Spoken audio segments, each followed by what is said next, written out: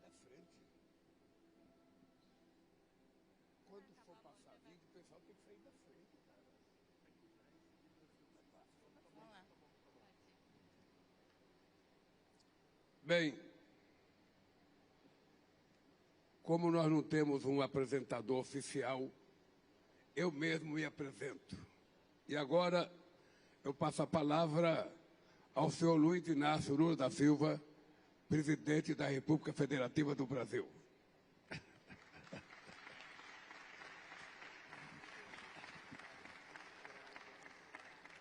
As decisões que tomarmos com relação ao setor energético definirão o nosso sucesso ou o nosso fracasso na batalha contra a mudança do clima. Foram necessárias 28 COPs do clima para nos comprometermos em Dubai com uma transição energética justa, ordenada e equitativa. A Terra não comporta mais um modelo de desenvolvimento baseado no uso intensivo de combustíveis fósseis que vigorou nos últimos 200 anos. 75% das emissões de gases do efeito estufa têm origem na produção e no consumo de energia. Não podemos nos omitir ou intimidar diante da magnitude desses dados. Já sabemos que não é preciso desligar as máquinas e motores, nem fechar fábricas ao redor do mundo de um dia para o outro. A ciência e a tecnologia nos permitem evoluir de forma segura para um modelo centrado nas energias limpas. Essa transformação já está em curso. O uso de renováveis triplicou nos últimos 10 anos. No primeiro semestre de 2025, a energia renovável se tornou a maior fonte individual de geração de eletricidade no mundo, ultrapassando o carvão. Em muitas regiões, as energias solar e eólica já são mais baratas do que a gerada por combustíveis fósseis. O preço das baterias caíram 90%. O Brasil não tem medo de discutir a transição energética. Somos líderes nessa área há décadas. Ainda nos anos 70, fomos o primeiro país a investir em larga escala em alternativas renováveis. 90% da matriz elétrica nacional provém de fontes limpas. Também somos pioneiros no desenvolvimento de motores flexíveis e o segundo maior produtor mundial de biocombustíveis. Nossa gasolina tem 30% de etanol em sua composição e nosso diesel conta com 15% de biodiesel. O etanol é uma alternativa eficaz e imediatamente disponível para a adoção nos setores mais desafiadores, como a indústria e o transporte. É lamentável que pressões e ameaças tenham levado a Organização Marítima Internacional a adiar esse passo.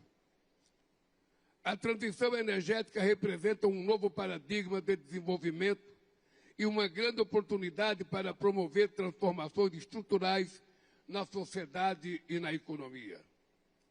Em 2023, o setor foi responsável por 10% do crescimento do PIB global e empregou 35 milhões de pessoas. É impossível discutir a transição energética sem falar dos minerais críticos essenciais para a confecção de baterias, painéis solares e sistemas de energia. Para gerar emprego e renda e gozar de segurança energética, os países em desenvolvimento precisam participar de todas as etapas dessa cadeia global de valor. Senhoras e senhores, apesar dos avanços, 2024 registrou um novo recorde de emissões de carbono do setor energético, o maior índice desde 1957.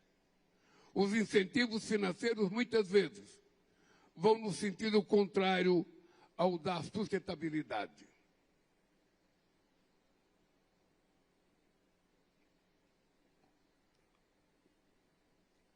No ano passado, os 65 maiores bancos do mundo se comprometeram a conceder 869 bilhões de dólares para o setor de petróleo e gás. Desde a adoção do Acordo de Paris, a participação dos combustíveis fósseis no matriz energética global diminuiu apenas de 83% para 80%.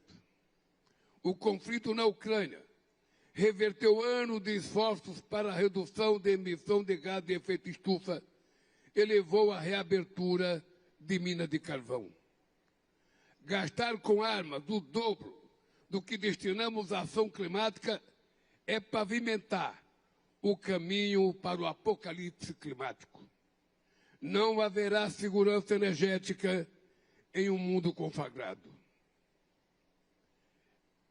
É fundamental combater todas as formas de pobreza energética. 2 bilhões de pessoas não têm acesso a combustíveis adequados para cozinhar. 660 milhões de pessoas dependem de lamparinas ou de geradores a diesel nas periferias das grandes cidades e nas comunidades rurais da América Latina, da África e da Ásia. 200 milhões de crianças frequentam escolas sem acesso à luz elétrica. Sem energia, também não há conexão digital, hospitais funcionando ou agricultura moderna. Sem equacionar a injustiça de dívidas externas impagáveis e sem abandonar condicionalidades que discriminam os países includes bridge, energy system, and coastal protection to safeguard critical economic assets and the trade corridors. Enhancing health system is also important to respond to the rising cases of heat-related illness and vector-borne disease through strengthening the early warning and climate information system to mitigate loss and damage associated with the adverse impact of climate change. In order to meet its targets on climate change, by 2030, a robust resource mobilization based on common but differentiated responsibility must be implemented without failure. The agency is also based on the fact that the financing gap is widening in most of countries and the public debts are also growing. And this is worsened by the cost of the capital that is exceptionally high for developing countries based on perceived risk that does not reflect the reality on the ground. Therefore, to enable the developing countries to meet their obligation, there is a need for the international financial architecture to be reformed so that trade practices are fair and the cost of borrowing reflect the real risk.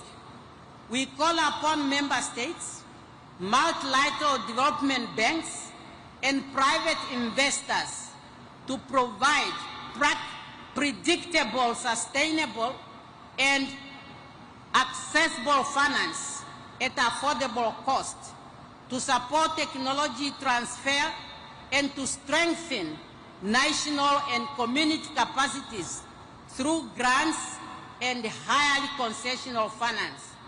More importantly, the COP30 should operationalize the new collective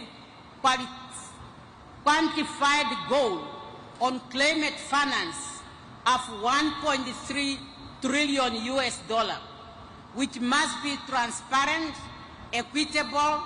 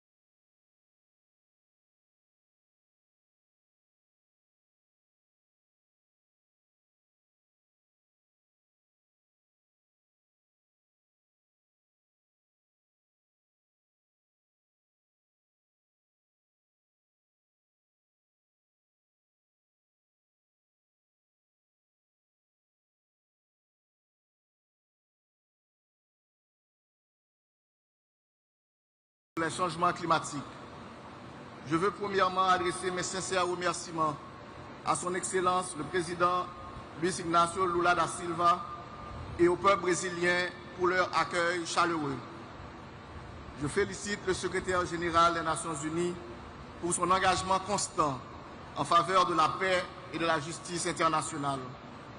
Excellences, distingués délégués, ma délégation veut rappeler que le réchauffement général de la planète est dû aux activités humaines. Les industries polluantes sont les principales sources des émissions de gaz à effet de serre. Malheureusement, ce sont les pays du Sud qui sont les grandes victimes de phénomènes qu'ils n'ont pas créés. Pour les petits États insulaires au développement, les changements climatiques sont déjà une menace existentielle. Et si l'on parvient à perdre notre territoire, nous perdons notre identité, notre histoire et notre culture. Déjà, les risques sont réels. Si rien n'est fait, des villes côtières et même des îles entières pourront disparaître dans les prochaines décennies à cause de la montée des eaux. Haïti, mon pays, est l'un des États les plus vulnérables au changement climatique. Il est classé au premier rang de l'indice mondial des risques climatiques et au troisième rang de l'indice des risques climatiques à long terme. Il fait face à la sécheresse, aux inondations côtières, à la salinisation des sols, à une érosion de sa biodiversité et à une baisse du rendement agricole. Les ouragans, de plus en plus violents, dévastent le pays. La semaine dernière encore, l'ouragan Melissa a fait 47 morts, 17 disparus et occasionné des dégâts matériels considérables dans le sud et l'ouest du pays.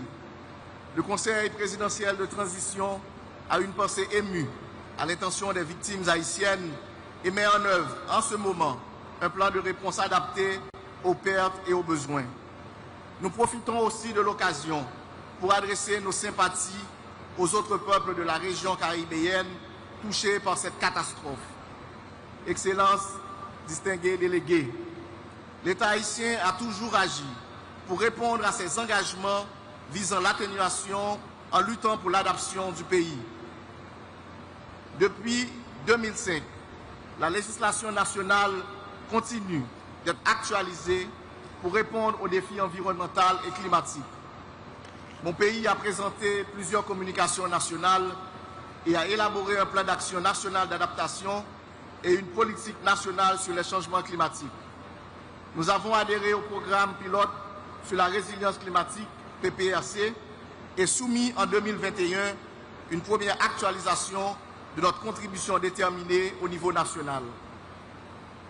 Je veux souligner que les pays en développement, et particulièrement les petits États insulaires qui sont les moins responsables du réchauffement climatique, ne pourront pas réussir leur adaptation sans une solide solidarité internationale sincère et agissante.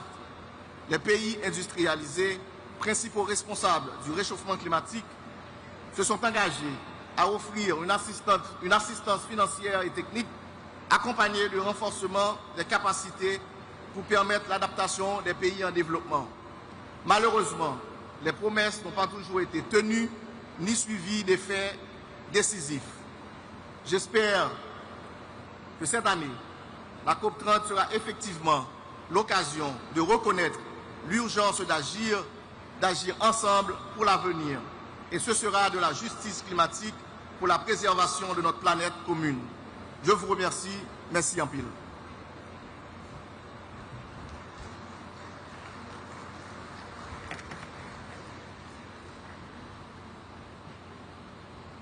Temos agora a manifestação do representante da Somália, vice-primeiro-ministro Salah Ahmed Jama.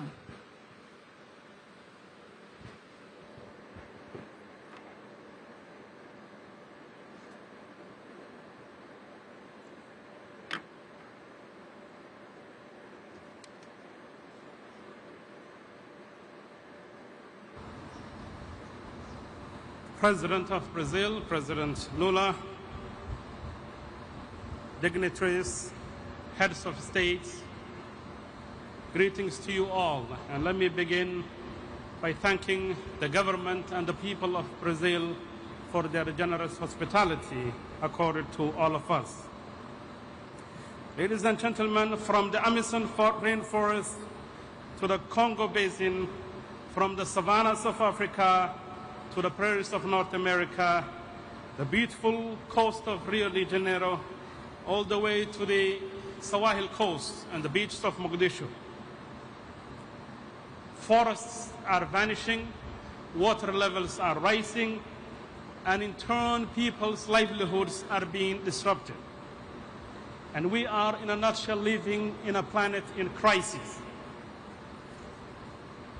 Therefore, when the President of Brazil and his government chose this venue and this city adjacent to the Amazon forest as the venue for COP30, it is meant to inspire us to think as to what we have and what we need to save that Mother Nature gave us.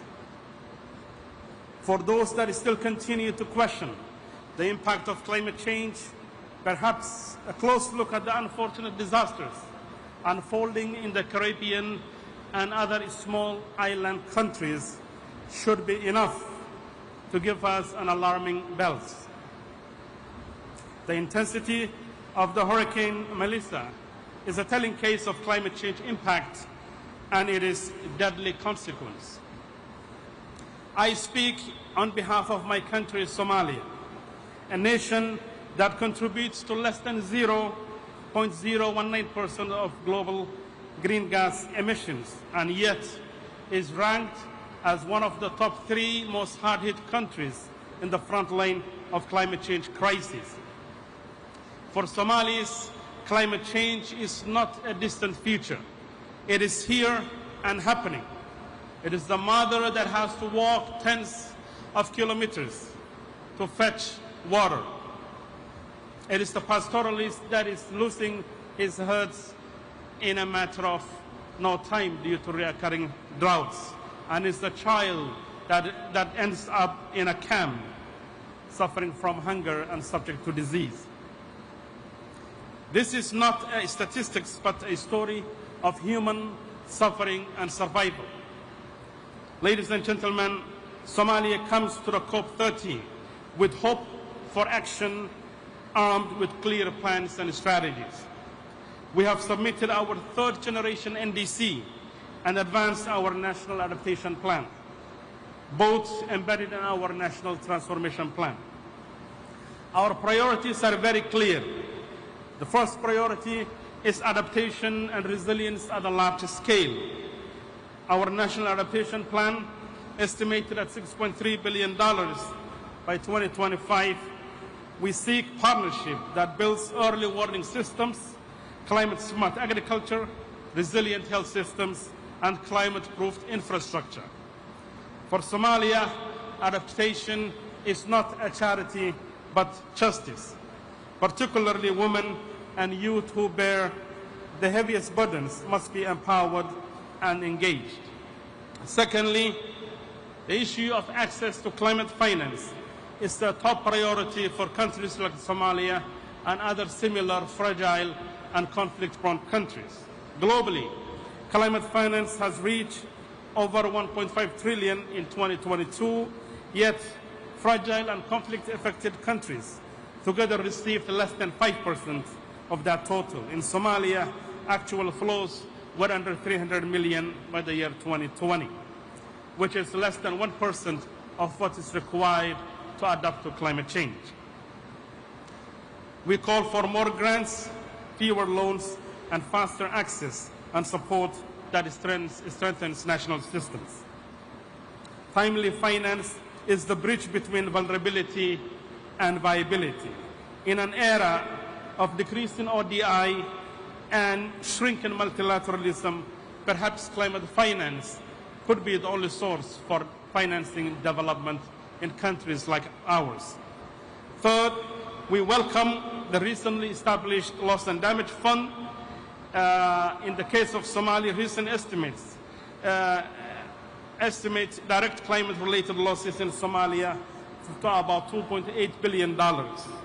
So we are certainly facing the brunt of climate change in terms of damage in the form of livestock lost and agrarian communities devastated. We welcome the new fund, but urge rapid capitalization and action because every delay deepens suffering and erodes hope. Fourth, the issue of energy transition is a priority for Somalia and Africa at large, with over 600 citizens in Africa that have never seen electricity. We intend to transition to green energy, but in a just and transferable manner. Somalia has a huge potential in solar and wind, but that needs a huge investment in the form of decentralized mini-grids, solar irrigation, and clean cooking solutions. And finally, climate impact and adaptation is intrinsically linked to peace, stability, and they are both inseparable. In Somalia, droughts and floods displace families, fuel conflict, and undermine stability. That's why climate action is peaceful action, an investment in security and dignity. Excellencies, the Paris Agreement promised equity, yet the gap between promise and practice continues to widen. Those least responsible must not bear the heaviest burden. Finance must be accessible, technology must be transferable, and decision-making must be inclusive, so that vulnerable nations can shape their own climate future. We aspire to a future where resilience drives peace, prosperity drives dignity, and a future where no child goes hungry because the rains have failed. A future where renewable energy lights every Somali village. As the poet Warsan Shire reminds us, no one leaves home unless home is the mouth of a shark. So when communities that are leading their normal lives in their normal habitat are struck again and again by impact of climate change in various forms and shapes, they end up becoming IDPs on the outskirts of big cities. For millions of Somalis, climate change has turned home into a shark. Let's work together to tame it, invest in resilience, invest in peace, and invest in Somalia. Thank you very much.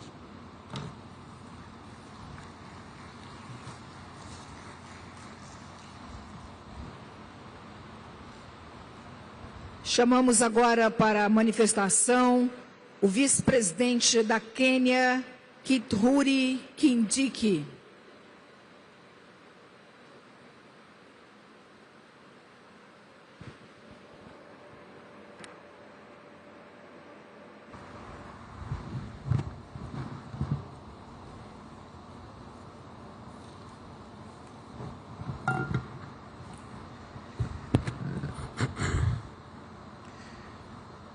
I congratulate you, Mr. President of COP30 on your election, and I want to assure you that Kenya will fully support you as you discharge your responsibilities.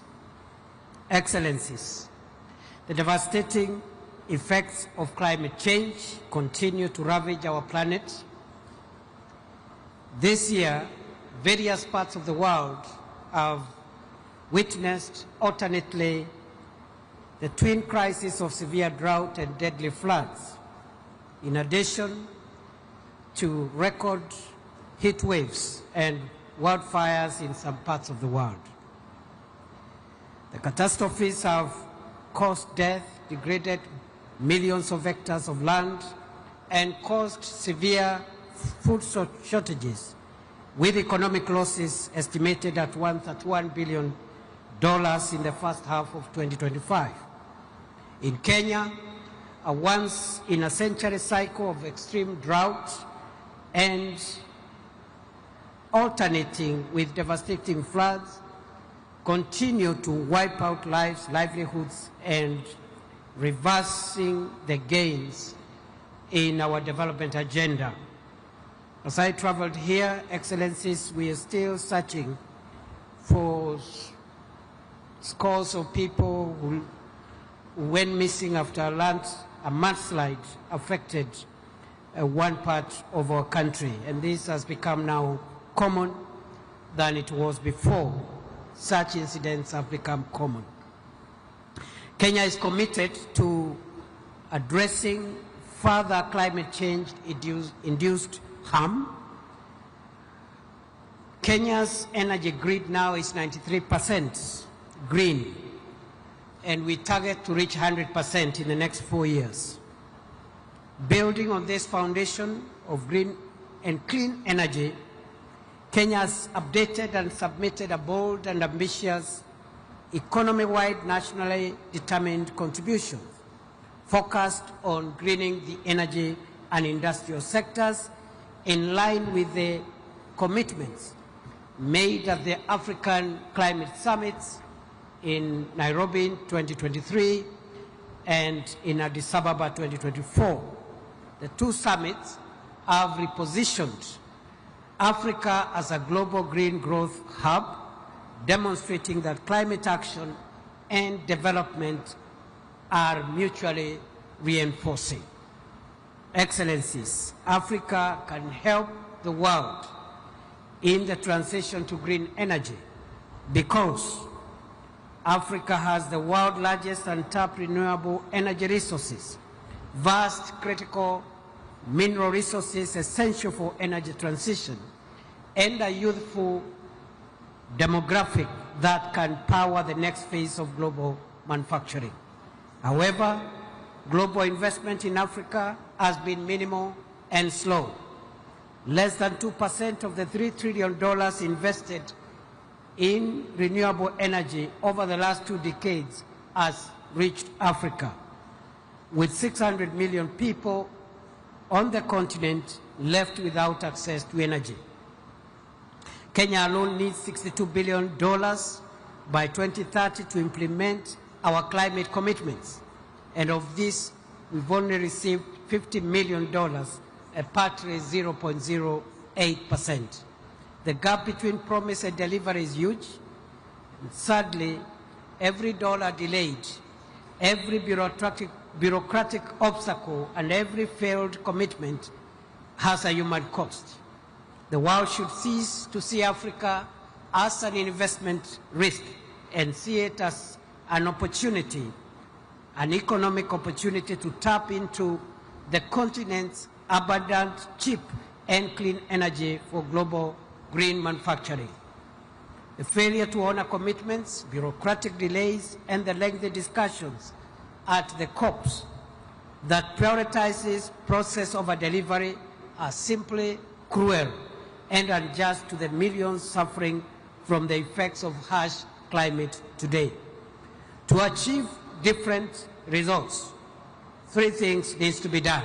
1, COP30 ought to be the COP which will dramatically change our climate financing architecture from incremental pledges in billions to actual disbursements of the trillions required to match the scale of the climate crisis.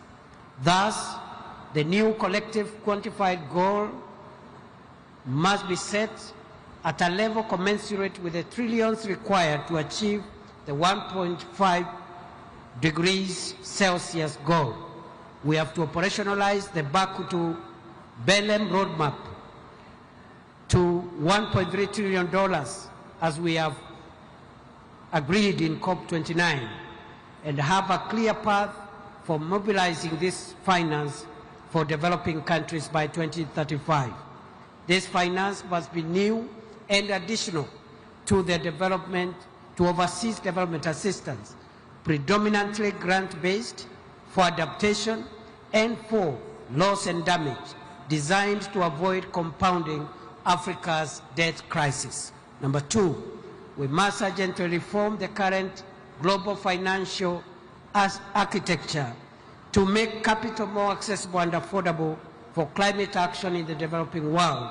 And number 3, and lastly, climate policies must integrate the empowerment of women, the youth, and farmers to ensure that the benefits of a green economy are equitably shared across communities, gender, and generations, and that the 1 billion people in Africa who lack clean cooking amenities are prioritized. Thank you.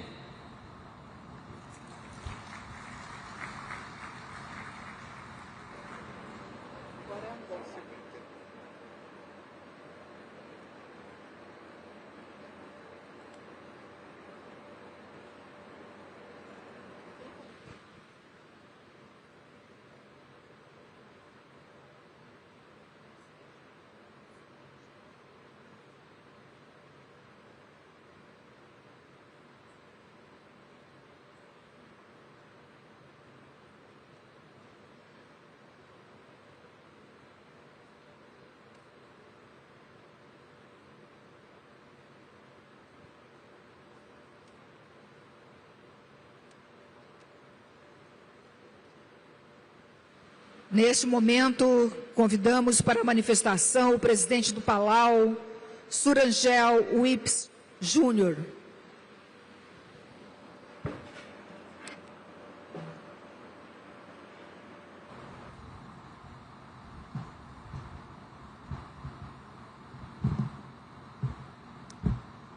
Excellencies, distinguished delegates, and friends, Ali from the big ocean state and island nation of Palau, where the ocean speaks and the land remembers. President Lula, thank you for your warm Brazilian hospitality and for your leadership in hosting COP30 here in Belém, the gateway to the Amazon.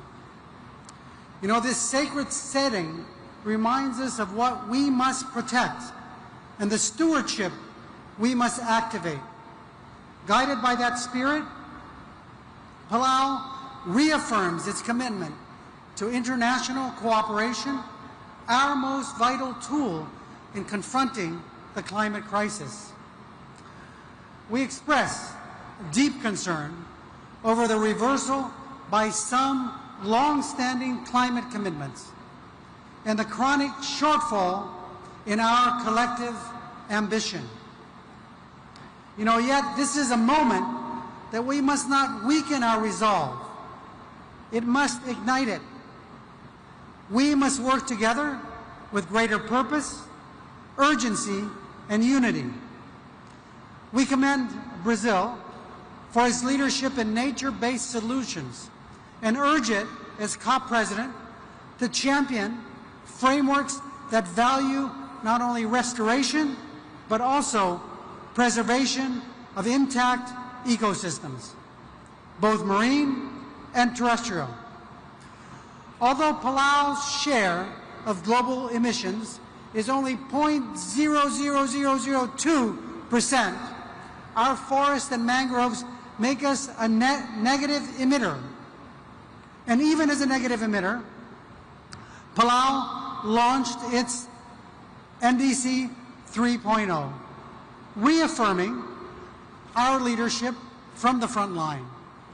Our targets are bold, a reduction of 44% from our 2015 levels by 2035, and a pathway to 100% renewable energy with critical support from our partners, Australia, Taiwan, Japan, and the ADB.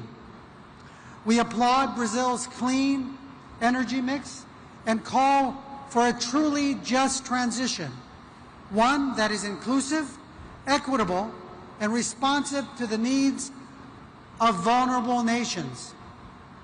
It demands enduring partnerships, catalytic investment, and shared innovation. Transitioning away from fossil fuels is central to this. Looking ahead, Palau and our Pacific family support Australia's bid to host COP31 in the Pacific. Australia is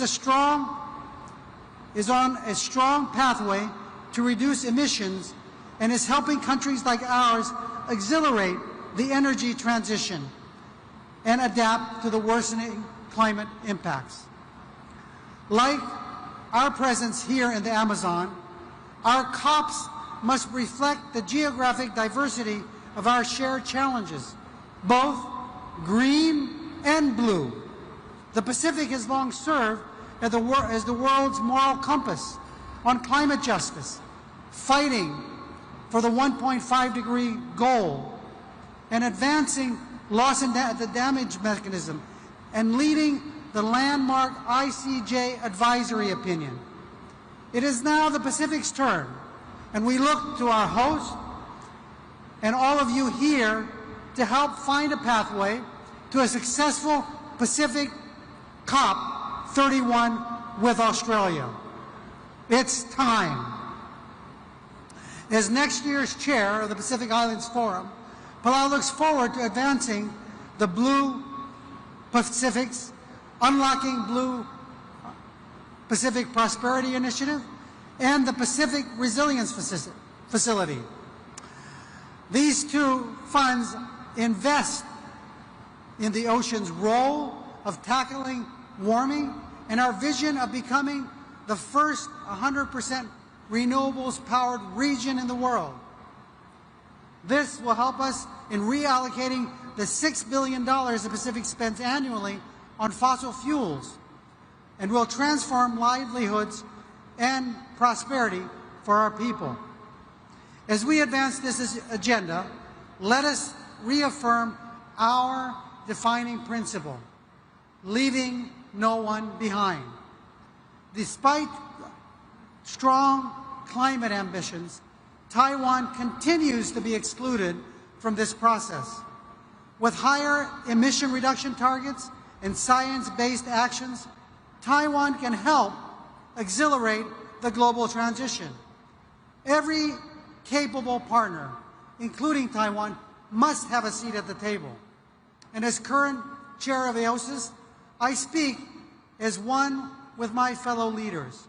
Our future depends on the 2025 NDC synthesis report. And we know it clearly shows we are not on track to limit warming to 1.5. All countries must submit NDCs of the highest ambition and urgently. 1/3 is not acceptable. We need to do better. Equally urgent is our enhanced and accessible climate finance. Our safety and survival are rights, not bargaining chips. And COP30 must deliver the finance that turns ambition into action.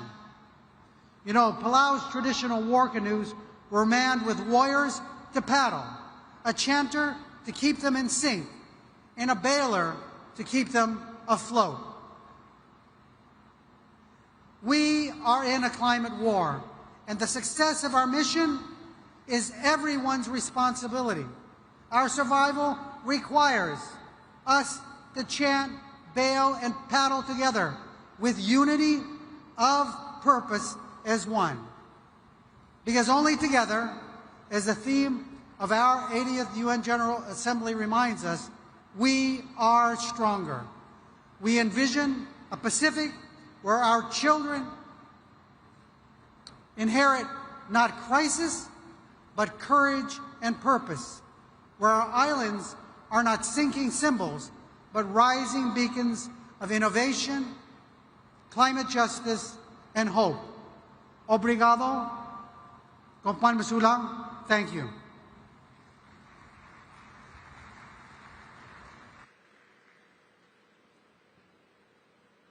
Nesse momento, convido para a manifestação a ministra do Meio Ambiente de Angola, Ana Paula de Carvalho. Good morning. I speak in Portuguese. Bom dia. Excelência, Senhor Presidente da República Federativa do Brasil, Excelência, Senhor Secretário-Geral das Nações Unidas, Excelentíssimo Senhor Presidente da COP30, Excelentíssimo Senhor Secretário Executivo da Convenção do Clima, chefes de Estado e de Governo, distintos delegados, minhas senhoras e meus senhores. É com grande honra e profundo sentimento de responsabilidade que Angola se junta a esta cimeira de líderes sobre o clima, realizada aqui em Belém, Pará, no coração da Amazônia, um símbolo vivo da urgência de equilibrar o desenvolvimento humano com a preservação do nosso planeta. Trago a esta plenária uma saudação especial de Sua Excelência João Manuel Gonçalves Lourenço, Presidente da República de Angola, a quem tenho a honra de representar, que por razões de agenda não pode estar presente nesta terceira edição da Conferência das Partes. Neste momento, Angola celebra com orgulho 50 anos da nossa independência, uma data de profunda reflexão sobre o caminho percorrido e os desafios que ainda nos unem.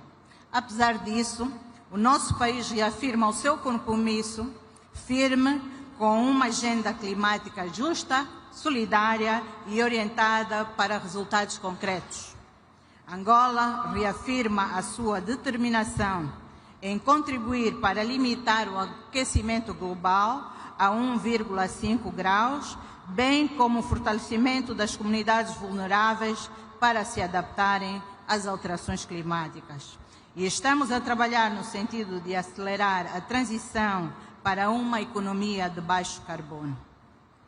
Temos avanços consideráveis no que diz respeito às energias limpas, tendo sido registrado um aumento na nossa eficiência energética, quer por via de fontes de abastecimento hídrico, solares e até mesmo ciclos combinados. Relativamente à gestão de resíduos, também foram dados passos significativos. Temos 2 aterros na província do Namibe, que é uma das 21 províncias que compõem o nosso belo país.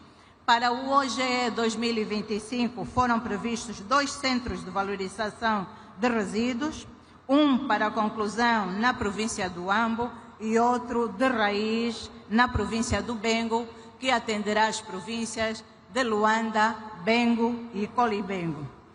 Excelências, minhas senhoras e meus senhores, permitam-me partilhar que Angola é um país rico em recursos naturais, mas também vulnerável aos impactos das alterações climáticas, onde a variedade climática já afeta setores críticos, como a agricultura, os recursos hídricos, a energia e as populações rurais que necessitam de respostas estruturadas e eficientes.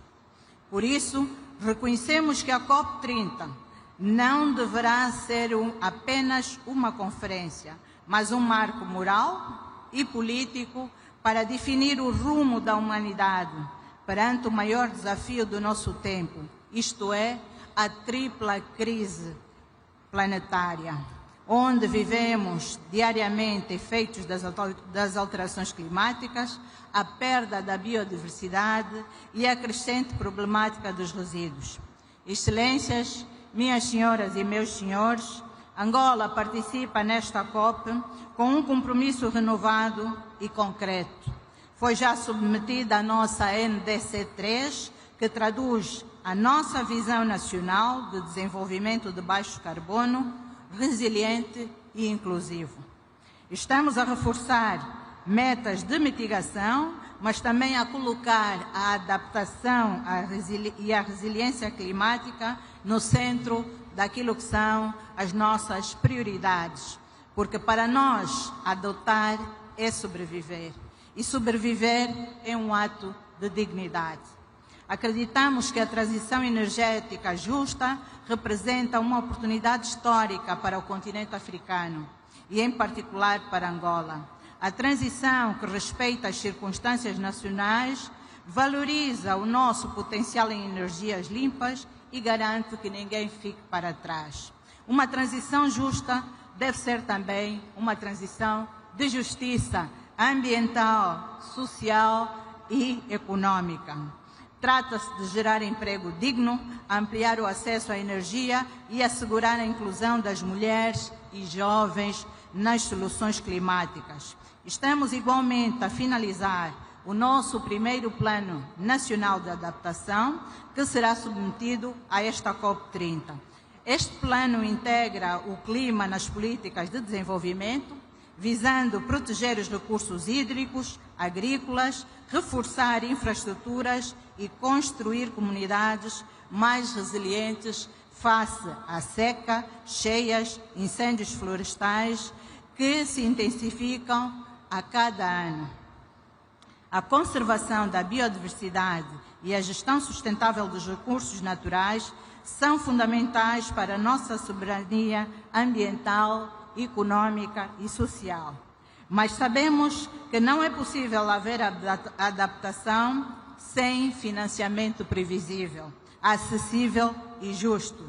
É por isso que nos juntamos à voz dos outros países menos avançados que continuam a enfrentar barreiras desproporcionais para aceder aos fundos que lhes permitem agir.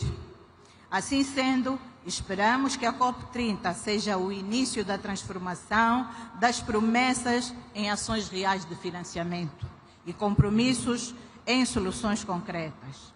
Excelências, minhas senhoras, meus senhores, nenhum país vencerá esse trabalho sozinho.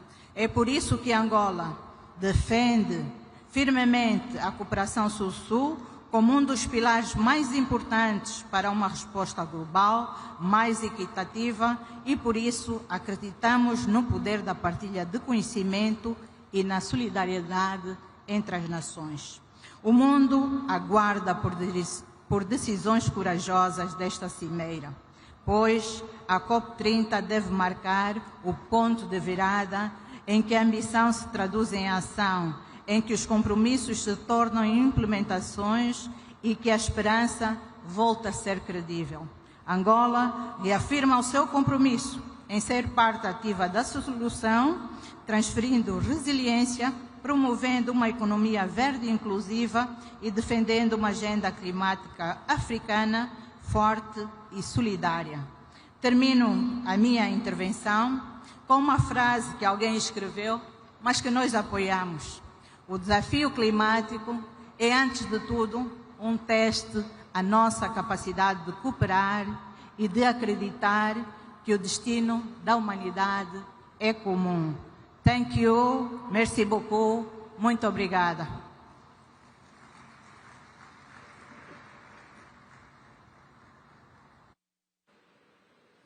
Neste momento, convido para a manifestação o ministro das Relações Exteriores das Ilhas Marshall, Kalani Kaneko.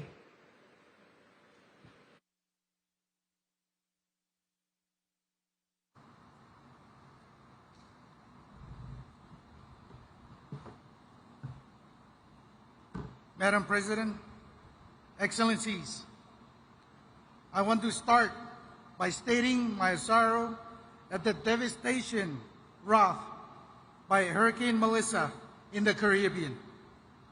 As islanders, we cannot help but see ourselves in the images coming out of Jamaica, Cuba, and Haiti. All we have to do is look outside our front doors to witness the impacts of climate change. For centuries, we were protected by the vast blanket of ocean that served as a thoroughfare between islands and provided the abundance food that nourished us. And when the swells rose high, the coral reefs that surrounded us provided protective rings to calm the waves. But now the sea rises, the coral dies, and the fish stock leaves our shores for cooler waters. What will happen when the next storm comes to us? If this is a COP of truth, then to answer this question, as the President of Chile said, we must begin with the science. And the International Court of Justice advisory opinion reaffirmed that our response must be a collective one, guided by the best available science and the 1.5 degree temperature limit, grounded in human rights principles of equity, justice, and directed toward ensuring that those most responsible provide support for those most vulnerable. We put our faith in the Paris Agreement 10 years ago, and we have worked tirelessly to live up to its commitment. The Marshall Islands delivered the NDC in February, and we submitted our National Adaptation Plan 2 years ago. And we are doing our utmost to implement these plans with limited resources. We know that the Paris Agreement has moved the needle on climate action. We have expanded clean energy and slowed warming. But the future of my country depends on each and every party coming together to do more faster. Whether leaders are here or not, the largest emitters must show up on paper with higher ambition, NDCs, and more finance. This COP needs to agree on an adaptation package with a new finance goal at its heart, with concessional terms and direct access to small island states. Because I tell you, in the Marshalls, our adaptation needs are overwhelming. For us and islanders alike, adaptation finance means investing in our survival in the face of hurricanes, wildfires, droughts, famine, and sea level rise. My people have already shown tremendous resilience. When the United States exploded 67 nuclear bombs over the Marshall Islands, we were bequeathed poisoned homes, cancerous growth, communities living in exile. Yet we endure. The fight for climate change is a fight to ensure that the history doesn't repeat itself. It is clear that the fossil fuel industry is not preparing for a just, orderly, and equitable transition. Instead, we see a future of supply shocks, conflict of resources, stranded assets, and the legacy of dangerous climate change being visited upon us to serve the interests of others. A legacy now visited on Caribbean shores. So I stand with President Lula and support his call for international community to come together to define a roadmap for the transition away from fossil fuel. I am equally inspired by the COP President's call for a spirit of Muri Trao, in which we work together to achieve more than we could ever possibly imagine doing alone. Every voice should be heard at this COP. Every nation needs to be part of the solution. The Marshall Islands has long called for Taiwan to be part of the UNFCCC process, and I repeat that call again today. When nations' voices are silenced, democracy dies. The behavior last month around the International Maritime Organization was shocking. It cannot happen again. It is time for those of us who believe in cooperation to stand together in this fight to tackle climate change.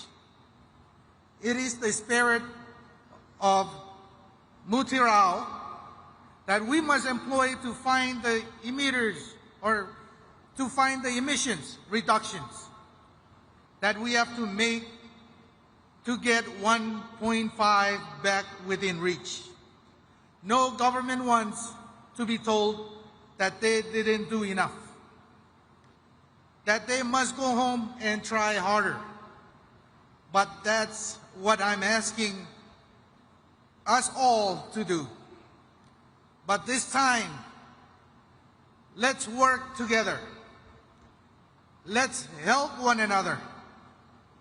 Learn from each other. Support one another and be ready for the next storm. Comoldada, obrigado. Thank you.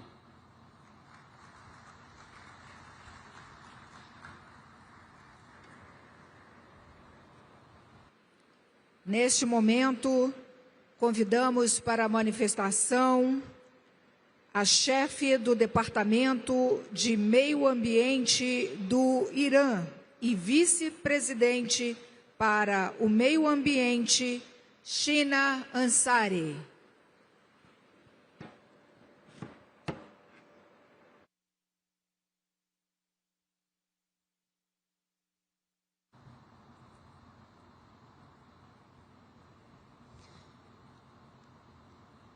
In the name of God, Mr. President, distinguished heads of state and representatives, ladies and gentlemen, at the outset, I wish to express my sincere appreciation to the government and people of Brazil for hosting the COP30 in Belém.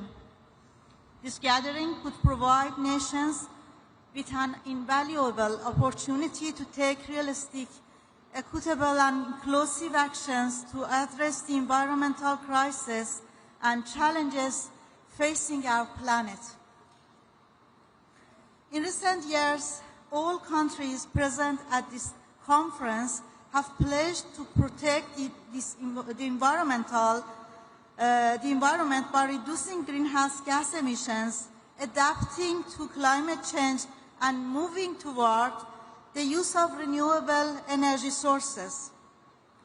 Despite facing unilateral coercive measures as well as imposed restrictions on access to modern technologies, knowledge, financial support, and foreign investment, the Islamic Republic of Iran has achieved remarkable progress while considering further steps to take in the coming years. Over the past year alone, Iran has increased its solar energy capacity by 75%, expanded wind power generation being added to a previous target to increase nuclear power capacity, join the BRICS carbon market, and reduce carbon emissions through efficient flare management in its oil and gas fields, such as a 10 billion cubic meters reduction and a further 12 billion cubic meter reduction plan for the next 4 years. Accordingly, transitional fuels and enhanced energy efficiency management projects are underway to enhance the country's resilience to the adverse impacts of climate change. These measures demonstrate Iran's firm commitment to environmental protection. It also emphasizes that despite the mentioned challenges, the Islamic Republic of Iran continues to strive to uphold the right of its people and others to a clean and healthy environment. This does not mean that we overlook major environmental challenges such as prolonged drought and rising temperature, approximately 1.8 centigrade, and a 50 millimeter decline in precipitation over the 50-year period. Rather, it emphasizes that despite all obstacles and being deprived of technology transfers envisioned in the Convention, the Islamic Republic of Iran continues its efforts. Mr. President, the United States, in coordination with its regional proxy, the Zionist regime, has launched military aggression against the Islamic Republic of Iran. This act not only violates international law and constitutes war crimes, but has also caused extensive and lasting environmental destruction.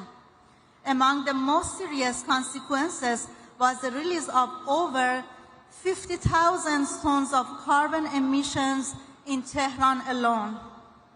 The reckless attacks on Iran's peaceful nuclear energy facilities represent a blatant and deliberate crime that could have led to one of the world's largest environmental catastrophes. This act of aggression is alongside with the 2 years ecocide and a variety of war crimes committed by this outlaw regime in Gaza. These crimes were not only a massacre of innocent people, women and children, but also caused deep environmental damage. Ladies and gentlemen, the Islamic Republic of Iran, while firmly recognizing the inherent environmental and humanitarian threats, continues to believe in the power of international cooperation. Iran stands ready to share its local knowledge and experiences and to engage constructively with other nations and international institutions in advancing our common environmental goals. We are heirs to one earth and one destiny. May we act with respect and justice so that we may pass on a sustainable legacy to future generations. Thank you.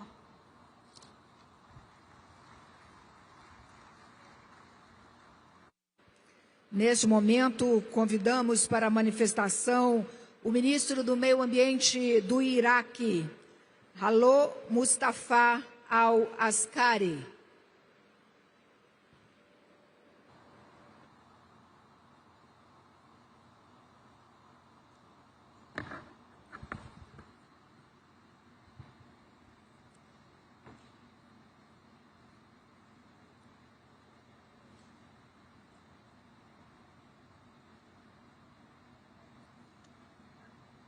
Mr. President, Your Excellencies, distinguished esteemed participants, good afternoon. From Mesopotamia, the land of Iraq, we extend our greetings to you, to Brazil, the home of the Amazon, the lung of the earth, and an active contributor to climate equilibrium throughout the Holocene epoch. It's an honor for me today to represent my country, Iraq, and I'm pleased to convey the greetings of the Iraqi people and the government, along with their appreciation to the Republic of Brazil and the United Nations for organizing and hosting the COP30.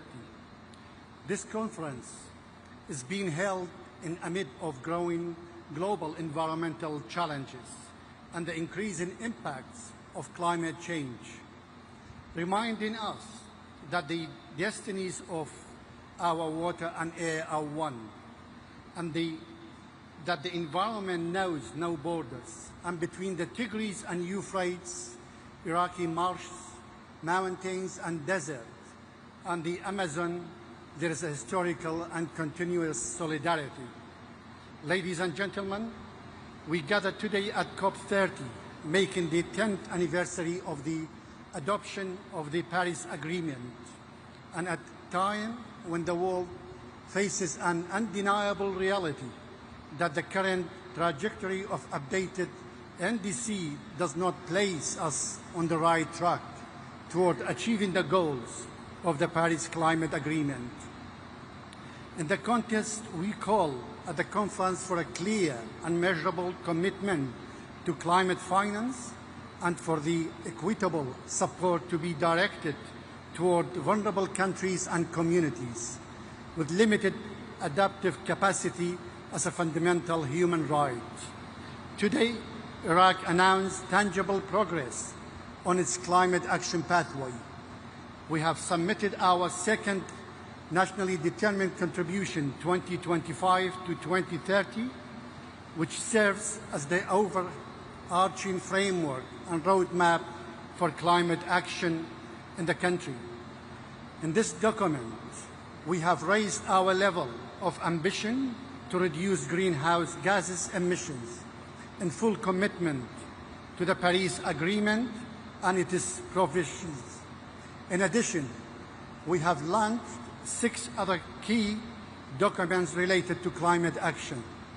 On the other hand, Iraq has taken a significant institutional step by establishing the State of Company for Carbon Economics, aimed at operationalizing the mechanism of Article 6 of the Paris Climate Agreement, engaging with regional and global markets, and put the foundation for a national carbon market. In today's conference, we reaffirm that Iraq is among the world's key contributors to global energy supply and will continue to play this vital role in ensuring the stability of energy and oil markets. However, in parallel, Iraq is advancing the implementation of clear and comprehensive plan to reduce carbon footprint of the energy and of oil industry, as well as to reduce methane emissions. This plan includes ending routine flaring of associated gas by 2028 and improving the efficiency of oil industry operations, expanding renewable energy capacity to reach 12,000 megawatts. In terms of exposure to climate change and the challenges of adaptation and environmental resilience, water scarcity has become an extensional challenge in Iraq, alongside waves of drought, desertification, and sand and dust storms are intensifying. The marshes of the southern of Iraq are experiencing frequent droughts that have affected more than 90% of their historical area. Similarly, the mountains and forests of Kurdistan region, as well as the natural ecosystem in eastern and western Iraq, face the same problem.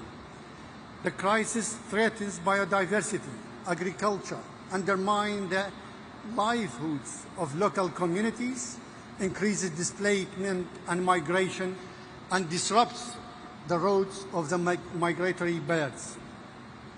In recognizing the needs of our people, after decades of suffering and to increase greater resilience, the government of Iraq places climate action at the core of its national development plans. It also places youth, women, academic researchers, civil society, and the private sector at the heart of decision-making and implementation. Because climate action requires the participation of all, and because local knowledge and innovation are the driving forces of sustainable solutions. Iraq is also working to open doors and opportunities for cooperation with the neighboring countries to adopt joint regional adaptation plans and cross-border mega projects in the fields of water, agriculture, nature-based solutions, energy, and sustainable transport within the framework of the Paris Agreement.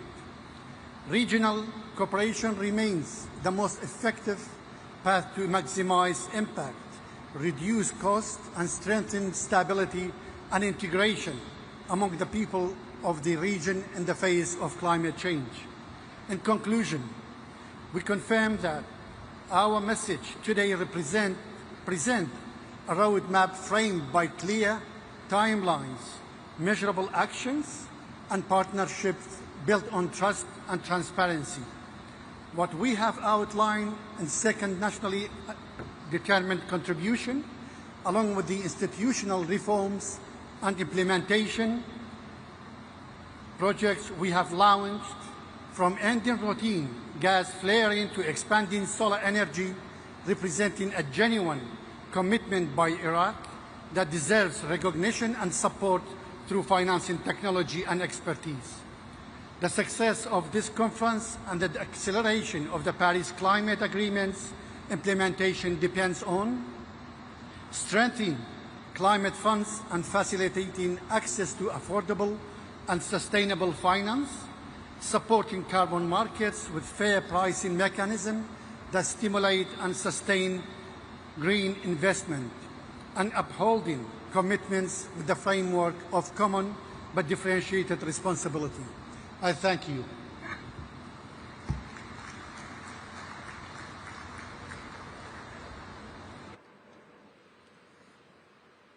Nesse momento, convidamos o ministro do Meio Ambiente da Jordânia, Ayman Suleiman.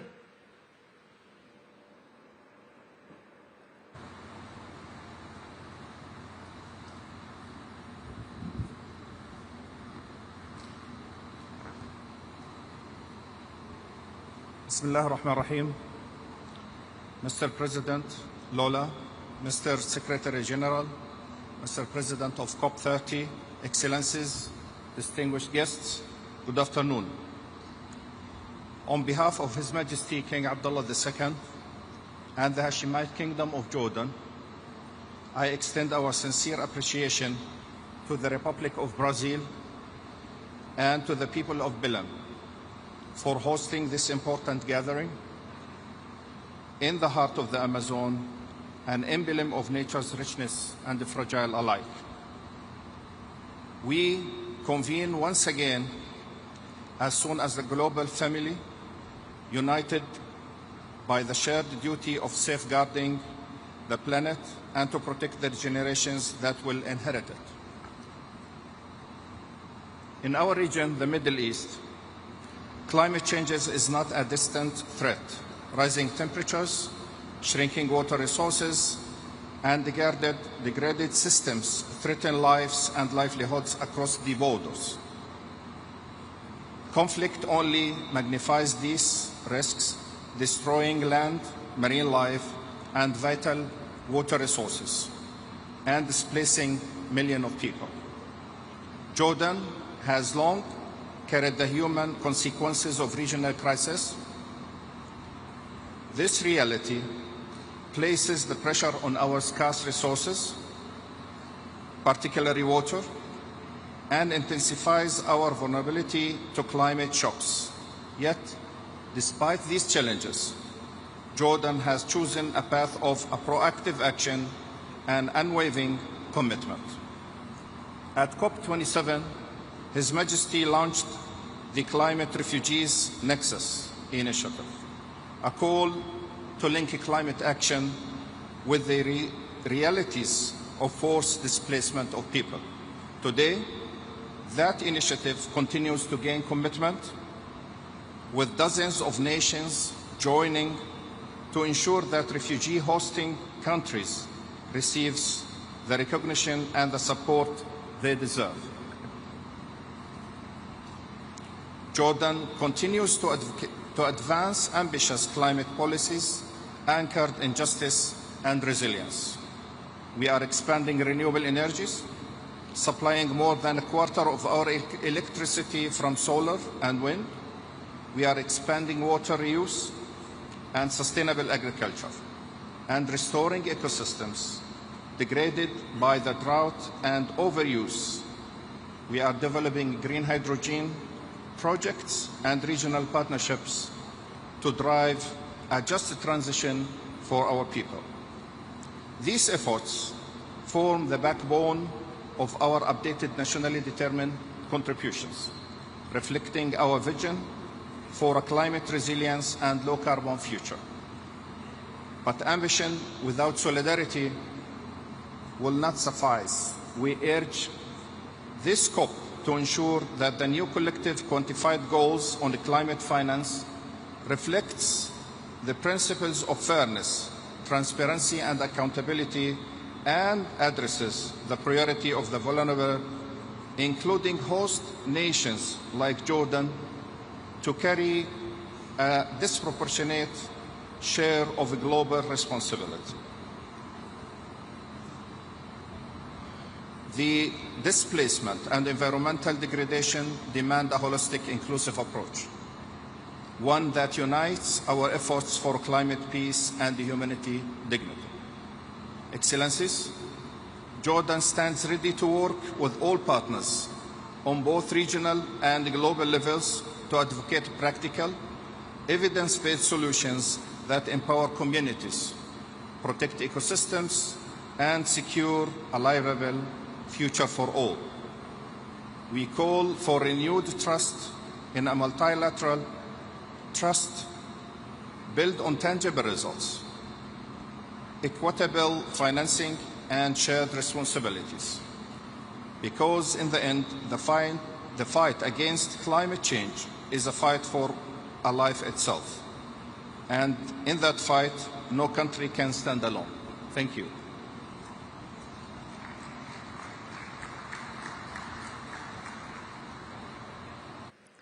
Convidamos agora o ministro do Meio Ambiente e diretor da Agência de Proteção Ambiental da Libéria, Emmanuel Kingurei Yarki Paolo.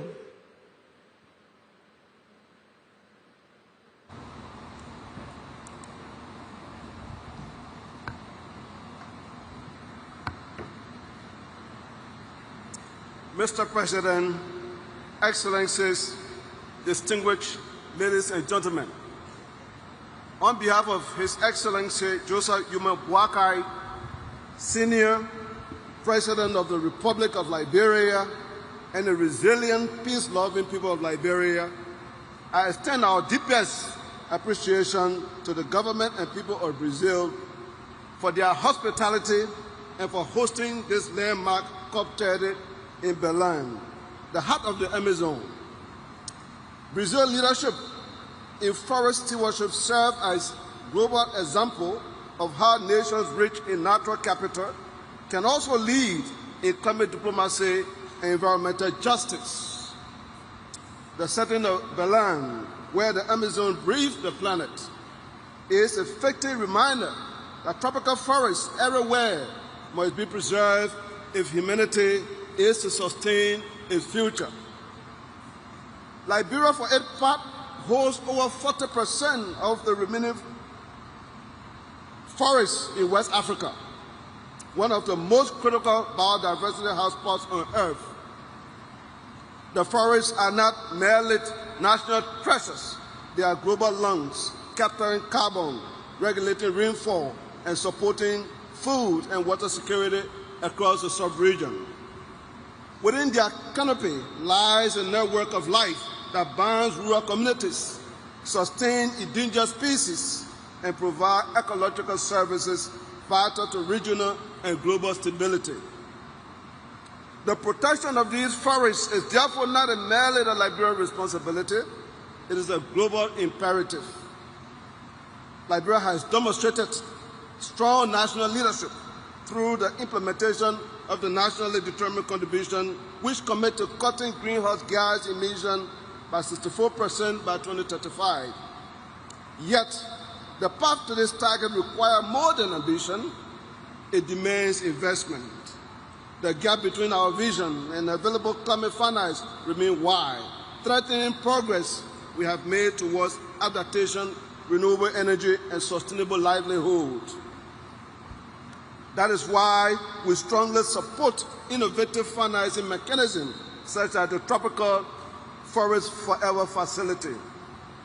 The TFFF provides a sustainable performance-based mechanism to reward countries that conserve and sustainably manage their forests. For Liberia, this initiative represents hope. Hope that our commitment to conservation will be met with predictable financial support, enabling us to invest in green jobs, community development, and resilient landscapes. Through our support for the TFFF, Liberia stands ready to demonstrate that protecting nature and pursuing development can advance hand in hand when the right financial framework exists. Our national development framework, the Arrest Agenda for Inclusive Development, encompassing agriculture, road, rule of law, education, sanitation, and tourism, ensure that climate action contributes directly to people's lives. This is climate justice in practice.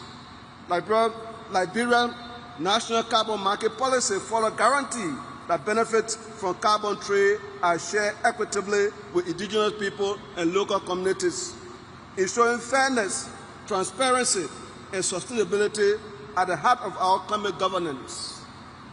Excellencies, as we gather here in Berlin, let us not forget why we are here. The world forests, from the Amazon to the Congo to the Upper Guinean forests, are not merely landscape, they are lifelines. We must move beyond pledges and act with urgency and solidarity. The Paris Agreement must now be fully implemented, not in spirit, but in financing, technology, and capacity support to empower countries like Liberia to meet their commitment. Let COP30 be the turning point, where promises become progress, where nations act together to ensure a climate safe for the future and for all. Liberia stands ready to lead with integrity, to protect our forests, to partner with the world in building a more just and resilient and sustainable future. Ladies and gentlemen, thank you.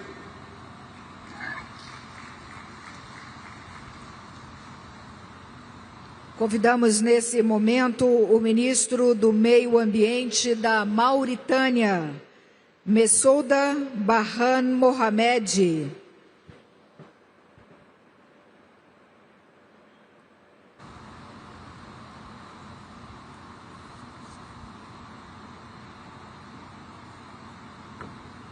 بسم الله والصلاة والسلام على رسول الله.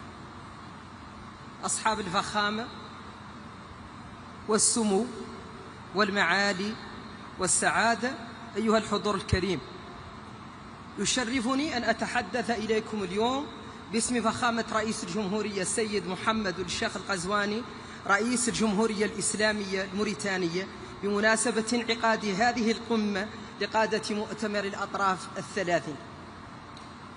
اسمحوا لي في البداية أن أعبر عن خالص امتناننا لفخامة الرئيس لولا دا سيلفا ولحكومة والشعب البرازيل الصديق على حفاوة الاستقبال وكرم الضيافة الأخوية.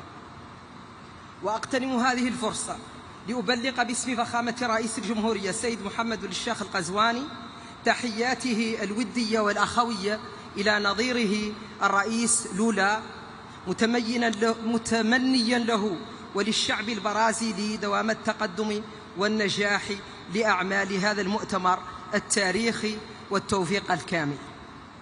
أصحاب الفخامة، أيها السادة والسيدات، نجتمع اليوم في مدينة بلم في قلب الأمازون، هذا المكان الرمزي الذي يجسد ثرواتنا الطبيعية، يجسد جمال ثرواتنا الطبيعية وجمال كوكبنا وهجاشته في آن واحد.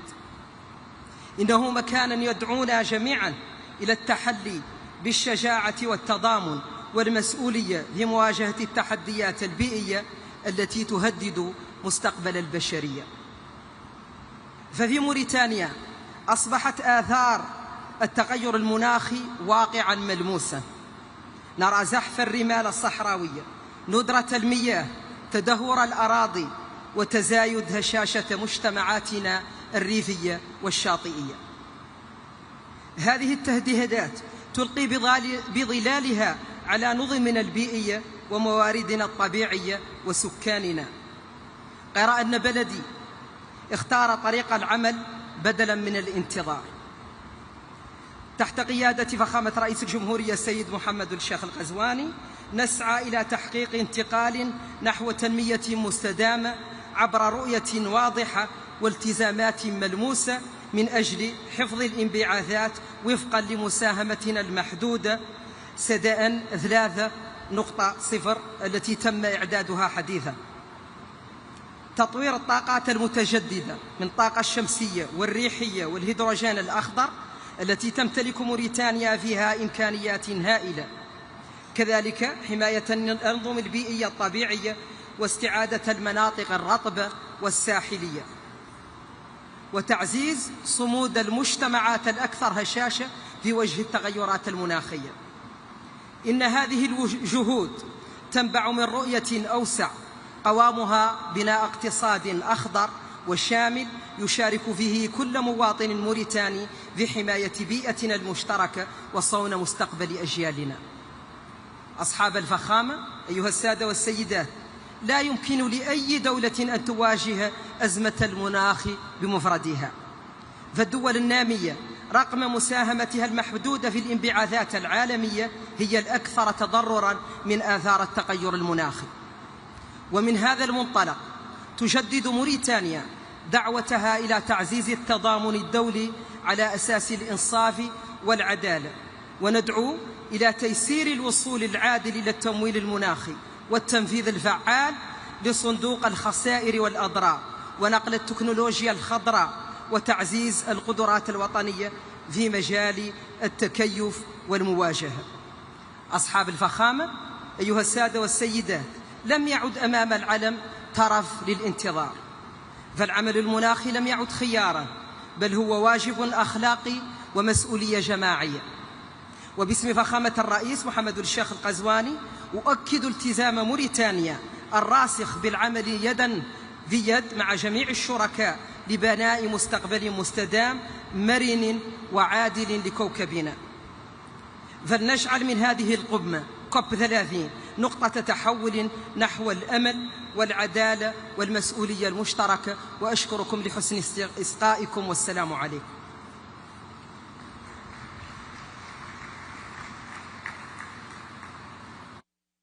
Nesse momento, convidamos a ministra do Meio Ambiente do México, Alicia Isabel Adriana Bárcena Ibarra.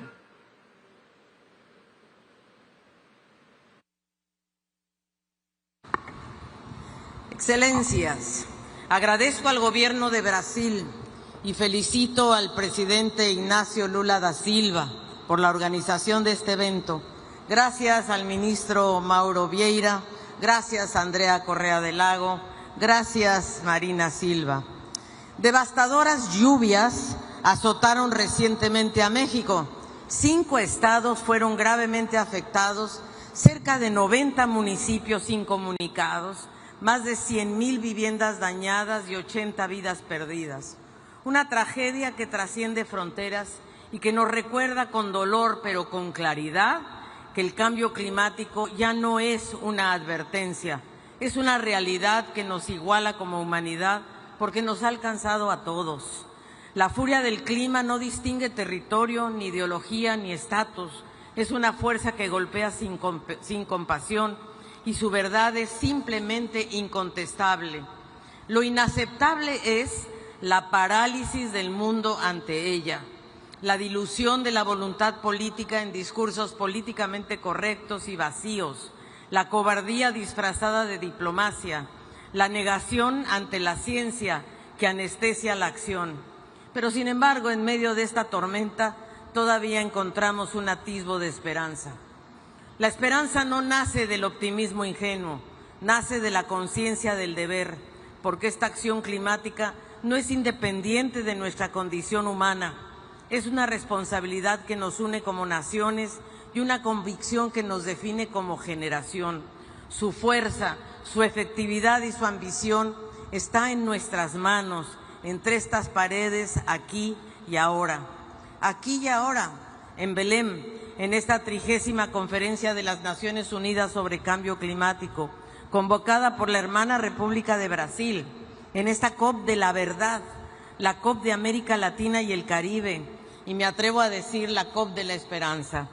Me honra representar a la presidenta Claudia Sheinbaum Pardo, primera presidenta mujer, y transmitirles su saludo fraterno. De su mano como científica y a 10 años del Acuerdo de París, México reafirma su compromiso inquebrantable con la Convención Marco de las Naciones Unidas sobre Cambio Climático. Nuestro liderazgo en este proceso tiene nombre: Se llama la tercera contribución determinada a nivel nacional 3.0, la NDC 3.0, una hoja de ruta integral para acelerar nuestra descarbonización y avanzar hacia un modelo de desarrollo más justo, más incluyente, más sostenible y más innovador. En materia regional, con espíritu de cooperación y solidaridad, México y Brasil convocamos a una reunión en agosto de este año, por primera vez a 22 países de América Latina y el Caribe, para construir una posición común hacia la COP30. La prioridad de esta región fue clara: adaptación y soluciones basadas en la naturaleza.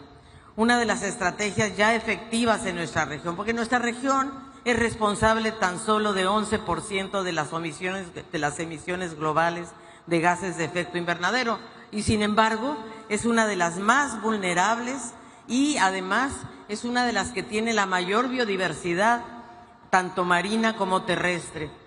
Estimamos, por ejemplo, que tan solo con recuperar 10% de los 1.450 kilómetros cuadrados de manglares mexicanos, podríamos reducir cerca de 19 millones de toneladas de carbono equivalente, que representan el 3% de nuestras emisiones nacionales del año 2024. El 15% de nuestro territorio está ocupado por selvas tropicales y manglares. Por eso reafirmamos nuestro compromiso por formar parte de la novedosa iniciativa Bosques Tropicales para Siempre, TFF. De hecho, recientemente, entre México, Guatemala y Belice, creamos la Gran Selva Maya, que contiene 5.7 millones de hectáreas de selva tropical y que une el Petén con la zona maya mexicana. En nuestra NDC, la meta de mitigación al 2035 se enmarca en una visión de largo plazo, una brújula que orienta nuestros esfuerzos para alcanzar emisiones netas cero a mediados del siglo. Por primera vez, México presenta sus metas en términos absolutos. Nos comprometemos a alcanzar un máximo de emisiones netas entre 364 y 404 millones de toneladas de carbono equivalente, de manera no condicionada. Esto representa una reducción de más de 50% con respecto al escenario tendencial. México también asume una meta condicionada para no rebasar entre 332 y 363 millones de toneladas de carbono equivalente.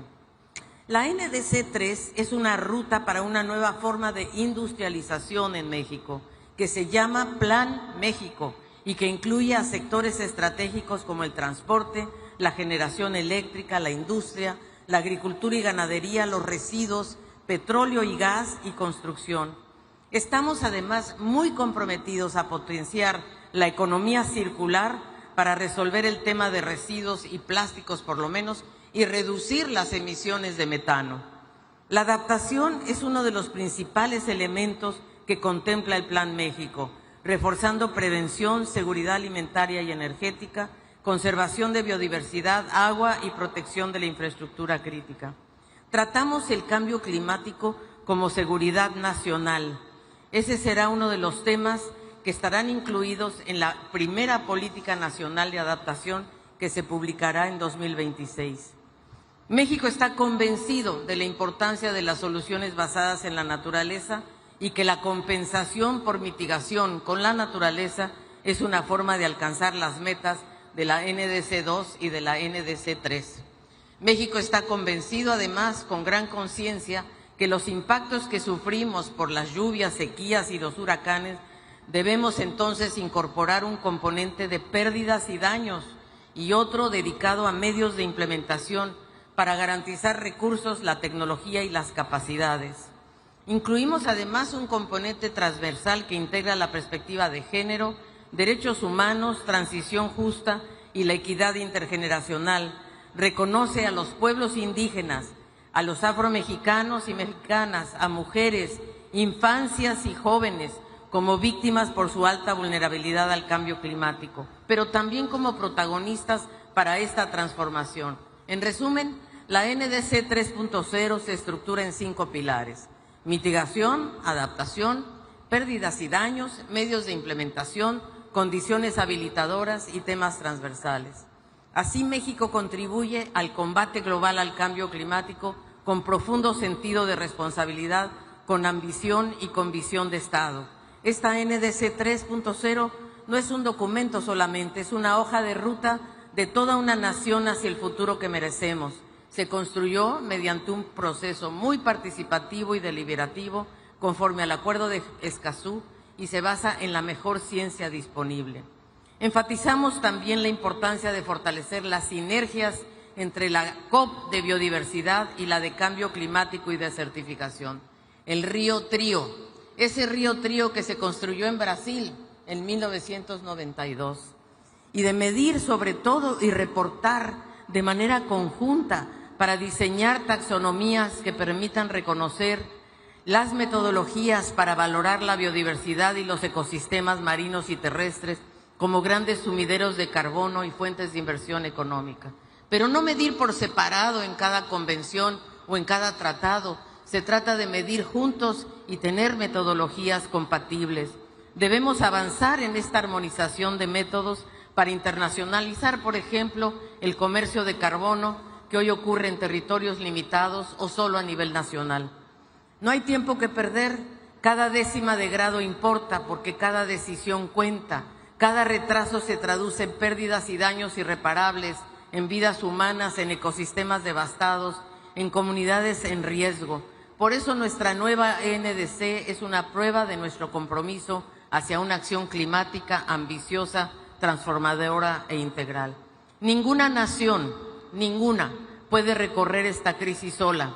Aquí y ahora reafirmamos el valor del multilateralismo. Es imperativo actuar juntos y actuar simultáneamente y además hacerlo no solo con la sumatoria de las NDCs, sino también con una acción de financiamiento que cumpla con el artículo 9.1 del Acuerdo de París. Hoy en la COP30 no venimos a hablar del futuro que tememos, sino del futuro que aún podemos construir, porque hoy la esperanza no es una palabra vacía, es una acción colectiva que exige nuestra valentía, valentía de invertir en la vida y no en el carbono, valentía de mirar a nuestras hijas e hijos y decirles: hicimos todo lo que estaba en nuestras manos. Señoras y señores, aún tenemos tiempo para llegar y salvaguardar la meta de 1.5 grados, pero la ventana de oportunidad se está cerrando. Hoy más importante que nunca es imperativo que la COP concluya con una señal política clara de nuestra determinación por corregir el modelo de desarrollo y el rumbo. En términos gramscianos, es momento de dejar morir el viejo mundo para dejar uno nuevo, un mundo en el que podamos vivir en armonía con la naturaleza sin dejar a nadie atrás. Por eso quiero recordar, para finalizar, las palabras que el entonces presidente de Estados Unidos, Barack Obama, pronunció hace 10 años cuando se firmó el Acuerdo de París. Y Obama dijo: somos la primera generación en experimentar los efectos del cambio climático y la última que tendrá la oportunidad de revertirlos. Muchas gracias.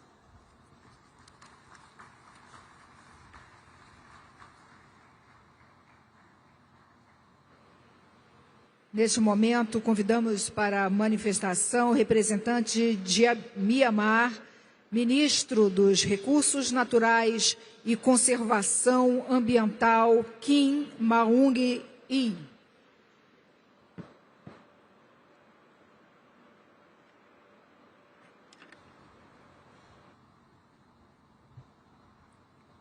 Mr. President, Excellency, distinguished delegates, it is my distinct honor to deliver these statements on behalf of the government of the Republic of the Union of Myanmar.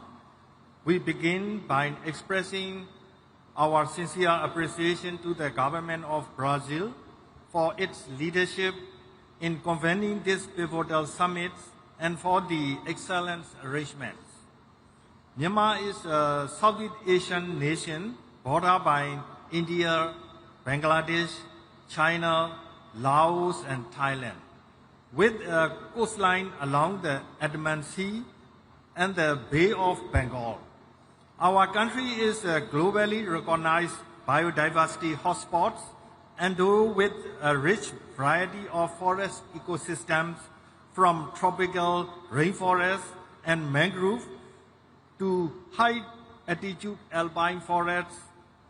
These invaluable natural resources are national priorities, with forests covering approximately 42.19% of our land area.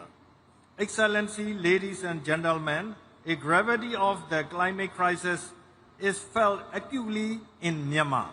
As a nation endowed with significant forest cover and biodiversity, yet ranked among the most vulnerable to climate impacts, we recognize this summit not merely as a meeting, but as an indispensable forum for dialogue, partnership, and collective ambition.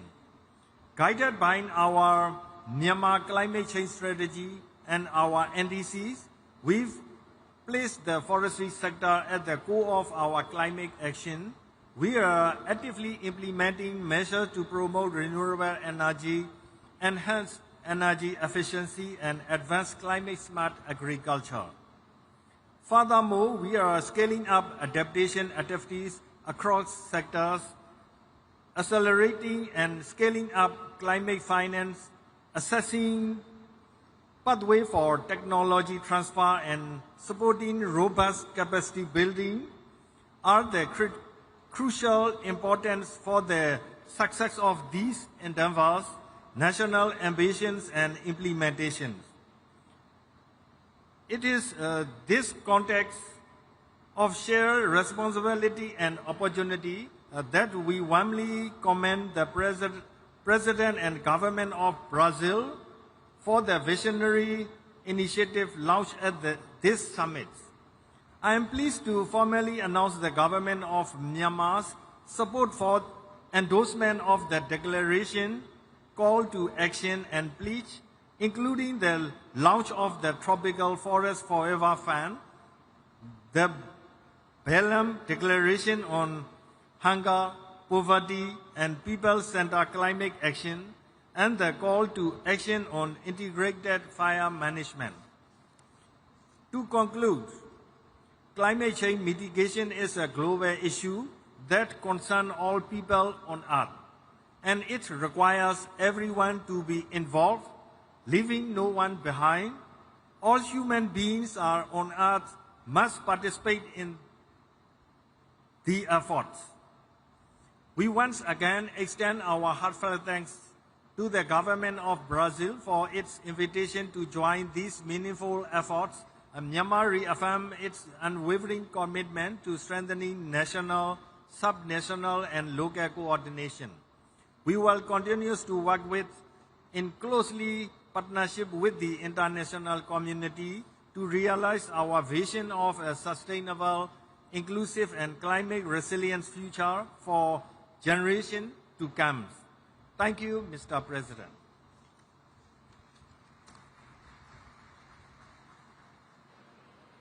Convidamos agora o ministro do Meio Ambiente de Omã, Abdullah Ali Al-Anhi.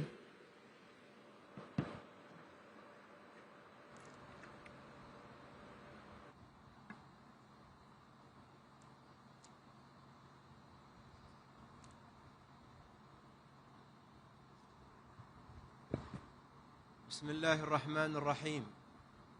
فخامة الرئيس لويس إناسيو لولا رئيس الجمهورية البرازيلية الاتحادية الصديقة، أصحاب الفخامة والسمو والمعالي الحضور الكريم، السلام عليكم ورحمة الله وبركاته. يشرفني بداية أن أنقل لكم تحايا جلالة السلطان هيثم بن طارق المعظم سلطان عمان حفظه الله ورعاه، وخالص تمنياته لأعمال هذه القمة بالتوفيق والنجاح. كما يطيب لي أن أتوجه بخالص الشكر والامتنان لجمهورية البرازيل الاتحادية الصديقة حكومة وشعبا على حسن الاستقبال ورقي التنظيم لمؤتمر الأطراف الثلاثين، كما أود التعبير عن بالغ التقدير للأمانة التنفيذية للأمم المتحدة بشأن تغير المناخ على جهودها الكبيرة في توجيه العمل المناخي العالمي نحو التنفيذ.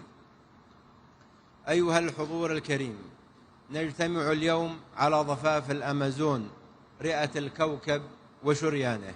يحيطنا قلق كبير من تأثير التغير المناخي على النظام البيئي برمته، وبالنتيجة على الحضارة البشرية.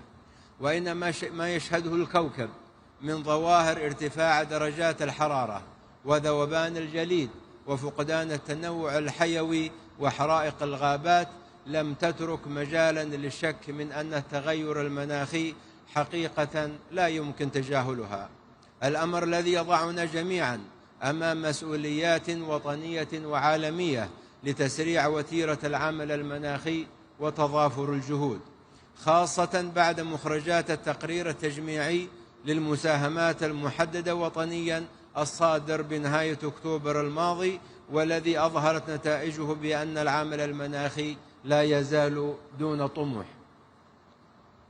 أيها الحضور الكريم، إن وراء هذا الأداء المتواضع عدة تحديات رئيسية، أهمها الحوكمة العتيقة لمؤسسات النظام البيئي العالمية والإجراءات البطيئة والمعقدة لمنظومات التمويل، إذ أن العالم قد أصبح مشتتا بين القمم والمؤتمرات البيئية والمناخية، وأصبح منغمسا في إعداد التقارير الفنية العديدة، وكل ذلك على حساب الوقت والجهد والموارد، وبالنتيجة على حساب التنفيذ.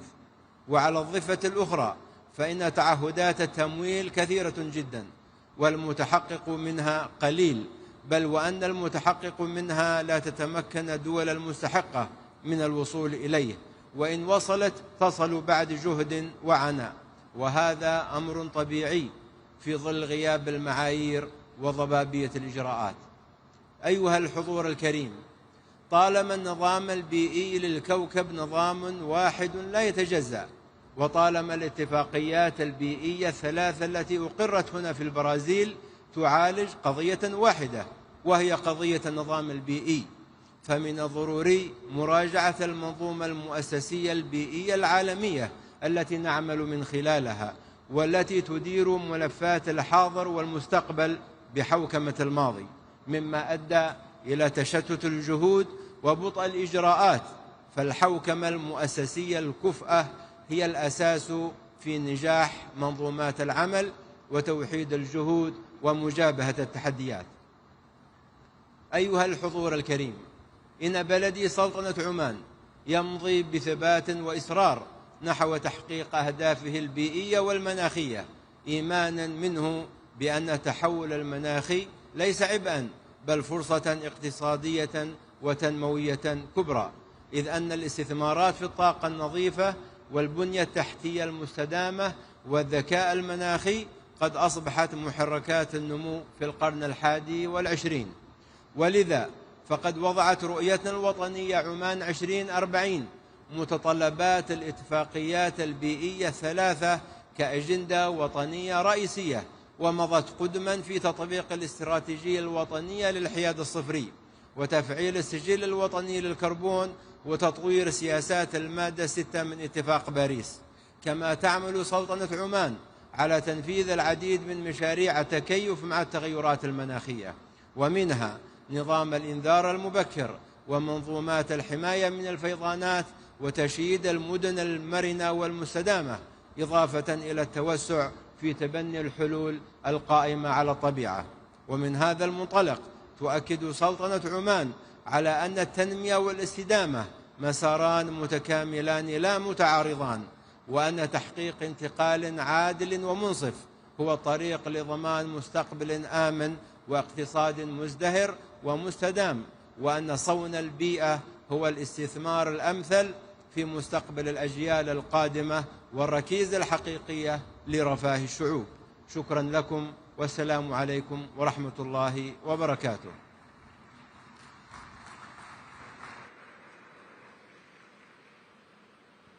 Convidamos nesse momento o ministro do Meio Ambiente do Peru, Miguel Ángel Espichan Marinas.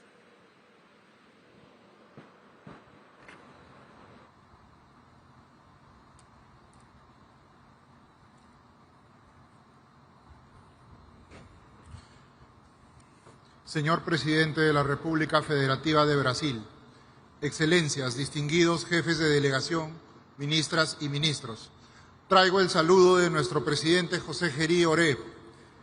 Somos el cuarto país con mayor superficie de bosques tropicales del mundo, con más de 68 millones de hectáreas de bosque amazónico, que cubre casi el 60% del territorio nacional. En esta área viven 51 pueblos indígenas que gestionan el bosque, demostrando que la conservación y el desarrollo de la Amazonía pueden y deben avanzar juntos. Si bien el Perú aporta menos del 0.5% de las emisiones globales, somos un país altamente vulnerable a los impactos del cambio climático, lo cual representa para nosotros un gran desafío. El Perú, como país andino-amazónico, llega a Belén a la COP30 implementando soluciones efectivas desde su territorio y con líneas de acción concretas con recursos públicos y de los países socios. Desde el 2011 se han entregado a 370 comunidades nativas y campesinas un incentivo económico denominado transferencias directas condicionadas por un monto total de más de 30 millones de dólares.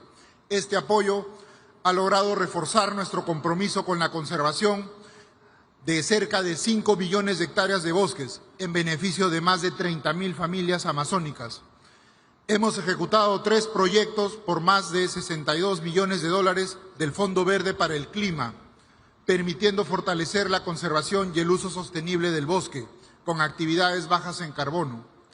Trabajamos con varios socios y lo hacemos porque creemos y tenemos una firme convicción en el multilateralismo y en la cooperación internacional.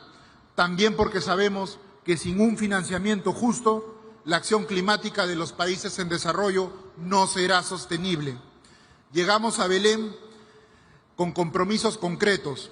Hemos actualizado nuestras NDC 3.0, que consolida una meta absoluta de no exceder 179 millones de toneladas de dióxido de carbono equivalente al 2035.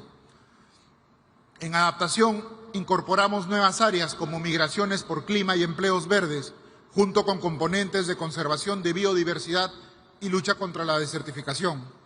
En mitigación, el Perú está consolidando un mercado de carbono de alta integridad. En el 2024 aprobamos nuestro Registro Nacional de Medidas de Mitigación, que va a garantizar trazabilidad y salvaguardas ambientales de los proyectos. Asimismo, presentaremos el primer proyecto bajo el Acuerdo de París con Suiza en temas de energía limpia. Perú tiene también una iniciativa de huella de carbono que integra a más de 1.800 organizaciones, entre ellas públicas y privadas, de las cuales 85 son del sector privado. También vamos a presentar nuestro centro de monitoreo multipropósito que produce información coherente y verificable sobre emisiones y bosques. Innovamos también como herramienta, la primera herramienta en América Latina que identifica los riesgos climáticos y acciones de adaptación en el sector privado. El ámbito forestal es una prioridad.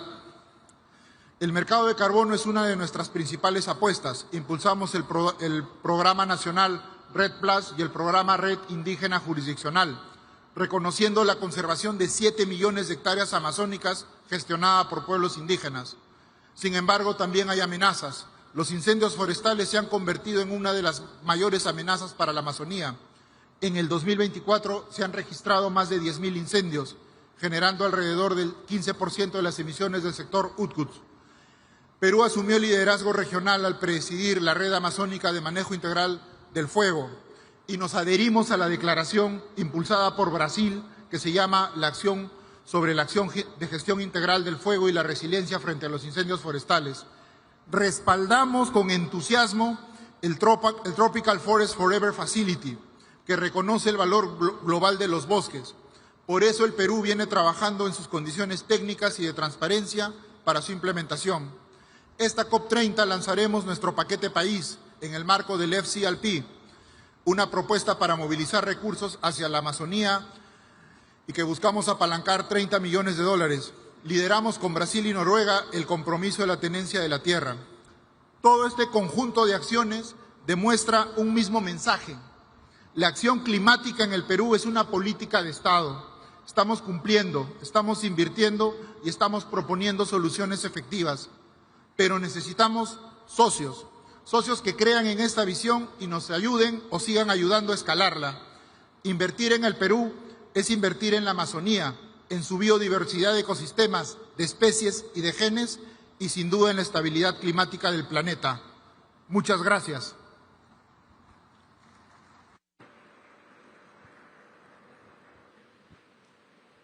Convidamos agora a ministra do Meio Ambiente de Ruanda, Bernadette Arakiwi.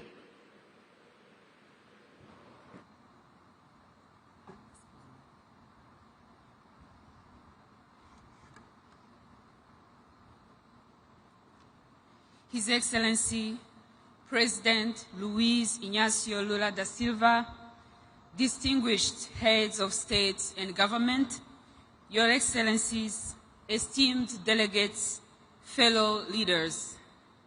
I take this moment to convey greetings from His Excellency Paul Kagame, the President of Rwanda, whom I have the honor of representing at this summit. And we express our gratitude to the Federative Republic of Brazil and the State of Pará for a warm hospitality. Ladies and gentlemen, Rwanda arrives in Belém with both resolve and hope. We commend Brazil for centering COP30 on implementation, inclusion, and forests, and these are principles that mirror our own journey of turning vulnerability to action. In May 2023, devastating floods across Rwanda claimed more than 130 lives and resulted in almost $200 million in damage, all in just 24 hours. Sadly, this was not an isolated tragedy, but another example of how much damage can be done in one single climatic event. However, Rwanda refuses to be defined solely by its vulnerability. Our climate action is coupled with economic empowerment while also placing women, youth, and children at the forefront. Through our landscape restoration initiatives, Rwanda is on its way to restoring 2 million hectares of degraded land, transforming barren hills into thriving forests and farmlands. Our forest cover has also grown to 30%, a testament to our commitment to restoring ecosystems. In Kigali, we are restoring 5 major wetlands into natural flood buffers to protect our capital while creating green spaces for the city's residents and visitors to enjoy. What was once seen as wastelands is becoming a living shield against climate shocks. With less than a decade to keep the 1.5 degrees Celsius goal within reach, Rwanda's updated nationally determined contributions, our NDC 3.0, has an economy-wide target of reducing emissions by 53% by 2035, while also strengthening resilience across every sector of our economy. Through this ambition, we aim to demonstrate that climate action and economic development are not opposing forces, but rather mutually reinforcing imperatives. As we move from Baku to Belém, Rwanda looks forward to agreeing on a clear roadmap to deliver the $3 billion annual commitment agreed up at COP29, while charting a path towards the more realistic goal of at least $1.3 trillion per year by 2030. Rwanda advocates for accessible, predictable, and equitable climate finance, as well as a loss and damage fund that meets the needs of the most vulnerable. Capacity building and technology transfer that empowers domestic climate action must also be prioritized. Rwanda will continue to work with partners to ensure the global goal on adaptation achieves its potential through indicators that measure both adaptation progress and the adequacy of adaptation finance. We commend Brazil for placing forests at the core of COP30, not merely as carbon sinks, but as living ecosystems that sustain biodiversity, livelihoods, and climate resilience. And yesterday's launch of the Tropical Forest Forever facility offers a transformative model for rewarding conservation at scale. Rwanda also supports Brazil's call for COP30 to be a moment to deliver real action and for all parties to submit enhanced NDCs that are aligned with the 1.5 degrees Celsius target. Your Excellencies, the choice before us is clear. We can continue with incremental progress while the planet burns, or we can rise to meet the scale of this crisis. The fossil fuel era is drawing to a close. We must now ensure the transition is just, inclusive, and equitable. Rwanda's message is clear. Climate vulnerability must not dictate our future. Ambitious climate actions grounded in restoration, inclusion, and green growth is not only possible, but essential for all nations. And the world must match such ambition with finance that is accessible, predictable, and just. Let Belém mark the moment when every nation, regardless of size or emissions, has the tools to thrive in a safe, equitable, and resilient world. I thank you.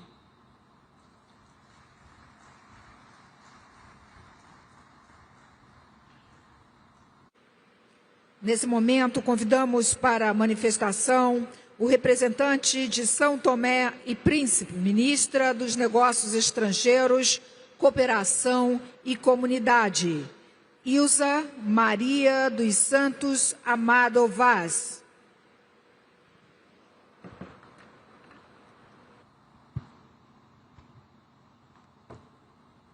Sua Excelência, Senhor Presidente da República Federativa do Brasil, Lula da Silva, Suas Excelências, Senhores Presidentes, chefes dos governos e os representantes dos Estados-membros, Sua Excelência, Senhor Presidente da COP30, representantes das organizações internacionais, senhoras e senhores, é com profunda honra e elevado sentimento de responsabilidade que tomo palavra em nome da Sua Excelência, o Presidente da República Democrática de São Tomé e Príncipe, nesta Cimeira do Clima que nos reúne em Belém, cidade de encontros, de partidas e de esperança. Permitam-me, antes de mais, transmitir as fraternas saudações da Sua Excelência, Sr. Presidente da República Carlos Villanova, e expressar o nosso reconhecimento pela organização deste importante evento, no momento em que o mundo enfrenta, de forma cada vez mais evidente, os efeitos reais das mudanças climáticas. Hoje, Belém volta a ser o ponto de partida não para novas descobertas geográficas, mas para um novo pacto com o planeta. A humanidade chegou a um momento em que já não basta compreender a crise climática. É preciso agir com urgência, convicção, justiça e solidariedade. As alterações climáticas não conhecem fronteiras, mas atingem-nos de forma desigual. Os pequenos estados insulares, como São Tomé e Príncipe, enfrentam vulnerabilidades multidimensionais, agravadas pelas mudanças climáticas. A subida do nível do mar, a erosão costeira, os fenômenos meteorológicos extremos, as inundações, a destruição de infraestruturas básicas e a insegurança alimentar são realidades que afetam gravemente as nossas populações, comprometendo o desenvolvimento sustentável e o futuro das próximas gerações. O que para alguns é projeção científica, para nós é vida cotidiana. Mas São Tomé e Príncipe recusa o papel de vítima. Somos uma nação resiliente que acredita que a vulnerabilidade pode transformar-se em força, com cooperação, parcerias, inovação, vontade política global e investimentos. Excelências, perante os desafios, São Tomé e Príncipe assumiu, desde 2015, um compromisso firme no quadro do Acordo de Paris e, em 2021, reforçou as suas ambições com a submissão da NDC 2. Tornamo-nos o primeiro país do mundo reconhecido integralmente pela Unesco como Reserva Mundial da Biosfera, um marco que honra o nosso património natural e reforça a nossa responsabilidade de proteger o equilíbrio entre o ser humano e a natureza. Estamos a implementar o Plano Nacional de Adaptação às Alterações Climáticas, centrado na gestão sustentável das zonas costeiras, nas energias renováveis, na proteção das florestas e na educação ambiental. A nossa visão é clara: crescer sem destruir e prosperar sem comprometer o futuro. Excelências, nenhum país pode enfrentar sozinho uma crise global. A justiça climática exige reconhecer que quem menos contribui é quem mais sofre. São Tomé e Príncipe junta a sua voz à dos pequenos estados insulares para pedir compromissos efetivos de financiamento para adaptação e mitigação. É essencial que os mecanismos como o Fundo Verde para o Clima e o Fundo de Perdas e Danos sejam plenamente operacionalizados e acessíveis aos países mais vulneráveis. Não pedimos caridade, pedimos parceria justa e solidária. Senhoras e senhores, o mar molda a nossa identidade e o nosso destino. Com uma vasta zona econômica exclusiva, o oceano é a nossa principal fonte de vida. Defendemos uma governação sustentável dos mares, baseada na ciência, conservação e uso racional dos recursos. Reforçamos também a cooperação com os países irmãos da comunidade dos países da língua portuguesa em programas sobre a biodiversidade marinha, transição energética, pesca sustentável e resistência costeira. A língua portuguesa é, assim, um elo de ação climática e compromisso partilhado. Excelências, a nossa responsabilidade climática também é geracional. A juventude de São Tomé está envolvida em projetos de reciclagem, agricultura sustentável e educação ambiental. Investir nos jovens é investir na soberania do futuro, porque eles não pedem discurso, pedem ações concretas. E têm razão. São Tomé e Príncipe acredita no multilateralismo e na cooperação Sul-Sul. Destacamos as parcerias, iniciativas e mecanismos promovidos pelo Brasil, país anfitrião desta cimeira, com resultados concretos em agricultura sustentável, inovação ambiental, proteção florestal. Um exemplo de solidariedade e de laços transformadores em soluções reais. Belém foi ponto de partida de grandes viagens. Hoje deve ser o ponto de partida de uma nova jornada da humanidade de reconciliação com a natureza e de justiça climática. O que está em causa não é apenas o ambiente, é a dignidade humana, o direito a existir com segurança e esperança. Senhoras e senhores, que façamos do combate às alterações climáticas um território de união. que façamos da palavra compromisso um verbo de ação no presente. Implementamos. São Tomé e Príncipe reafirma com convicção o compromisso com o Acordo de Paris e com os Objetivos de Desenvolvimento Sustentável. Muito obrigada.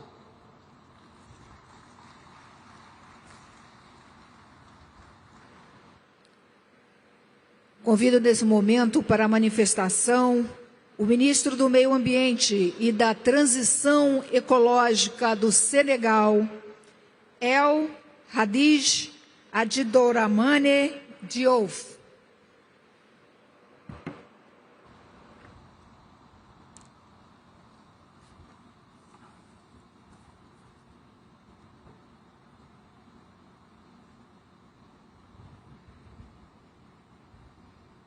Monsieur le Président de la République fédérative du Brésil, Mesdames et Messieurs les chefs d'État et de gouvernement, Mesdames et Messieurs les ministres, Monsieur le Secrétaire général des Nations Unies, Monsieur le Président de la Conférence des partis, Monsieur le Secrétaire exécutif de la Convention cadre des Nations Unies sur les changements climatiques, Mesdames et Messieurs, Excellences, Monsieur le Président de la République fédérative du Brésil, Monsieur Luiz Ignacio Lula da Silva, je voudrais tout d'abord vous transmettre les salutations amicales de son Excellence, Monsieur Bassirou Diomaye Diakhar Faye, Président de la République du Sénégal. Le Président Diomaye Faye vous adresse ses vives félicitations pour la tenue de ce sommet des leaders en prélude à la 3e conférence des partis à la Convention cadre des Nations Unies sur les changements climatiques. Cette rencontre démontre, une fois de plus, l'urgence d'une action collective face à la crise écologique. Dépassant légèrement l'année précédente, cette année 2025 est la plus chaude, avec ses désastres climatiques de par le monde et dont la plus récente est l'ouragan Mélissa dans les Caraïbes, avec son lot de destruction. Mesdames et Messieurs, l'urgence climatique met en péril non seulement la vie humaine, mais elle impacte aussi négativement les infrastructures et les biens de survie. Aucun continent n'est épargné. Les pays les plus vulnérables, nos pays, sont en souffrance croissante. Notre responsabilité à tous est donc fortement engagée et la COP30 doit être l'occasion d'inverser la tendance et de renforcer les efforts mondiaux de réduction significative d'émissions de gaz à effet de serre. Nous devons, par notre solidarité commune, construire cette trajectoire globale de neutralité carbone d'ici 2050, car chaque dixième de degré compte afin de limiter la hausse de température à 1,5 degré Celsius. Mesdames et Messieurs, à l'instar des autres pays, le Sénégal est également touché par les changements climatiques, exposant ainsi la vulnérabilité de nos populations. En plus d'être un enjeu environnemental, le changement climatique constitue également un risque économique pour nos pays. Bien souvent contraints de s'endetter pour y faire face, alors qu'ils sont très peu émetteurs de gaz à effet de serre. C'est pourquoi la question du financement de la crise climatique et d'une transition écologique juste et équitable mérite d'être au cœur des échanges ici à Belém. Le Sénégal, à l'image d'autres pays africains, entend pleinement jouer sa partition en élaborant et en mettant en œuvre sa contribution déterminée au niveau national. En effet, malgré un financement insuffisant de la CDN 2.0, le Sénégal a respecté son engagement inconditionnel de réduction de 7% de ses émissions depuis 2010. Plus de 4,5 milliards de dollars américains ont été investis dans 300 projets, à la fois d'atténuation et d'adaptation, et cela avec 40% du budget national. Par ailleurs, notre pays a entamé le développement de réseaux de transport durables et a atteint une utilisation de 30% des énergies renouvelables, car effectivement, dans le cadre de sa vision 2050, le gouvernement du Sénégal ambitionne d'atteindre d'ici 2035 plus de 40% de pénétration du renouvelable dans le réseau électrique. La transition énergétique requiert un réel accompagnement et c'est dans ce contexte que notre pays, qui a élaboré le plan d'investissement de son partenariat pour une transition énergétique juste, réitère son plaidoyer en faveur d'un financement plus soutenu et prévisible.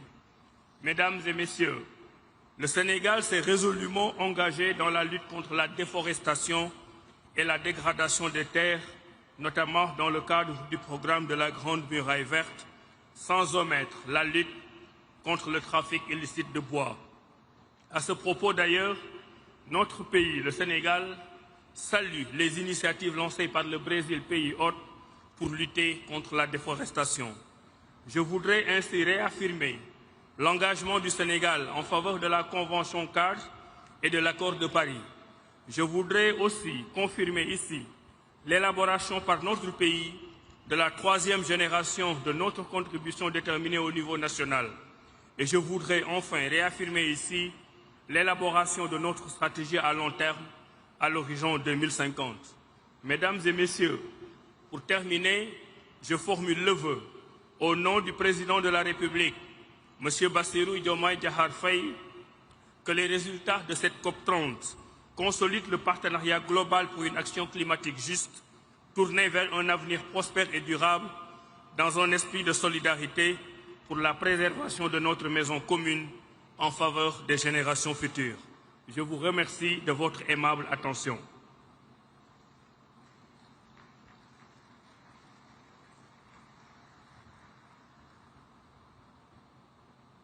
Agora chamamos para a manifestação o representante de Serra Leoa, ministro do Meio Ambiente e Mudança do Clima, João Emanuel Abdullahi.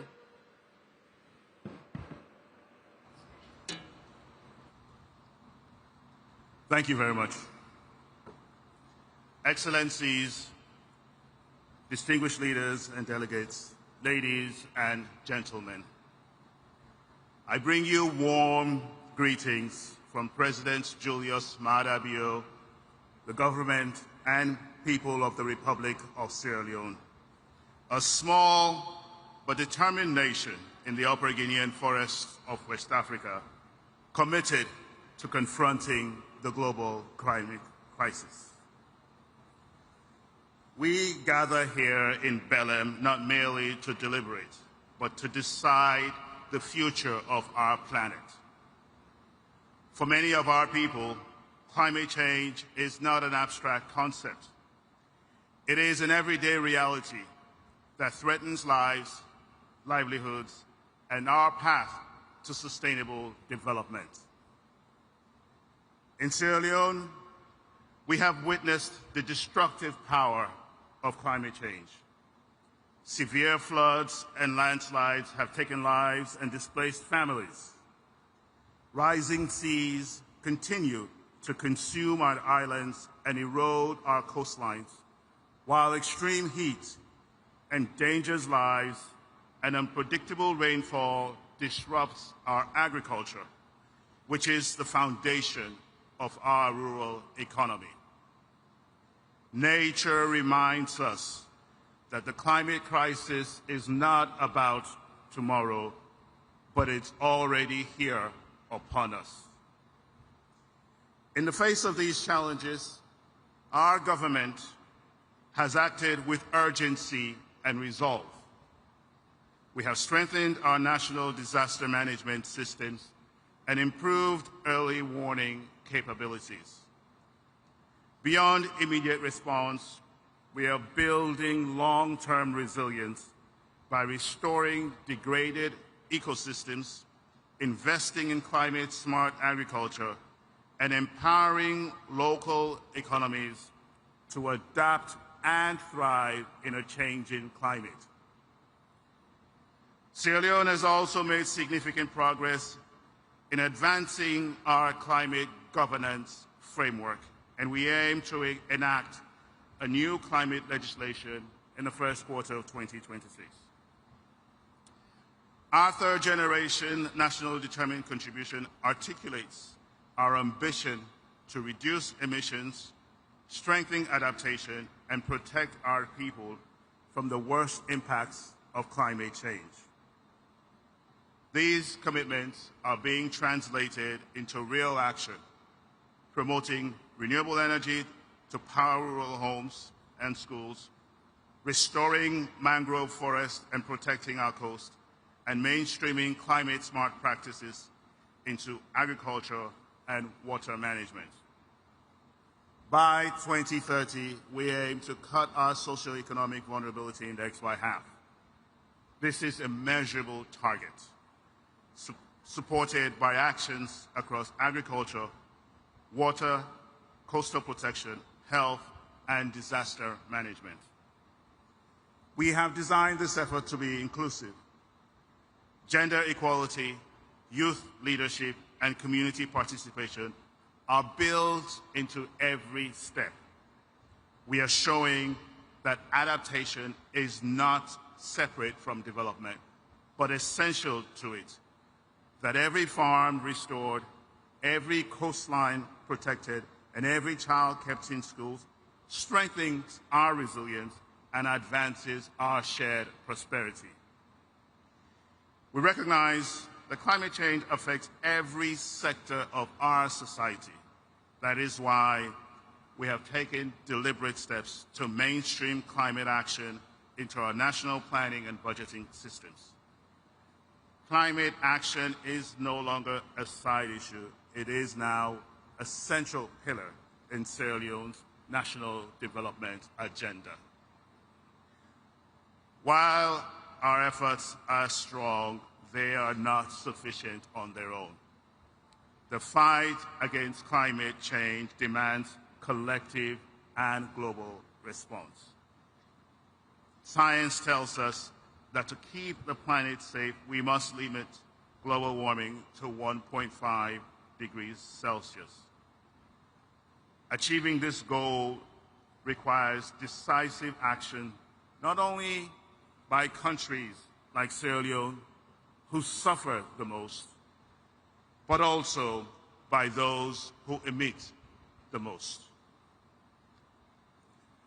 At this critical juncture, we must also reflect on the urgent need for adequate and predictable financing for adaptation. We therefore urge developed countries to honor their commitments on climate finance, technology transfer, and capacity support. The current allocation of global climate finance remains heavily skewed towards mitigation, while adaptation, which is vital to the survival of millions in vulnerable nations, receives far less. We're calling for significant rebalancing, where funds for climate action must prioritize adaptation, especially for the least developed countries. Adequate and predictable financing for adaptation must be channeled to where it is needed most in order to strengthen resilience, protect livelihoods, and secure a sustainable future for vulnerable communities. Technology transfer and capacity building must be greatly enhanced for LDCs, which contribute the least to global emissions, but bear the greatest burden of its impacts. Adequate provision of adaptation finance must not only be pledged, but also tracked and verified on the ground, ensuring that resources reach the communities most affected by extreme heat, floods, droughts, and rising seas. The climate negotiations must remain guided by science, equity, and justice, giving voice to those whose lives and futures are most at risk. At this defining moment, I urge all leaders to move from promises to performance. Let COP30 be remembered as the summit where ambition met action, where the world agreed not only to reduce emissions, but also to invest in resilience and adaptation for all. Sierra Leone stands ready to contribute ready to partner, ready to lead by example. Together, let us secure a future of resilience, justice, and opportunity for ourselves and for generations unborn. I thank you.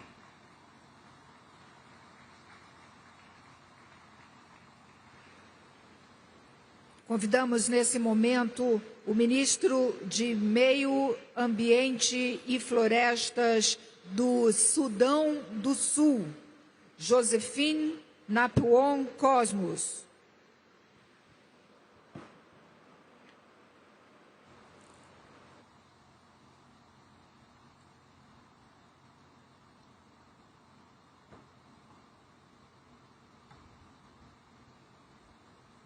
Mr. President, Excellencies, distinguished delegates, ladies and gentlemen, I bring you warm greetings and best wishes from His Excellency Salva Kiir Mayardit, the President of the Republic of South Sudan, the government and the people of South Sudan, and a message of peace, unity, development, and unwavering commitment to the global climate partnership.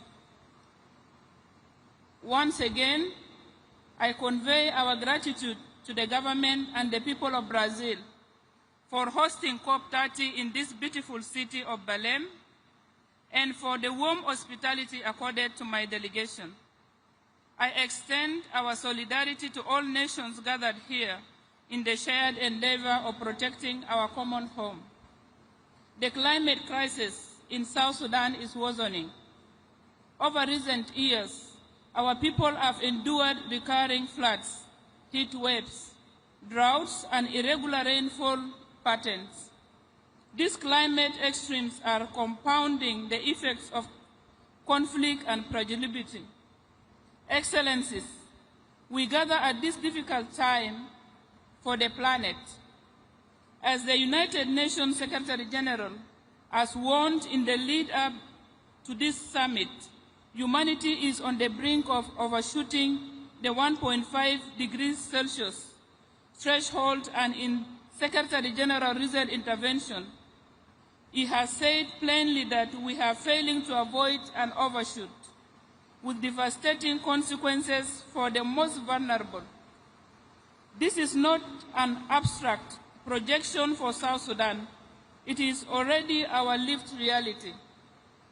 We therefore urge all parties to treat the clarion call and the Secretary General's warning as a moral and political summons to act with agency and equity.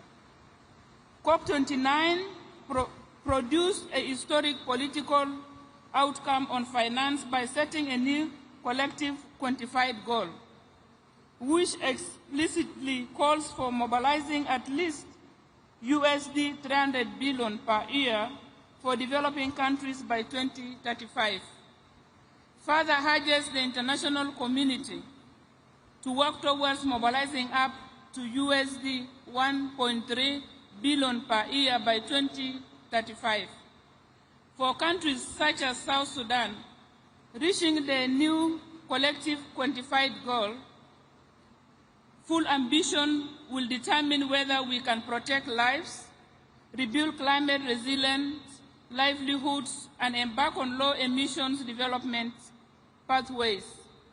We therefore call all developed countries to deliver on the new collective quantified goal. South Sudan welcomes progress towards a dedicated global loss and damage mechanism. However, the fund remains critically undercapitalized relative to needs. We call for rapid, predictable, and adequate capitalization of the loss and damage fund. The fund must be able to issue calls and disperse at scale so that countries like South Sudan can rebuild lives, restore livelihoods, and safeguard essential services after disasters. South Sudan's pathway to resilience depends on urgent, sustained technology transfer and capacity building. We ask developed countries, multilateral development banks, and private actors to scale up capacity building and technology transfer and remove barriers to access finance. Excellencies, the operationalization of Article 6 offers new opportunities to mobilize finance while delivering real emissions reductions. But Article 6 mechanisms must be governed by integrity, transparency, and fairness. We urge parties to support inclusive rules and capacity support so that least developed and fragile states can participate meaningfully in Article 6 markets on fair terms. South Sudan stands ready to engage constructively at COP30. We reiterate our commitment to implementing our NDC, NAPA, NAPS priorities and to cooperate through Article 6 in ways that deliver finance, technology, and capacity for sustainable development. We conclude with an urgent appeal to deliver on the new collective quantified goal and the path to mobilize USD 1.3 trillion, fully capitalize the loss and damage fund, operationalize Article 6 and commit to technology transfer and capacity building that empower countries like South Sudan to protect their people and environment. Mr. President, South Sudan thanks all partners for solidarity, and we look to COP30 to turn commitments into tangible support and shared progress. Thank you.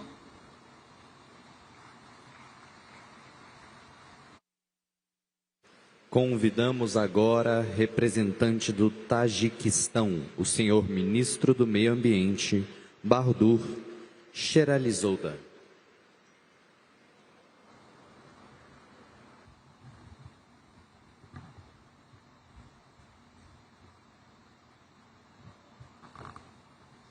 Excellencies, distinguished heads of delegations, dear friends, on behalf of the government of the Republic of Tajikistan, I would like to extend our sincere appreciation to the government of Brazil for warm hospitality and organization of the COP30.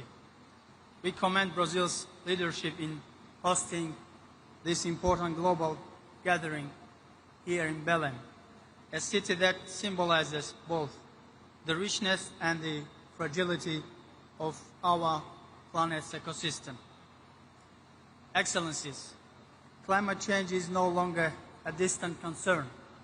It is a present and escalating crisis that threatens the very foundation of life on Earth.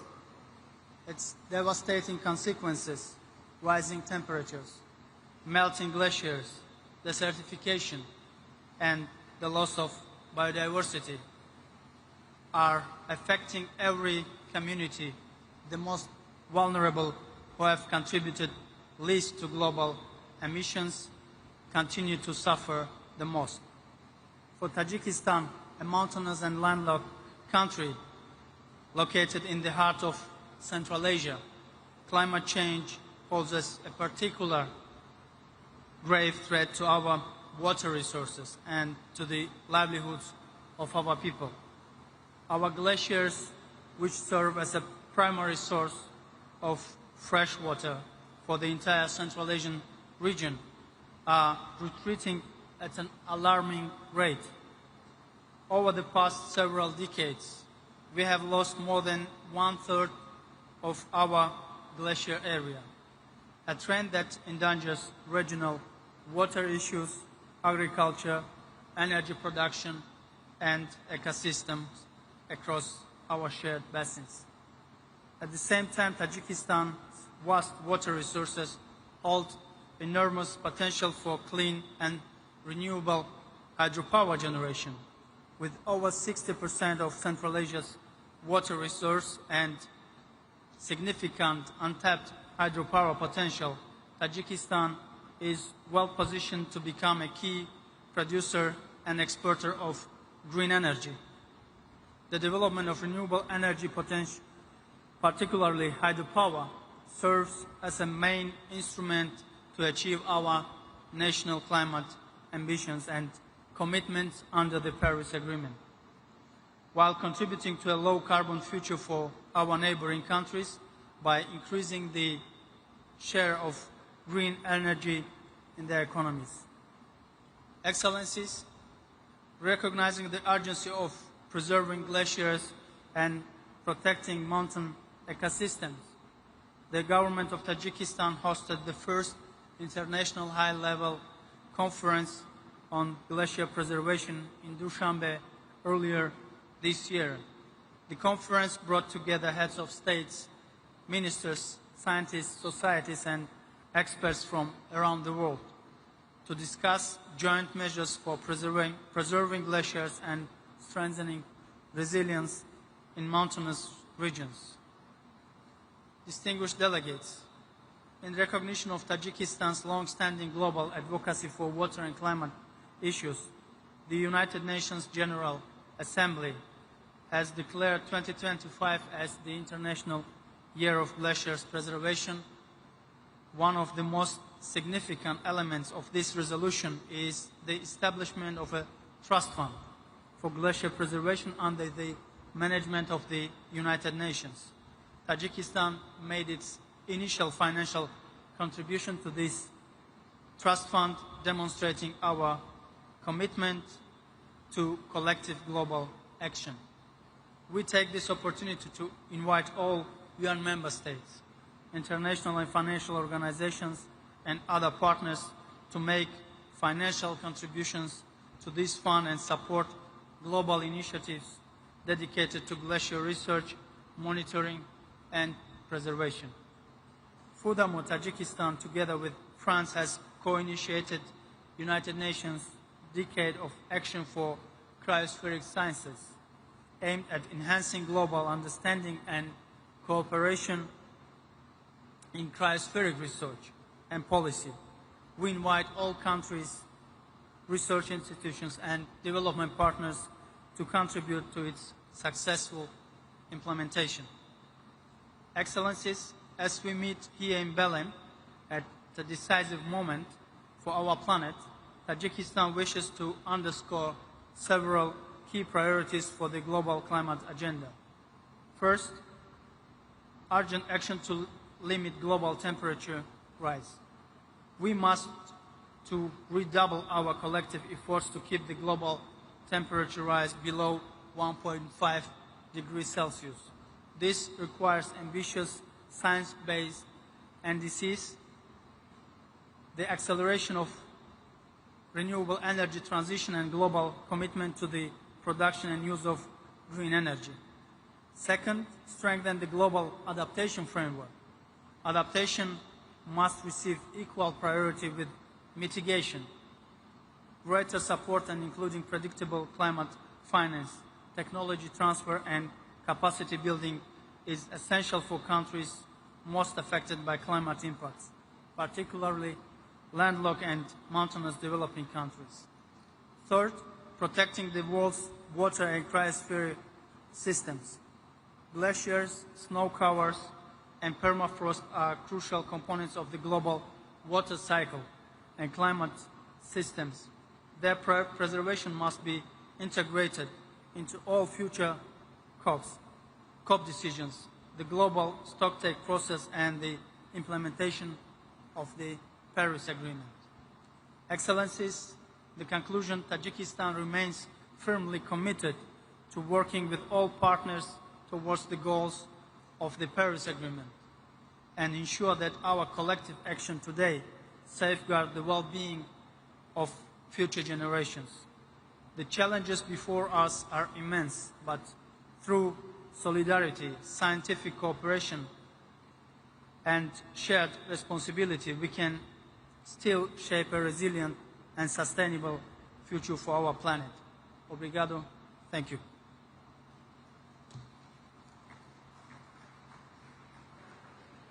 Convidamos agora representante de Tuvalu, o senhor ministro do Interior, Mudanças Climáticas e Meio Ambiente, Maina Vakafua Talha.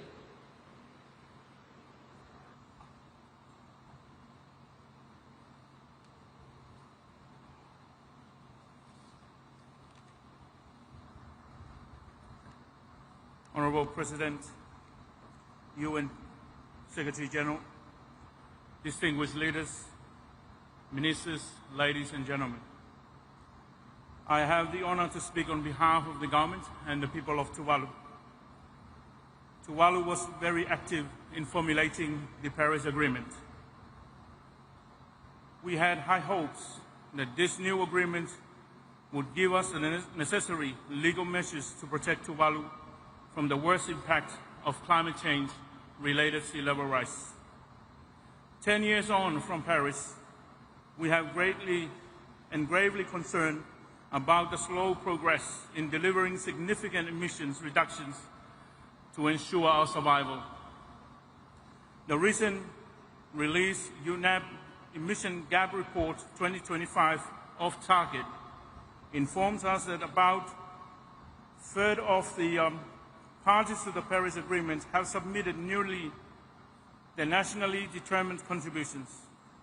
Based on current projections, we are heading towards 2.3, 2.5 global average temperature by the end of the century. We are clearly not on track to keep the Paris Agreement's promise of stabilizing global temperature at 1.5 degrees Celsius relative to pre-industrial levels. Tragically, the world's largest historical emitter of greenhouse gas emission has withdrawn from the Paris Agreement. I was at the UN General Assembly when President Trump spent a considerable amount of his address to world leaders disparaging renewable energy sources and challenging the scientific consensus on climate change. Mr. President, this is a shameful disregard for the rest of the world.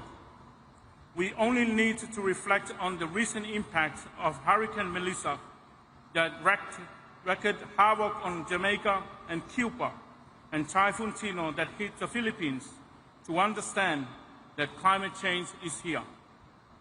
The more we warm our oceans, the more intense these severe weather events are becoming.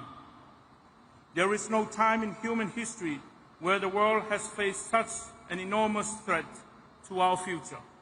We must act now, and we must do it urgently. Mr. President, there are clear messages that can be found in the International Court of Justice advisory opinion on climate change. It says, every state has an obligation to act with stringent due diligence and to use all the means at disposal to prevent harm to the climate system. All states, even those not party to one or more of the climate agreements, are bound to take actions and have a duty to prevent significant harm to the environment and a duty to cooperate for the protection of the environment in line with the principle of good faith and due diligence. When states breach one or more of their international obligations, they have a duty to cease the wrongful conduct, provide guarantees of non-repetition, and provide full reparations for any resulting harm in the form of restitution, compensation, and/or satisfaction. These are strong words which we must take heed of. Mr. President, my country and my people and the future generation cannot continue to suffer the impact of climate change while the world's major emitters believe that they can continue to pollute the atmosphere with total immunity. This is immoral and unacceptable. I do not need to reiterate that we must seize the concept of multilateralism and work together to find a necessary solution to addressing climate change as a matter of urgency. That is why we need Taiwan in the equation and have COP30 come to the Pacific. We must provide the countries who have suffered loss and damage from the impact of climate change with the necessary support to rebuild. The recent amount of money held in the fund for responding to loss and damage is tiny compared to actual costs countries around the world. We need new and innovative sources of finance to provide the necessary funding for loss and damage. To do this, we need to establish a group of finance experts who can think outside the box and develop new and innovative sources of finance for loss and damage. There are many ideas out there. We need these experts to find innovative solutions for us. Finally, I want to reflect on the fact that the Paris Agreement delivered a promise to ensure vulnerable countries like Tuvalu do not disappear. Mr. President, we believe in that promise. We believe that Tuvalu has a future, but we need the necessary support to ensure that we will survive, and we will survive. I thank you.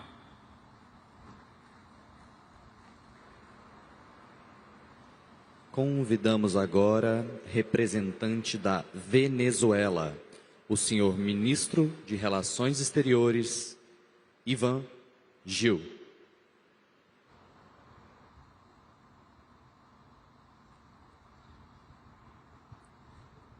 En primer lugar, quiero expresar nuestro agradecimiento al Gobierno de la República Federativa de Brasil y al presidente Luis Ignacio Lula da Silva por su hospitalidad y por el esfuerzo de hacer de Belém do Pará la cumbre de la verdad. Basta de hipocresía, basta de tecnicismo vacío, basta de diplomacias que postergan las decisiones urgentes mientras el planeta arde. Lo que hace falta es compromiso real, acción concreta y cambios revolucionarios del sistema global, antes de que nuestra especie desaparezca, como lo advirtió el comandante Fidel Castro Ruz en el año 1992 en la conferencia de Río de Janeiro. Hoy, 3 décadas después de aquella alerta, no estamos ante una amenaza futura, estamos viviendo el colapso ambiental en tiempo presente. Ya no hablamos de un aumento determinado, de un determinado número de grados en la temperatura promedio global.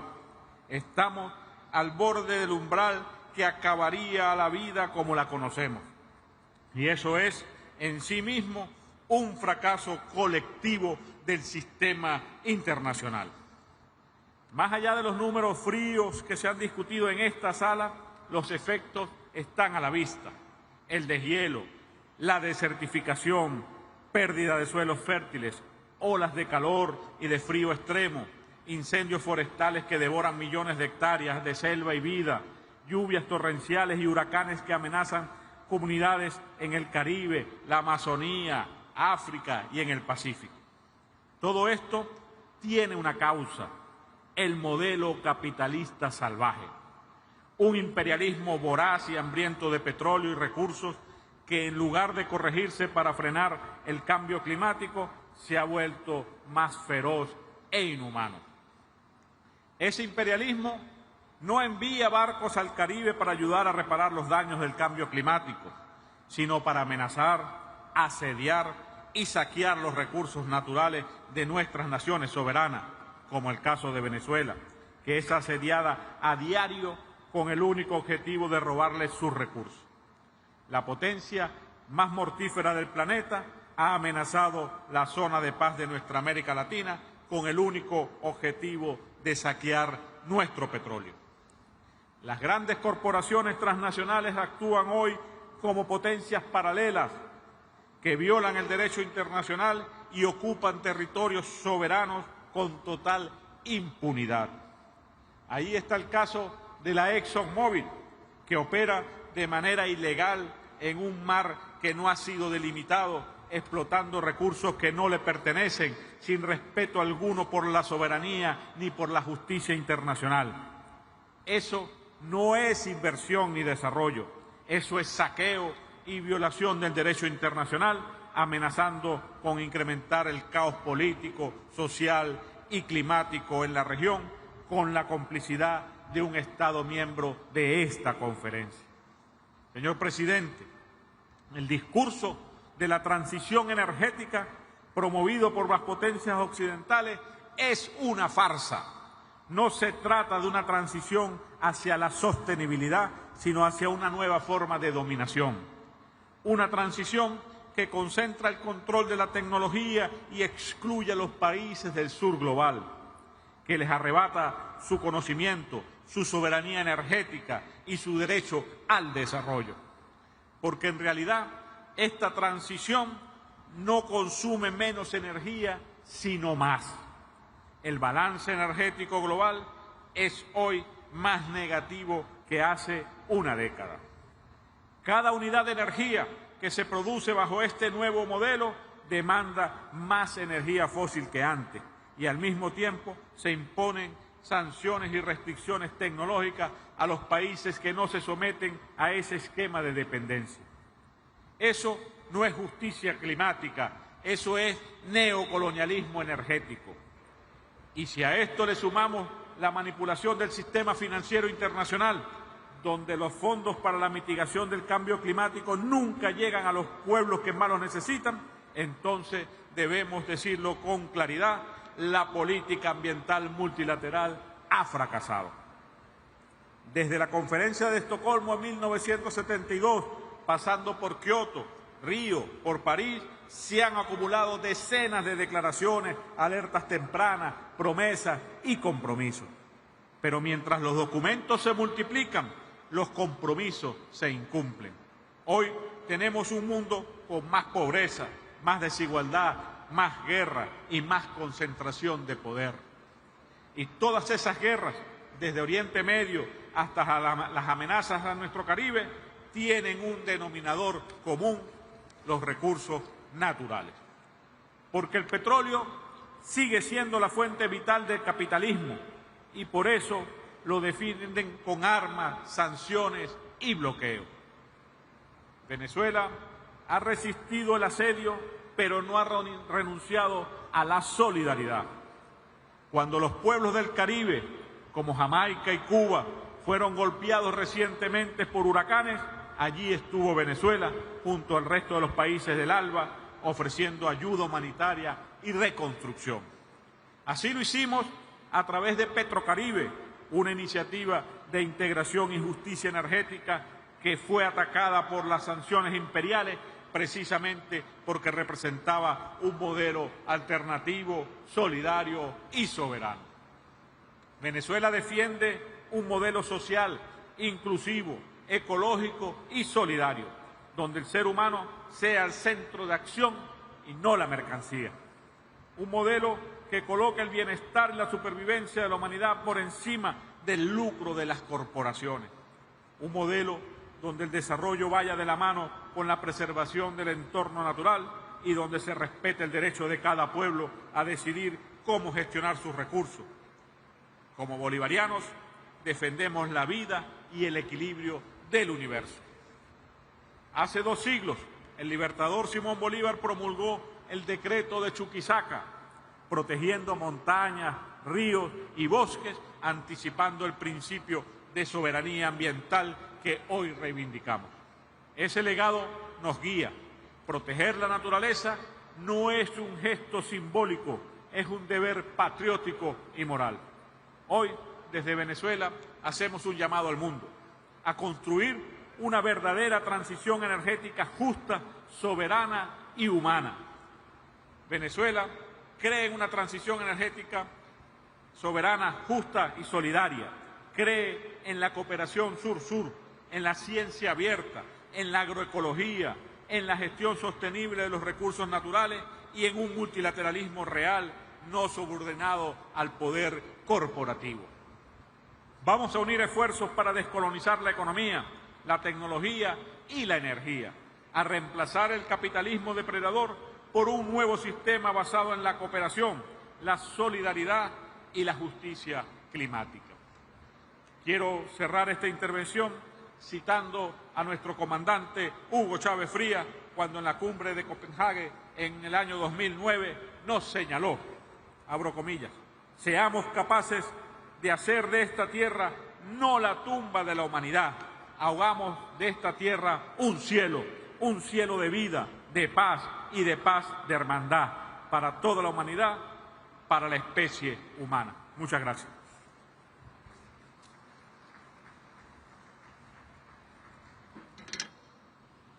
Convidamos agora representante da Zâmbia, o senhor ministro da Economia Verde e do Meio Ambiente, Mike Bosch.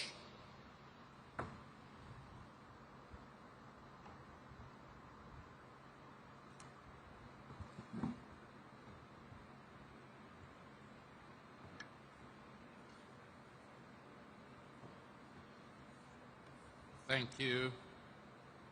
Allow me to start by recognizing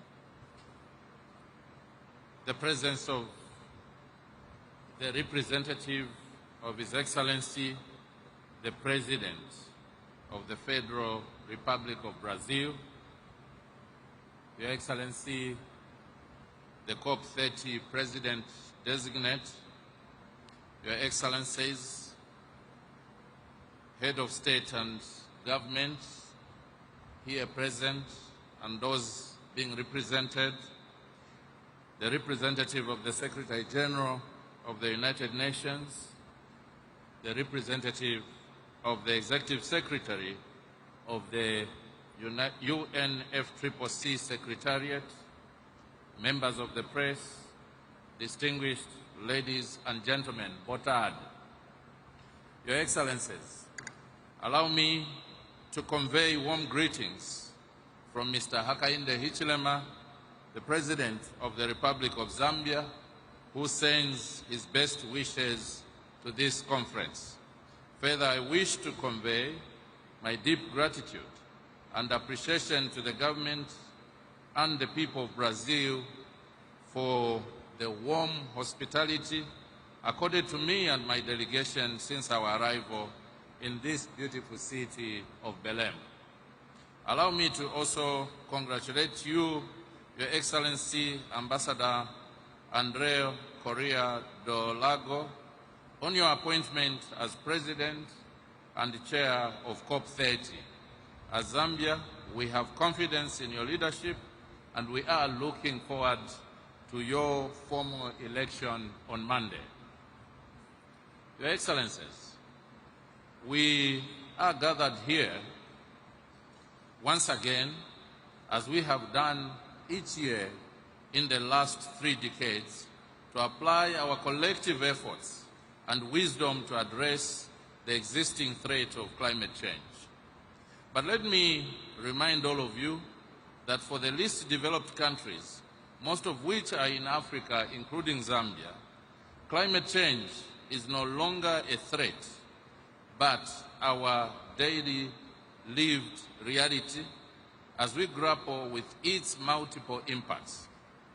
Therefore, for us, these gatherings are not to be seen or taken as routine annual rituals, but we regard them as essential platforms to forge common solutions to this global challenge.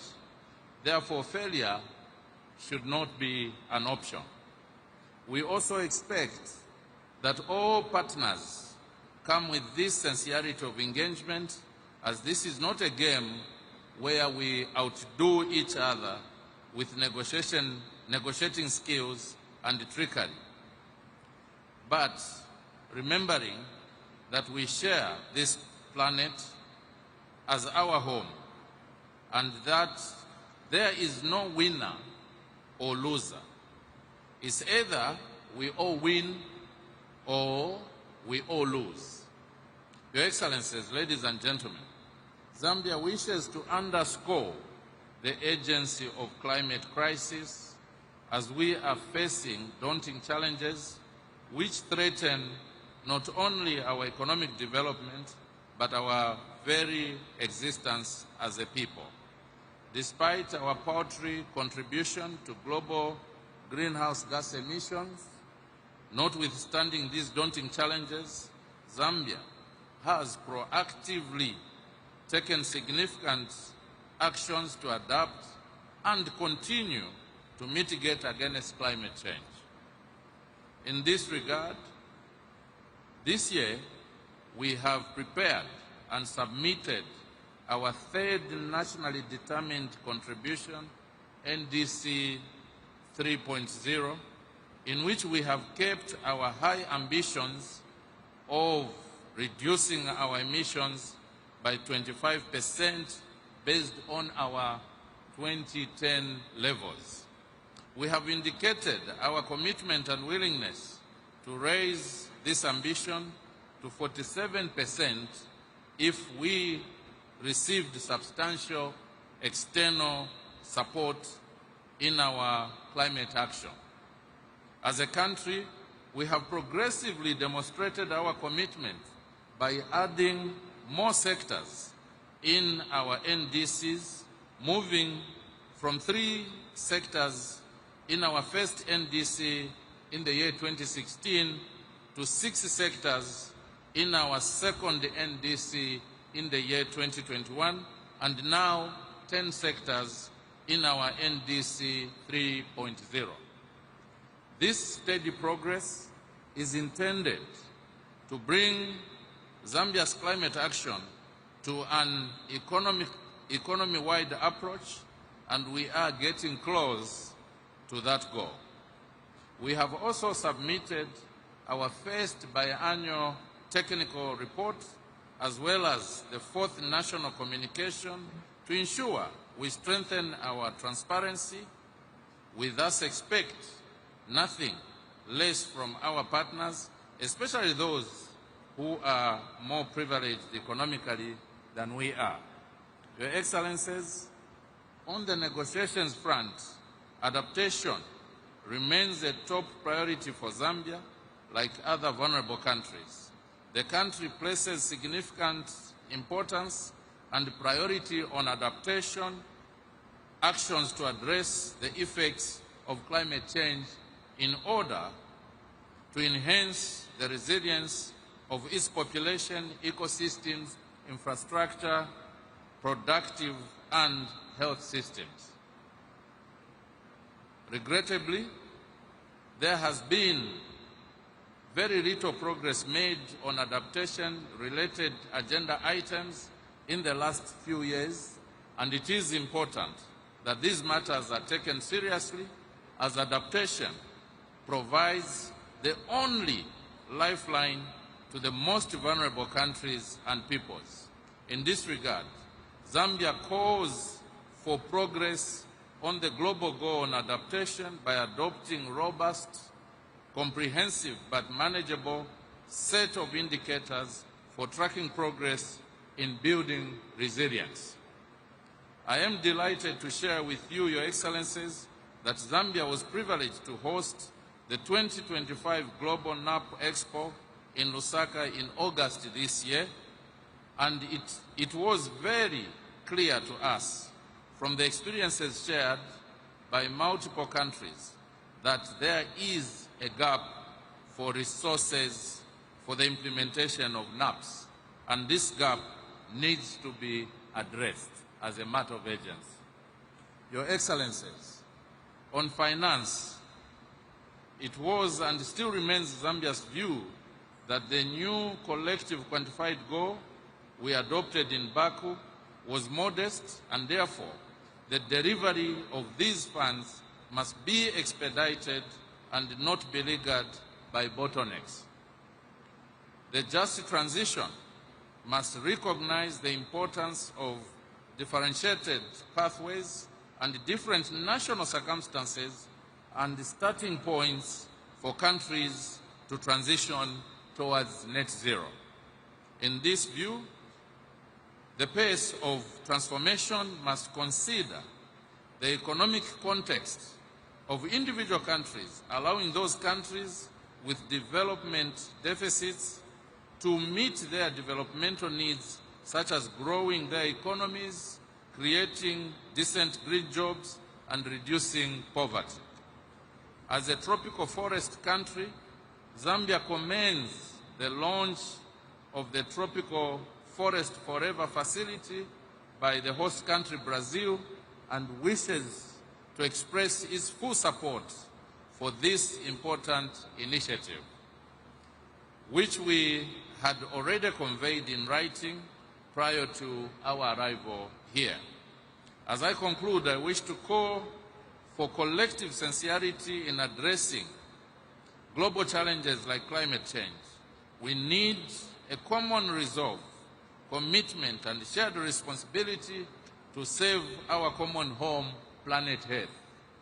This country, Brazil, where we are gathered today, gave us the Rio Conventions in 1992, which includes the Climate Change Convention itself. It is therefore a perfect platform to reset our resolve to work jointly as a global community and reverse climate change. Finally, I wish to thank the government and the good people of Brazil for a well-organized COP30 and wish you all the best deliberations and best outcomes. Muito obrigado. Thank you very much.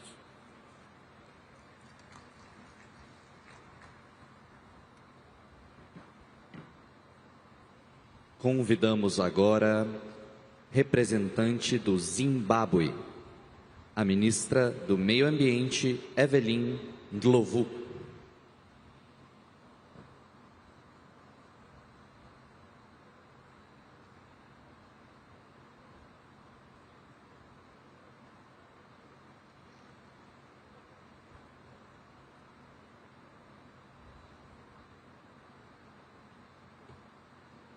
Your Excellencies,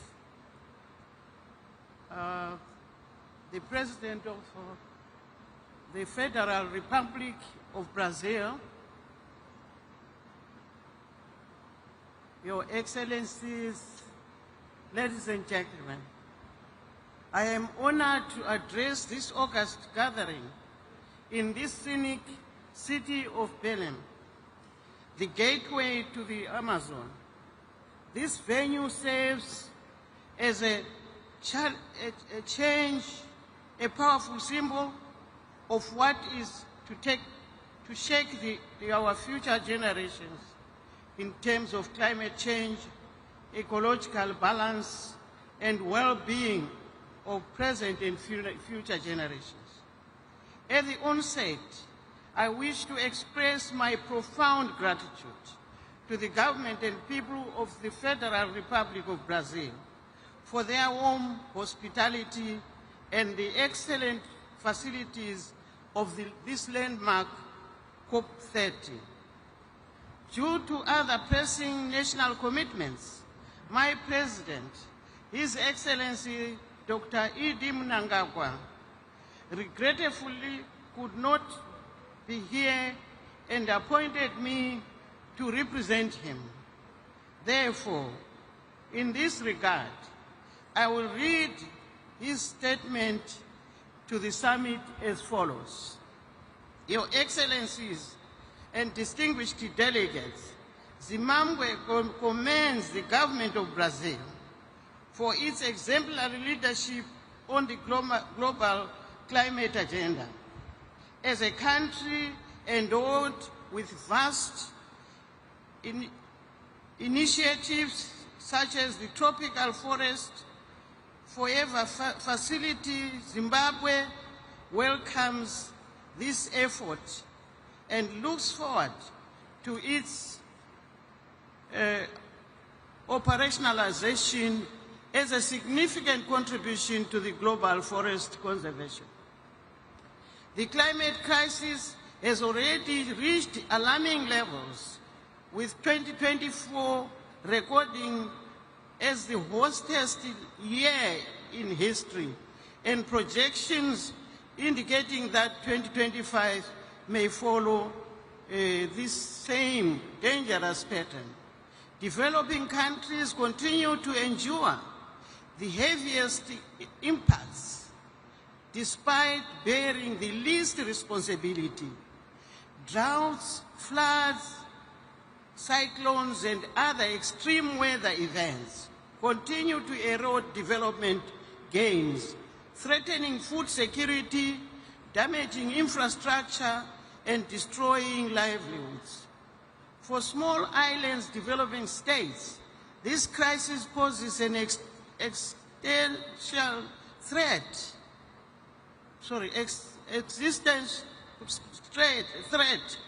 It is abundantly clear that climate change is not solely an environmental change, it is a developmental emergency.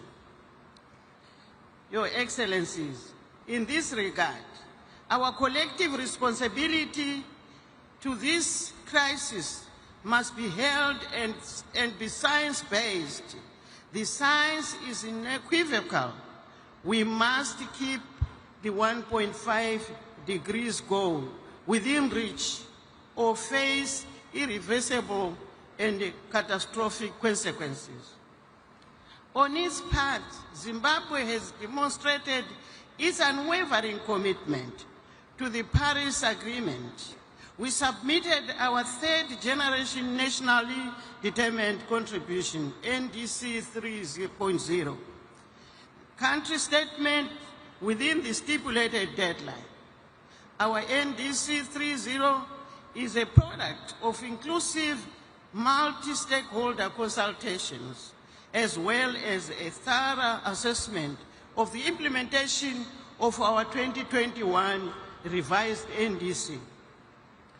Through NDC 3.0, Zimbabwe commits to reducing greenhouse gases emissions by 40% per capita by 2035, relative to the business as usual trajectory.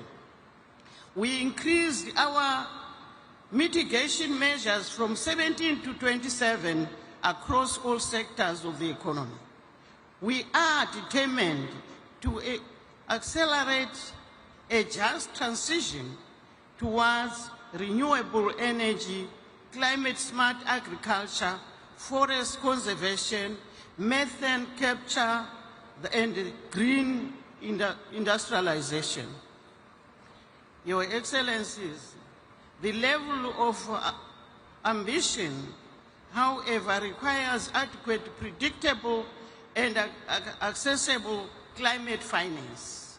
Zimbabwe requires at least US 19 billion to finance its NDC 3.0, as well as technical support to build national capabilities. In parallel, Zimbabwe has raised its ambition in the adaptation agenda. Guided by the Zimbabwe Climate Change National Adaptation Plan, we are integrating climate resilience across key sectors, communities, and development planning processes to protect lives and livelihoods and ecosystems. Your Excellencies, landlocked developing countries face unique climate change. Our geographic remoteness, high transport costs, dependency on transition routes, and energy constraints increase our vulnerability and hinder our capacity to transition to sustainable economies. Recognizing this, we completed the national registration of least developing countries as a negotiating group under the UNFCCC. This will enable us to advocate for climate justice tailored to our specific circumstances.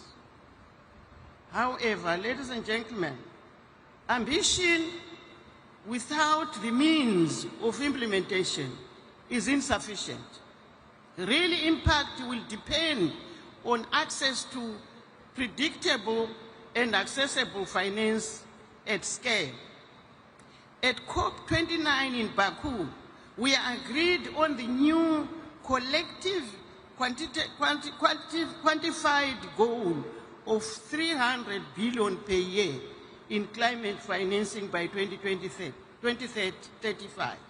While this is welcome, we must now focus on the full and immediate implementation of the Baku to Berlin roadmap, which aims at mobilizing at least 1.3 trillion annually by 2035. Delays will only deepen inequalities and amplify the human cost of inaction.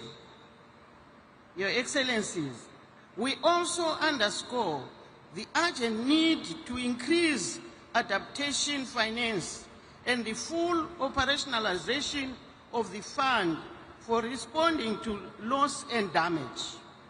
Vulnerable communities are already paying a high price for the crisis they did not create. For developing countries, climate change is neither charity nor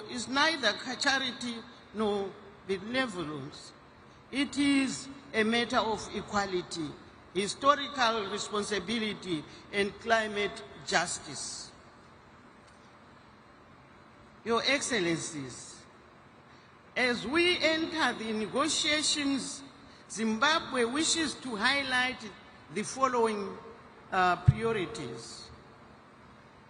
A concrete Baku to Berlin roadmap to scale up climate finance with clear milestones and monitoring mechanisms, strengthening the global goal on adaptation with clear indicators to measure progress. The full and effective operationalization of the fund for responding to loss and damage to address irreversible climate change impacts. Enhance the financial and technical support for NDC 3.0 implementation in developing countries and fulfillment of unmet climate finance commitments consistent with national priorities and development strategies. Your Excellencies, in conclusion, Zimbabwe approaches COP30 with renewed ambition and determination to contribute to global climate action. The decision we make in Belém today will echo across generations and make us work together. Let us work together to turn commitments that we are committing ourselves today into real action and safeguard this planet we call our home. I thank you, Your Excellencies.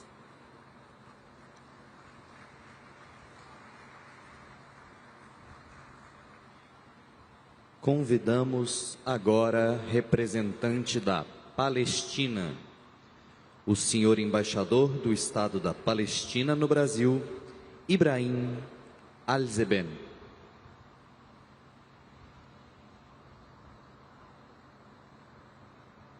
مساء الخير للجميع. بريسيدنسيا بوا تاردي. معالي السيد أندريه كوريا دولاغو رئيس الدورة 30 لكوب 30، معالي السيد أنطونيو غوتيريس الأمين العام للأمم المتحدة، أصحاب المعالي والسعادة السيدات والسادة، بالنيابة عن دولة فلسطين قيادتها الشرعية وشعبها، أود أولاً أن نعرب عن خالص امتناننا وتقديرنا لفخامة الرئيس لويس إناسيو لولا دا سيلفا وحكومة وشعب البرازيل على استضافتهم الكريمة والتنظيم المميز لهذه الدورة. كما أعبر عن تقديرنا الكبير لفخامة ولسيادة الأمين العام للأمم المتحدة السيد أنطونيو غوتيريس على التزامه الثابت بمواجهة الآثار السلبية لتغير المناخ وعلى دفاعه أيضاً عن قضايا البشرية العادلة. السيد الرئيس، الحضور الكريم، إن أزمة المناخ ليست أمراً نظرياً أو مفهوماً مجرداً، إنها واقع ملموس ومترابط يؤثر مباشرة على حياة ومستقبل شعوبنا ونظمنا البيئية.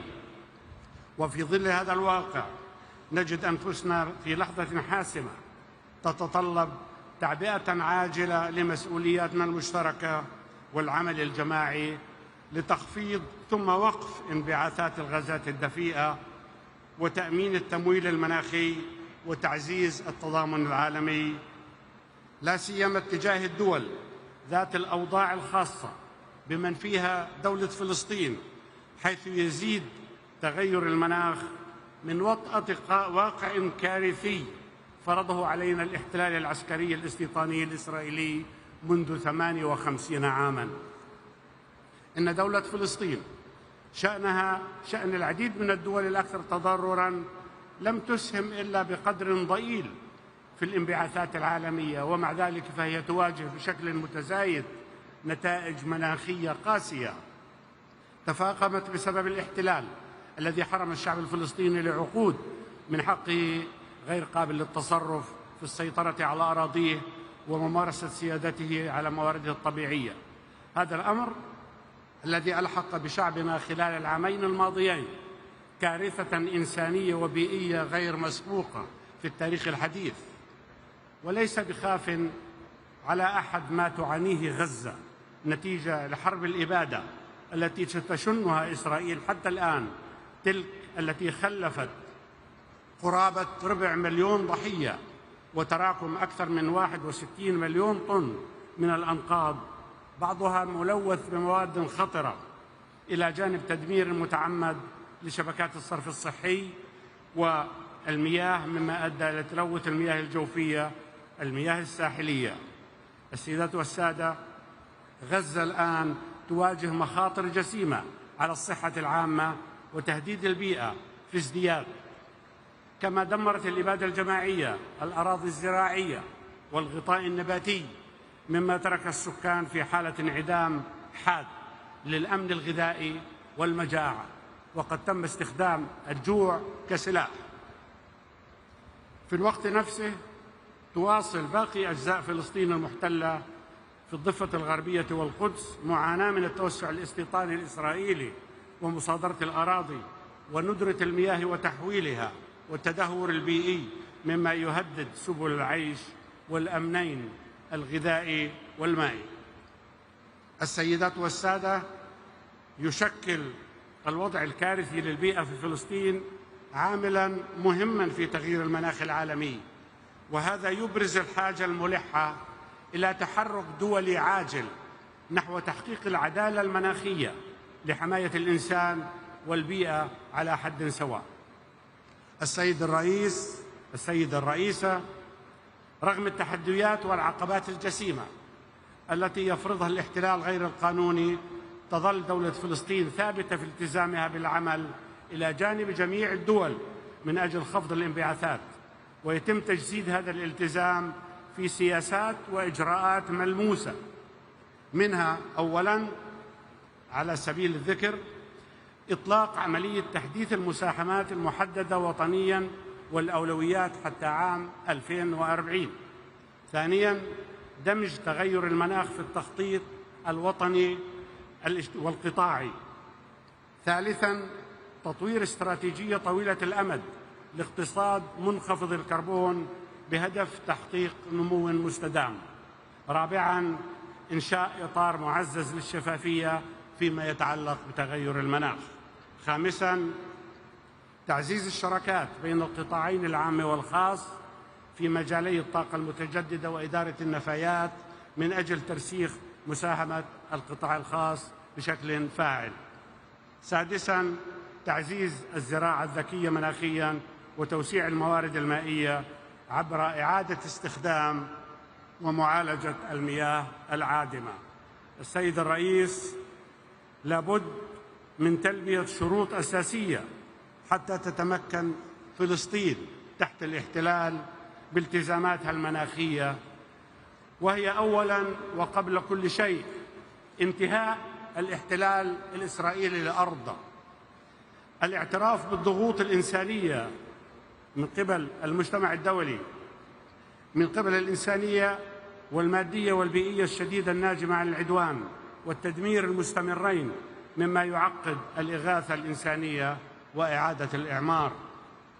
ثانياً الالتزام بمبادئ العدالة المناخية. ثالثاً تيسير نقل التقنيات المناسبة والميسورة التكلفة، خصوصاً في مجالات الطاقة المتجددة.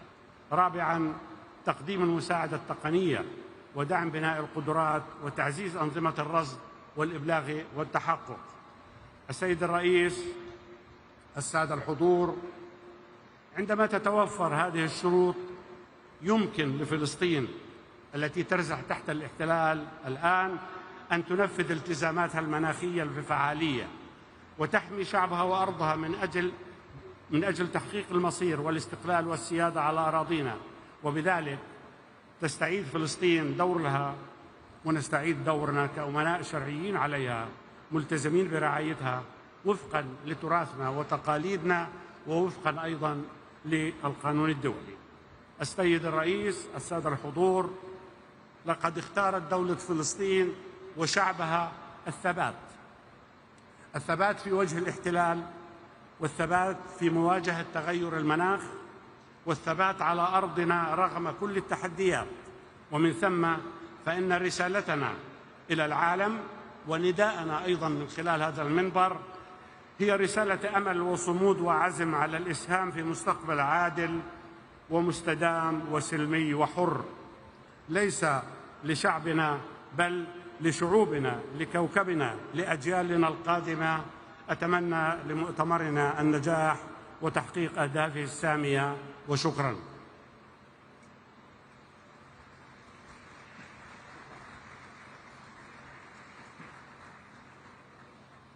Convidamos agora representante da Rússia, o enviado especial da Presidência para a Mudança do Clima, Ruslan Edelgeriev. Уважаемый председатель, уважаемые дамы и коллеги, последствия изменения климата уже ощущаются во всем мире, но особенно остро в развивающихся странах. Мы видим опасный перекос, когда глобальная повестка почти полностью сфокусирована на митигации. Адаптация – это не второстепенная задача, а наша общая необходимость. Мы должны восстановить баланс между адаптацией и митигацией, в том числе в вопросах финансирования данных мер. Именно поэтому на предстоящей 30-й сессии конференции сторон в Белене нам критически важно согласовать набор показателей для глобальной цели по адаптации. Мы предлагаем прагматичный подход, давайте согласуем тот минимальный набор, который устраивает всех сейчас, и зафиксируем план по доработке остальных показателей. Это позволит нам начать их апробацию и получить ценные данные уже для второго глобального подведения итогов. И, конечно, любой прогресс в адаптации невозможен без адекватных средств осуществления, прежде всего, финансирования. Подчеркну, что путь каждой страны к низкоуглеродному будущему уникален. По этой причине рабочая программа по справедливому переходу должна оставаться площадкой для диалога и обмена опытом, а не инструментом для навязывания новых обязательств. Нам нужны практические результаты, развитие навыков, передача технологий, доступное финансирование для переходных проектов, а не новые цели, которые могут подорвать социально-экономическое развитие. На КС-28 мы достигли исторического результата, завершили первое глобальное подведение итогов. Его выводы должны стать основой для обновления наших национальных вкладов и развития международного сотрудничества. Они должны служить ориентиром, а не директивой. Мы считаем недопустимым выборочный подход по итогам ГПИ и попытки навязать странам конкретные технологии или виды топлива. Право выбирать свой путь декарбонизации должно оставаться незыблемым. Нам необходимо как можно скорее, уже на КС-30, запустить диалог ОАЭ по имплементации итогов ГПИ. Этот диалог должен быть конструктивным, не предписывающим и, крайне важно, должен уделить внимание односторонним мерам, которые подрывают международное сотрудничество и дух Парижского соглашения. В этом контексте особенно символично, что предстоящая КС пройдет в городе Белене в самом сердце Амазонии. Само место проведения конференции задает тон нашей работе, напоминая фундаментальную роль лесных экосистем в стабилизации глобального климата. Леса Амазонии не просто национальное достояние Бразилии, а важнейший компонент планетарной климатической системы, регулирующий водные циклы и поглощающий колоссальные объемы углерода. Тема сохранения лесов близка и понятна Российской Федерации. Наши леса простираются от субтропиков до арктических пустынь и занимают свыше 1 миллиарда гектаров, что составляет более 20% от глобальной площади лесных экосистем. Научные данные, полученные с использованием современных технологий дистанционного зондирования, подтверждают их колоссальный вклад. Средний годовой объем поглощения парниковых газов российскими экосистемами в секторе землепользования и лесного хозяйства превышает 1 миллиард тонн СО2 эквивалента. Этот Однако этот важнейший ресурс находится под угрозой, и изменение климата ставит перед нами новые вызовы, прежде всего рост числа и интенсивности природных пожаров. В России работа по борьбе с лесными пожарами ведется на системной основе. В рамках национального проекта по обеспечению технологического лидерства беспилотной авиационной системы мы активно внедряем технологии дистанционного зондирования Земли и беспилотные летательные аппараты для оперативного мониторинга и ликвидации очагов возгорания пожаров. Таким образом, в Российской Федерации задача охраны лесов от пожаров является одним из национальных приоритетов развития. Именно поэтому, исходя из собственного опыта, мы полностью поддерживаем призыв к действиям в отношении комплексного управления огнем и наращивания устойчивости к природным пожарам. Мы с удовлетворением отмечаем, что предложенная концепция является логичным продолжением решений, принятых в ходе межправительственных процессов форума ООН по лесам, ФАО и ЮНЕП, в которых Россия также принимает активное участие. Благодарим бразильское председательство за акцентирование внимания на этой глобальной задаче и выражаем надежду, что призыв будет способствовать укреплению международного сотрудничества для защиты людей, биоразнообразия и природных экосистем в целом. Добавлю, что комплексный подход к охране лесов от пожаров невозможен без восстановления пострадавших экосистем. Сохранение и приумножение поглотительной способности лесов является приоритетом нашей национальной климатической доктрины. Политики.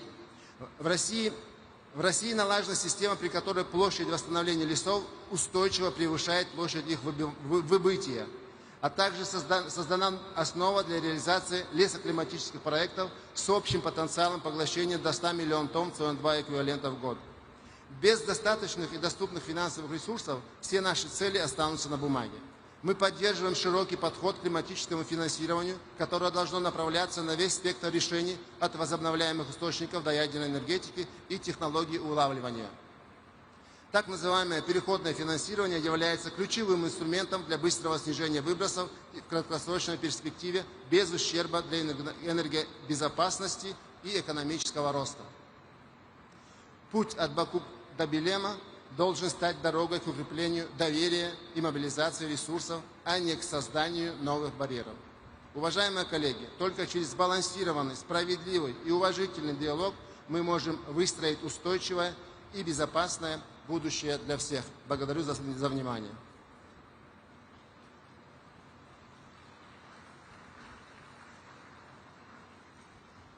Convidamos agora representante da Argélia, a senhora diretora de Meio Ambiente e Desenvolvimento Sustentável, El Ayoubi Manel.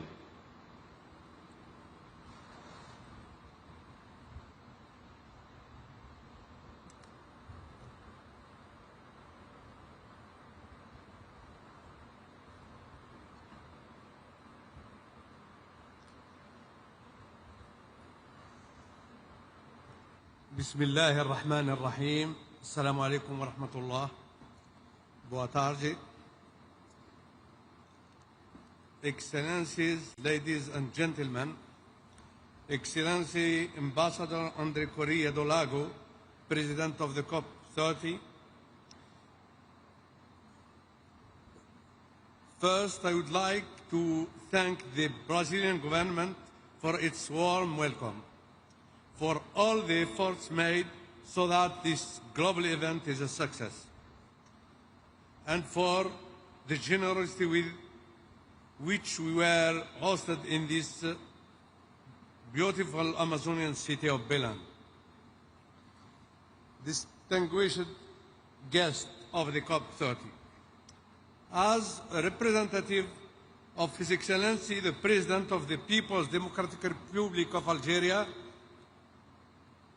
His Excellency Abdelmajid Tebboune, I am honored to speak today at this critical gathering as we confront huge climate challenges that affect us all. Algeria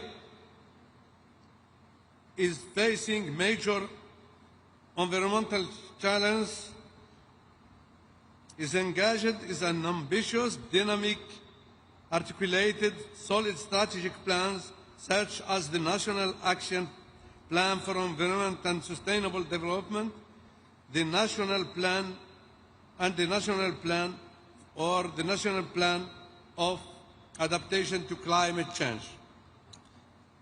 These initiatives, supported by strong political will, aim to restore degraded soils, stop the advance of the desert sands, reduce the pollution, manage natural resources, and build climate resilience in order to participate in the common efforts aimed at preserving our planet, which is threatened by ruthless pursuit of gain and by our own restlessness. In this way, Algerian national efforts aim also to guarantee a better quality of life for our people and for future generations. Ladies and gentlemen, desertification is a particularly alarming problem. In the case of our country, my country, Algeria, desertification is being addressed with the Green Dam project covering 5 million hectares, mobilizing a budget of about $600 million for 2023 to 2030. This program has completed 64% of the plantations and created thousands of direct jobs. It also includes hundreds of water collection with the secure units to secure the supply. The national strategy aims at the sustainable rehabilitation of soils, the management of resources, and the active participation of local populations. As many countries, Algeria is facing another pressing challenge: plastic pollution. To counter this problem, my country, or the Algerian government, launched a few months ago the development of national plan to fight against plastic pollution, stressing that this pollution has serious consequences on ecosystems, biodiversity, and public health. The plan is part of a broader strategy for integrated waste management, reinforced by Law 2502 on waste management control and disposal. Also, to face climate and environmental challenges, Algeria presented a national climate change adaptation plan, a strategic tool to strengthen the country's resilience. In the same time, we are developing a national hydrogen strategy to become a major global producer and exporter of both green and blue hydrogen, primarily targeting the international market. The plan includes producing 40 terawatt-hours of hydrogen by 2040, leveraging its existing gas export infrastructure and developing new pipelines and derivatives like ammonia and methanol. Key initiatives involve feasibility studies for large-scale projects and partnerships to build domestic expertise and infrastructure. The aim is to supply 10% of Europe's clean hydrogen demand by the year 2040. The strategy includes both blue hydrogen from natural gas with carbon capture and green hydrogen from renewable energy.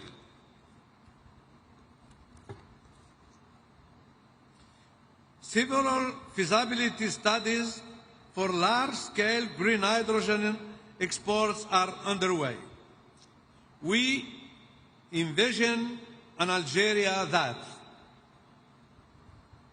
harnesses its formidable renewable energy potential, especially solar, to drive a diversified green economy, protects its land, combating desertification, rehabilitating degraded ecosystems, strengthening the great green dams legacy, empowers rural youth and women in climate-smart agriculture, water-efficient systems, and sustainable livelihoods, contributed constructively to global climate governance, sharing our experience, learning from others, building partnerships. Let us then ensure that this conference marks a turning point not only in negotiations text, but in real-world transformation. Excellencies, ladies and gentlemen, Algeria stands ready to partner and to examine with required care and due diligence the various initiatives related to the protection of the environment and climate and sustainable development. In this vein, my country has already acted and formalized its adherence to some of them. Thank you very much. Assalamu alaikum wa rahmatullah.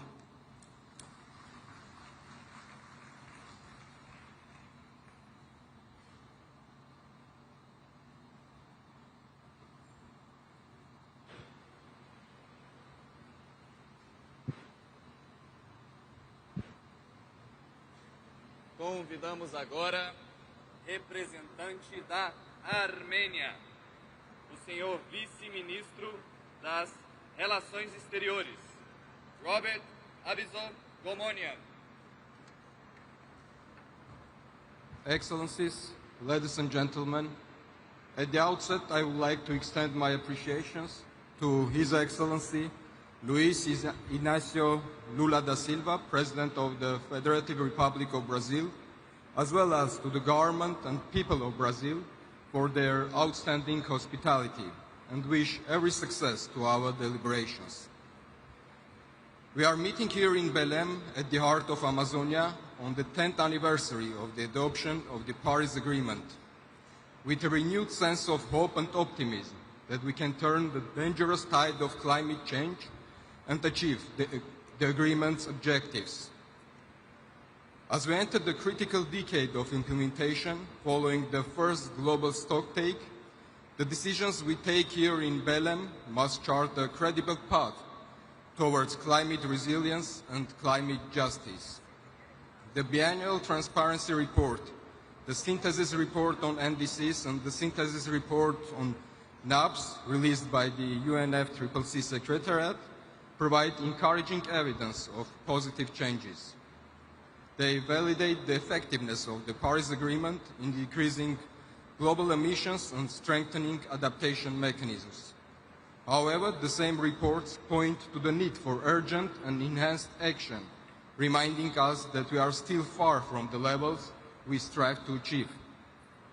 If we are to keep the goals of the Paris Agreement within reach, we must redouble our collective efforts to accelerate the progress.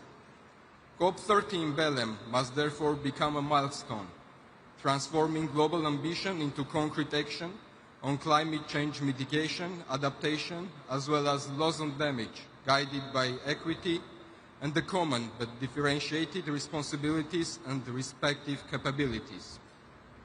Distinguished delegates, Armenia is firmly committed to contributing to collective efforts to mitigate and adapt to the impact of climate change. Despite Armenia's negligible share of global emissions, we strive for active participation in international undertakings to limit temperature rise to 1.5 Celsius through comprehensive economy-wide mitigation measures. As a landlocked developing country, Armenia seeks to demonstrate that even small states can lead by examples through ambitious national actions. Armenia's updated NDCs for 2026-2035 under the Paris Agreement, informed by science and national circumstances, will represent an enhanced commitment to addressing climate change-related challenges.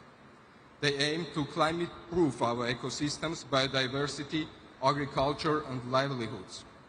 Our efforts are underpinned by the adoption of a comprehensive climate law, establishing a robust legal foundation for long-term economy-wide action and the integration of climate priorities into all sectors. Our long-term low emission development strategy, in turn, provides clear pathway towards a resilient, low-carbon economy in line with the Paris Agreement. Energy transformation lies at the core of our climate strategy. We are expanding renewable energy generation at an unprecedented pace to substantially increase the share of green energy in our national mix. At the same time, we continue to rely on nuclear energy as a safe and stable component of our clear energy mix, providing real carbon-neutral electricity and enhanced energy security. Excellencies, there is a growing recognition that nature, climate, and land are parts of our one indivisible system, while fragmented approaches are no longer sufficient. Responding to the scale of the crisis requires coherence, partnership, and trust. For Armenia, this is not an abstract concept. Our country lies at the crossroads of the Caucasus, one of the world's biodiversity hotspots, where fragile mountain ecosystems are facing the combined pressure of climate change, land degradation, and biodiversity loss. We have learned that adaptation and restoration must go hand in hand, that no biodiversity policy can succeed without integrating climate and land considerations. To move the needle further and achieve transformative changes, we must recognize that environmental challenges are interconnected and affect us all, whether high in the mountains, deep in the forests, or on the high seas. We must rethink our relationship with nature. Recognizing the urgency of these interconnected challenges, Armenia, as the host of Biodiversity COP17, is taking active steps, together with other partners, to reinforce international collaboration and promote integrated approaches to climate change mitigation and biodiversity preservation, with a view to achieving a result-oriented outcome at COP30 in Belém on synergies that could be leveraged towards successful global review of the collective progress in implementing the Kumning-Montreal Global Biodiversity Framework at CBD COP17 in Yerevan next year. Armenia looks forward to welcoming you all to Yerevan next October for Biodiversity COP17 to review our progress, strengthen the bridges among the Rio Conventions, and reaffirm that multilateral cooperation is indispensable to restoring and protecting the living fabric of the planet for present and future generations. I thank you.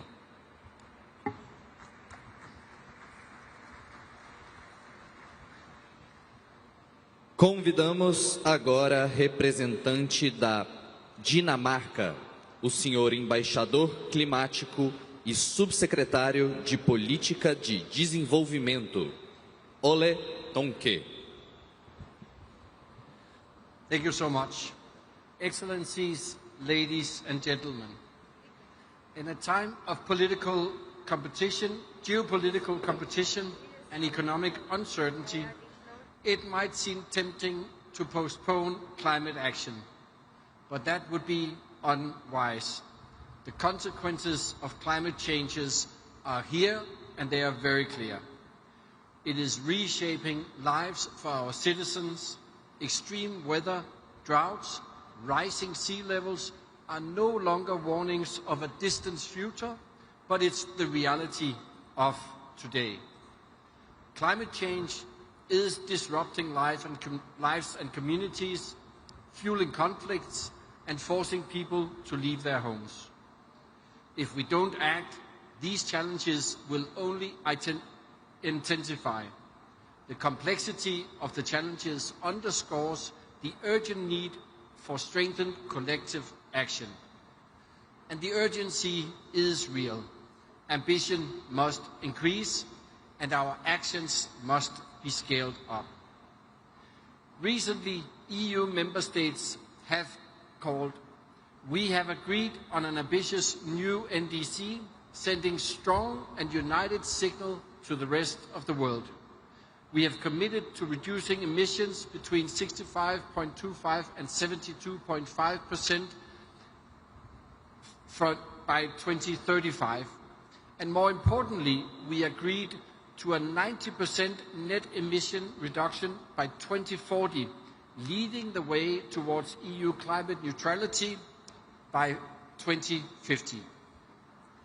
It has been 10 years since the Paris Agreement was adopted, and Denmark remains steadfast in our commitment to the Paris Agreement, and as we will do everything we can do, leading by example, both in increasing our ambitions and delivering on implementation. A key element is moving from fossil fuels into renewable energy. Over the last 10 years, a remarkable technological transformation has happened. Renewable energy and technologies have become the fastest growing source of electricity in history. Switching to clean energy is not essential not only for green transition, but also for our security, and at a lower price than fossil fuel electricity generation. Step by step, we are moving forward, creating jobs and new opportunities, and reducing dependencies. Climate change affects everyone. A strong global agreement on adaptation is essential for all countries and a priority for Denmark. Strengthen resilience by protecting critical infrastructure and essential services will not only safeguard societies, but also promote economic growth and create jobs. Finally, we need financing to support our global ambitions. Denmark remains committed to providing 0.7% of our GDP in development assistance, and with 30% earmarked for climate action, and out of that 60% for climate adaptation, we are sending a strong signal. But development assistance will not be enough to cover the financial gaps.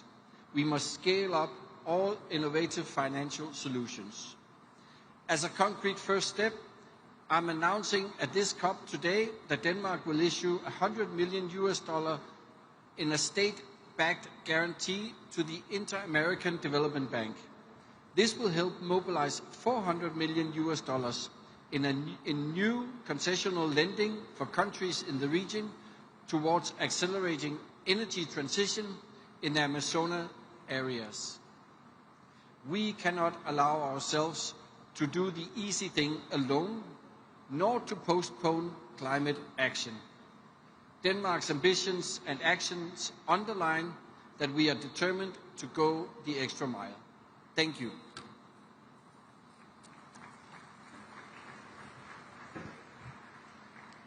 Neste momento, convidamos a embaixadora para a mudança do clima e vice-ministra assistente do Japão, Misako Takahashi.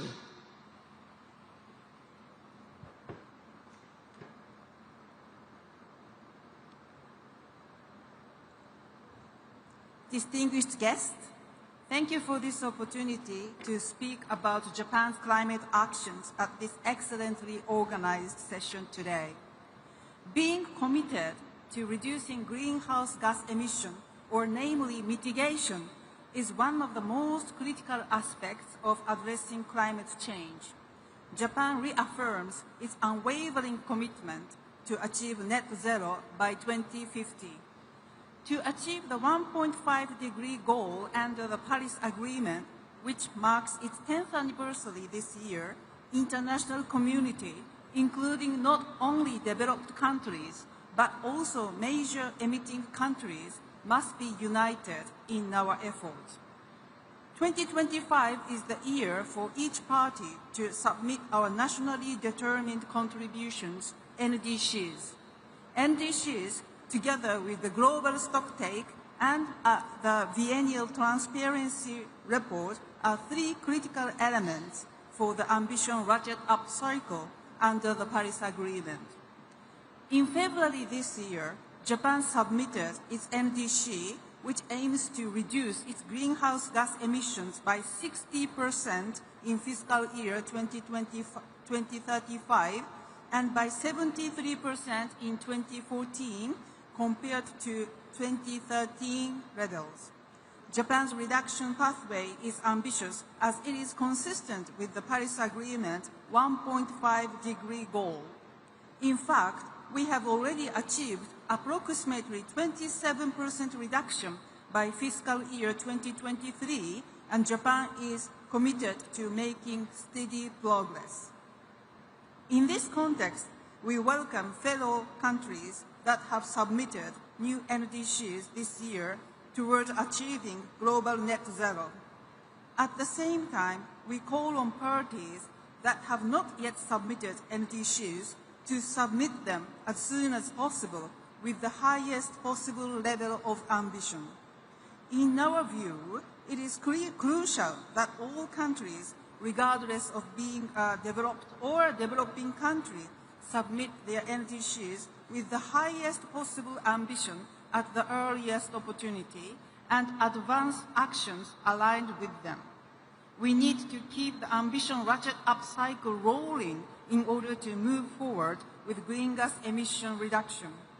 Our expectation is extremely high that discussions will be held from next week based on the NDCs and biennial transparency report submitted by countries around the world, and that a strong political message for further mitigation will be delivered as an outcome. Strengthening adaptation efforts is urgently needed for developing countries, in particular LDCs and CIDs. Japan is leveraging its public and private sector expertise in disaster prevention to provide wide-ranging support across Asia, the Pacific, Africa, and other regions, covering flood and drought countermeasures, agricultural support, and beyond. We will continue these efforts. Climate finance is also crucial for advancing developing countries' mitigation and adaptation efforts. Under the Paris Agreement, Japan will continue providing financial support as a developed country. Simultaneously, as outlined in last year's new collective quantified goal, NCQG, meeting developing countries' climate finance needs requires not only public finance from developed countries, but also support from capable non-developed countries and the mobilization of private finance. Whether for mitigation or adaptation, needs and circumstances of each country differ significantly. Last year, under Azerbaijan's highly appreciated presidency, the NCQG was agreed after difficult negotiations. Going forward, we should avoid repeating similar negotiations. What we wish to see is practical discussion and efforts grounded in reality, focusing on how to respond to the diverse needs of each country to advance their actions and achieve the objectives of the Paris Agreement. Japan has proposed the Asia Zero Emission Community, so-called AZEC platform, which promotes energy transition through various pathways, taking into account each country's circumstances. Tangible cooperation with Southeast Asian countries and Australia is well underway through this platform. Furthermore, we will actively contribute to reducing emissions in other countries, including working with Brazil to decarbonize the automotive sector by leveraging both nations' strength in biofuels and high-performance mobility. Japan supports the Belém 4X pledge on sustainable fuels launched in this COP and will continue to commit in expansion of sustainable fuels, including in the road transport sector.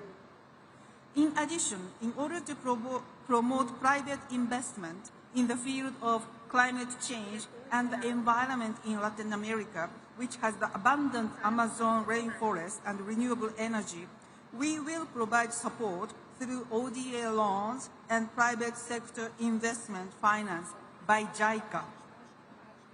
These are just a few examples of Japan's international efforts. We will continue to vigorously promote initiatives both domestically and internationally. Let me conclude that Japan will continue to be an engaged partner in the international community for the success of COP30 and for the implementation of climate actions. Thank you very much for your kind attention. Muito obrigada.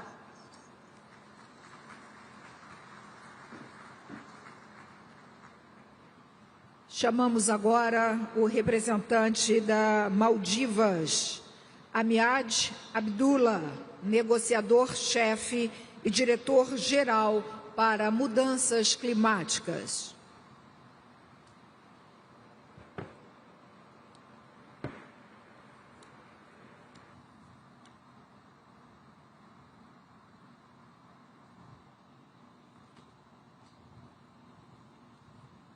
Presidency, Excellencies, friends, ladies and gentlemen, the Maldives extends its warm appreciation to the government of Brazil for its leadership in hosting COP30 here in Amazon, a reminder of the natural systems that sustains all life. We gather at a moment of deep geopolitical uncertainty. Yet, on the 10th anniversary of the Paris Agreement, we must demonstrate that multilateralism can and must still deliver. We also commend Azerbaijan for its leadership at COP29, express our full support in ensuring the success of this conference. Excellencies, science has never spoken more deeply. We are living through an accelerating crisis, and the gap between what must do and what we are doing continues to widen. The NDC 2.0 synthesis report exposed an ambition and implementation gap. Yet NDC 3 synthesis report reveals something more stark, that the gap is widening further and faster. We are not catching up with the climate change, we are falling behind it. For the Maldives and other seats, this is not a future scenario. The inequalities in climate impacts is already here. And every year that passes without action widens the injustice. Our communities are losing land, fresh water, heritage, dignity, and opportunity. For us, implementation is not a political aspiration. The gap we speak is not just financial. It is a gap in our survival.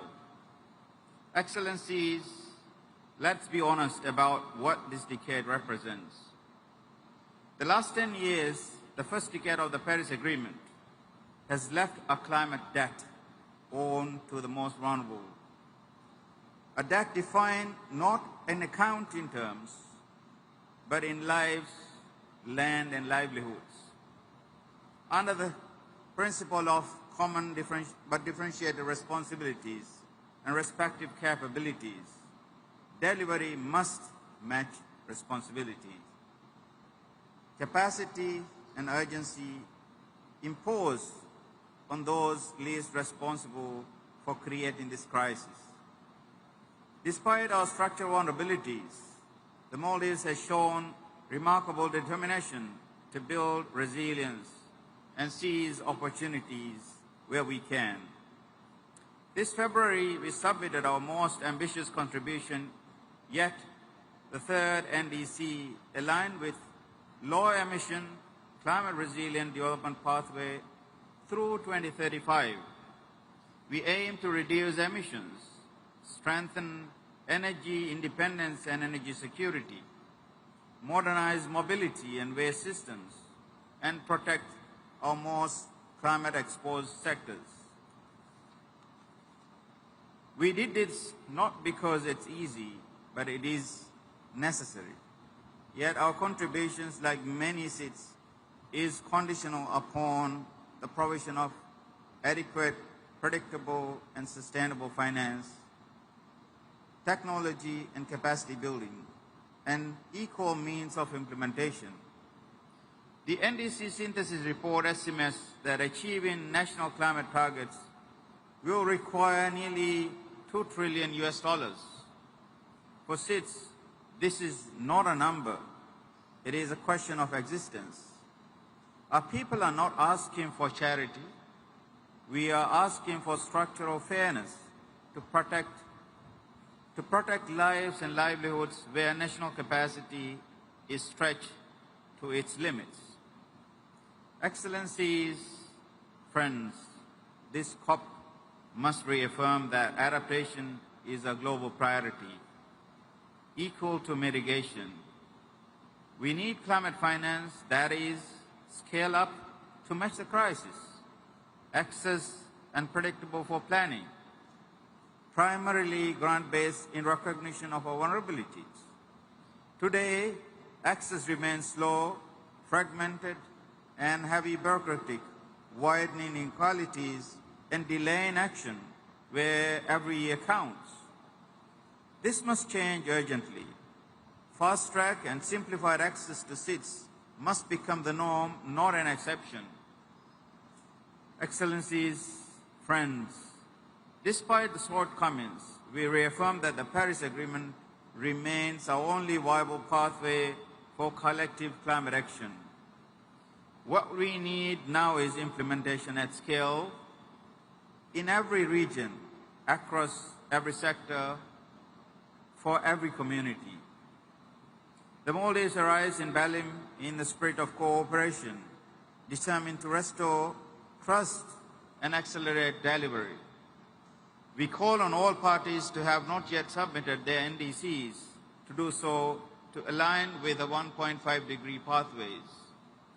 Let COP30 be remembered not as another milestone of promises, but as the moment we begin to make good on them. For the most vulnerable among us, the stakes could not be higher. We are not negotiating for a political wins, we are negotiating for our survival. The Maldives stands ready to do our part. We ask our partners to do so. Thank you.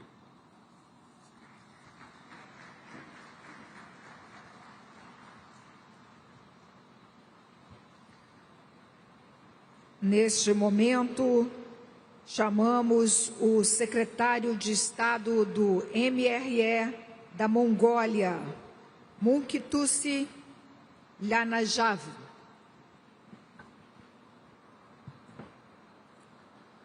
Distinguished delegates, ladies and gentlemen, I wish to extend my sincere gratitude to the government of Brazil for gathering us here in Belém and hosting the COP30 in the spirit of global mutirao.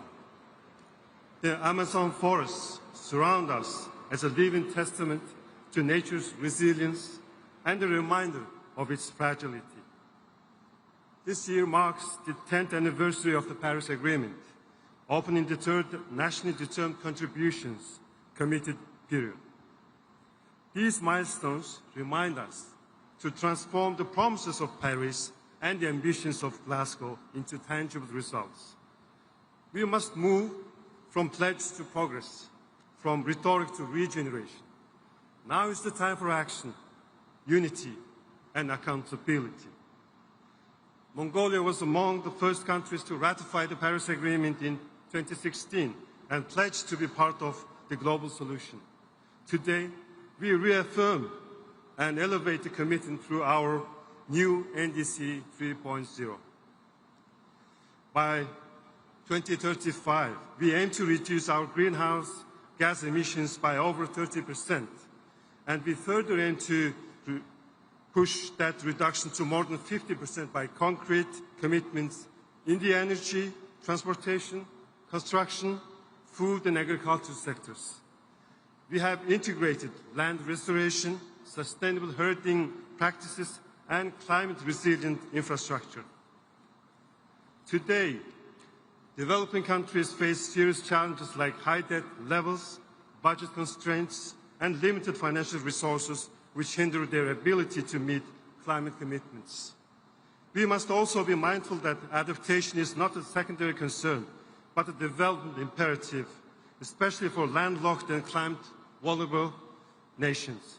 As such, Mongolia calls on all countries to embed nature-positive approaches in their national development plans and to recognize land restoration as a dual solution for both mitigation and adaptation. This includes scaling up finance for adaptation, protecting biodiversity, and ensuring that indigenous and rural communities are central to decision-making in a true spirit of global Muchirao. For Mongolia, achieving our Paris Agreement goals will require financing equivalent to about 50% of our total GDP. To mobilize these resources, we are pursuing legal and economic reforms to create a favorable environment for investment in renewable energy, green agriculture, and forestry.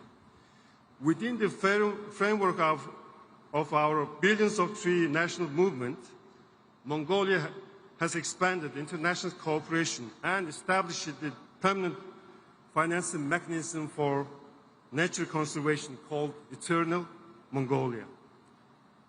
According to UN Women, failure to meet global climate targets by 2050 could push 160 million more women and girls into poverty, while 240 million could face food insecurity.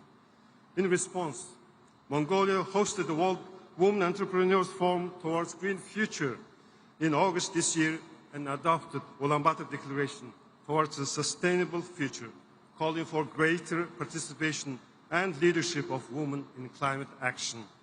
Distinguished delegates, ladies and gentlemen, in 2026, Mongolia will host the 17th session of the Conference of the Parties to the UN Convention to Combat Desertification, as well as observe the International Year of Rangelands and Pastoralists. I cordially invite you all to participate at the highest level with broader representation in the 17th session of the Conference of the Parties to the UN Convention to Combat Desertification, scheduled on 17th to 18th of August 2016 in Mongolia. This conference seeks comprehensive solutions to adapt to climate change, protect and enhance water resources, and combat desertification and land degradation. As a country deeply shaped by vast rangelands and nomadic heritage, Mongolia recognizes that land is not only a source of livelihood, but also frontline in the fight against climate change. At the COP30, in partnership with the United Nations, we are preparing to launch the Rangeland Flagship Initiative. This initiative will unite knowledge, investment, and technology, including AI-powered monitoring, to unlock the carbon sequestration potential of our landscapes. This initiative will also promote investment and livelihoods in over 100 pastoral nations, benefiting nearly 500 million people. We warmly invite you to join us in supporting and collaborating on this important endeavor. Distinguished delegates, Mongolia calls all nations to embed nature-positive approaches in national development plans, drawing from its own leadership in climate adaptation and the momentum of this COP30 in Belém. Let us act with courage and unity to protect our planet and work together for a future of harmony, resilience, and peace. Let the sacred Bayami of Belém inspire our resolve and action. I thank you. Obrigado.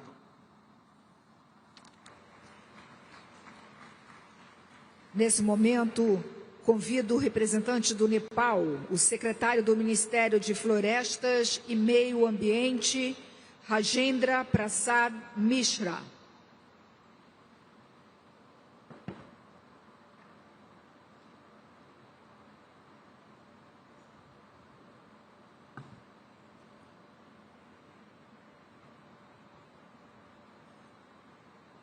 Mr. President, Excellencies, distinguished head of the states and delegates.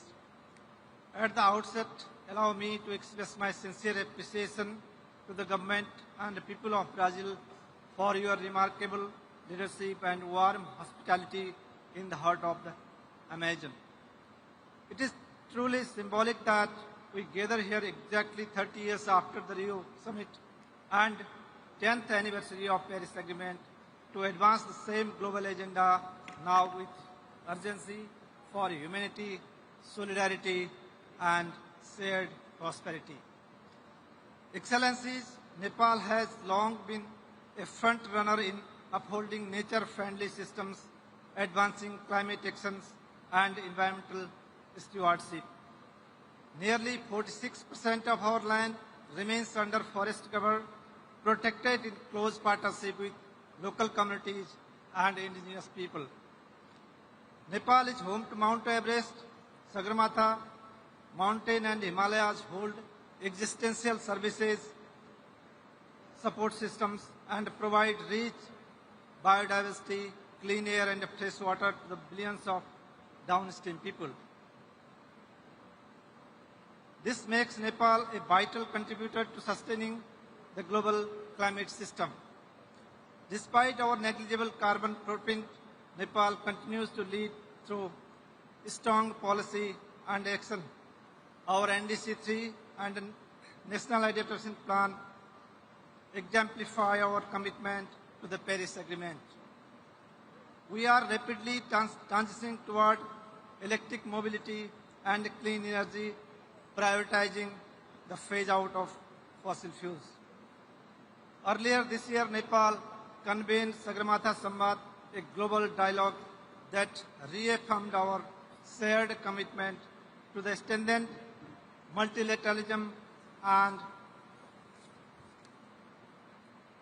to keep global temperature rise below 1.5 degrees. This Samvad echoed the COP30 presidency vision of multilateral unity in purpose for all and forever. Excellencies, despite these efforts, Nepal faces escalating climatic crisis in recent years. This year alone, over 300 lives were lost to floods, landslides, droughts, glacial lake outbursts, and forest fires triggered by the temperature extremes. For vulnerable mountain countries like Nepal, the climate crisis is not a longer threat, rather it is a daily reality for all. Excellencies, a decade after Paris Agreement, the evidence is clear. It is delivering, but not at the pace and scale needed. For countries like Nepal, access to finance and technology remains costly and complex. It should be easier and accessible to all. Therefore, COP30 must deliver tangible outcomes, delivering on the roadmap for keeping 1.5 degree on track. The Baku-Belém roadmap for mobilizing $1.3 trillion in climate finance must be realized.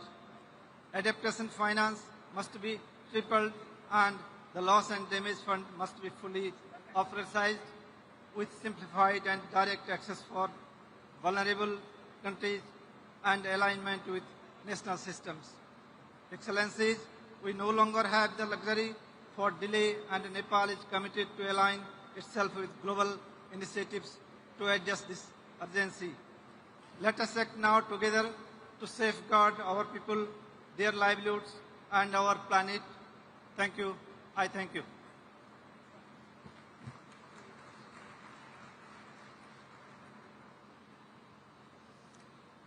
Convidamos para a manifestação a secretária federal do Ministério da Mudança de Clima e do Meio Ambiente do Paquistão, Aisha Umera Moriani. Mr. President, Excellencies, distinguished delegates, good afternoon and Assalamu alaikum. I begin by thanking the government and the people of Brazil for their warm hospitality in the beautiful city of Balam, and for hosting this critical gathering. Pakistan has continuously drawn attention and spoken of living on the front line of the unfolding climate disaster. We have consistently highlighted climate injustice that constitutes the gravest human rights violation of our time. Tragically, our words were not a prediction but a premonition. In 2022, a super flood submerged a third of our country, causing over $30 billion in losses and damages. We thought it was once-in-a-century calamity. We were wrong. Just 3 years later, in 2025, we have again faced floods of catastrophic magnitude, washing away lives, livelihoods, and the hard-earned progress of the people. Our mountains in the Hindu Kush Karakoram Himalayas region, forming part of the world's third pole, hold more than 13,000 glaciers, now melting at unprecedented rates. Recurring glacial lake outburst floods have become an annual nightmare, threatening lives, infrastructure, and fragile ecosystems. This is not a cycle of disaster. This is an accelerating cascade, and we, who contribute less than 1% to global emissions, are being asked to pay a price we did not incur. This is the stark reality of climate injustice. Yet, Pakistan is not here only to lament this injustice. We are here to lead by example. Guided by our Prime Minister's clear vision, Pakistan is translating ambition into action. We are already on a path of climate-resilient development. In NDCs 3.0, we now voluntarily aim to reduce greenhouse gas emissions by up to 50% by 2035. Of this ambitious target, 17% will be achieved unconditionally through domestic resources and policy measures, as compared to 15% in NDCs 2.0, while 33% remain conditional on receiving adequate, primarily grant-based international climate finance, supported by technology transfer and capacity building. The total investment required for NDC implementation stands at $565 billion. For Pakistan, adaptation, resilience, and enhancing the coping capacities of its communities remains the priority. The country has outlined major investment needs across critical areas, including disaster risk preparedness and response, universal water and sanitation, and modernization of irrigation system. Here I would recall what my Prime Minister highlighted in New York Climate Summit, that climate finance is the key to NDC implementation. I reiterate that NDC 3.0 represents our solemn commitment to climate action, and we now call upon industrialized nations to honor their historical responsibility and uphold the principles of equity and common but differentiated responsibilities. The outcome on the new collective quantified goal in Baku, though not sufficient, could be a first step to meet the trillions required. Therefore, from the front line of this crisis, we demand that we operationalize the loss and damage fund with billions, not millions, and make it immediately accessible to countries like Pakistan without creating a new debt trap. The framework for the global goal on adaptation must include clear indicators for means of implementation, because a goal without finance is merely a wish list.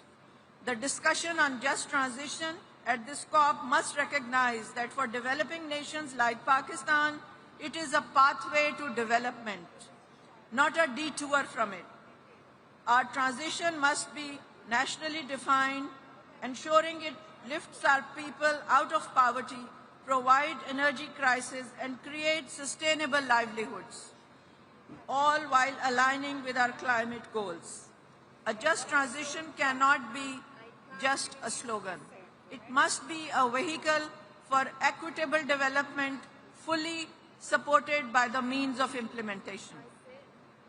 Baku to Belém roadmap for the 1.3 trillion climate finance goal must prioritize public finance as its core component, ensuring it is easy to access and primarily grant-based, and devoid of any conditionalities that create debt traps for climate-vulnerable countries like Pakistan, which are already drowning in liabilities they did not create.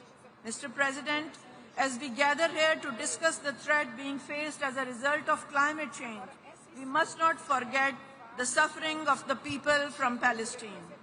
The root cause of the ongoing situation in the Middle East is Israel's prolonged illegal occupation of Palestinian territory. Pakistan supports all efforts aimed at ensuring lasting peace and stability in the region. We reiterate the need for the full implementation of the ceasefire, leading to a permanent cessation of hostilities, Israeli withdrawal from Gaza, unfettered humanitarian assistance, and reconstruction of Gaza. Mr. President, the pursuit of climate justice can no longer be deferred. It must be realized through fair finance, technology access, and shared responsibility. Pakistan stands ready to lead by example. But our resolve must be met with global responsibility. Let Belém be the COP where we move from excuses to execution, from empty rhetoric to accountable action, guided by the equity and the principles of common but differentiated responsibility. Let us not be remembered as the generation that watched the planet burn, but as the one that had the courage to save it. Thank you.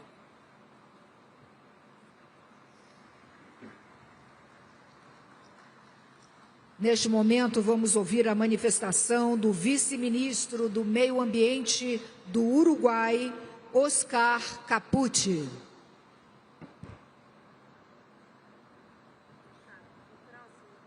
Excelentísimos señores jefes de Estado, honorables ministros, distinguidas autoridades, representantes de organismos internacionales, señoras y señores.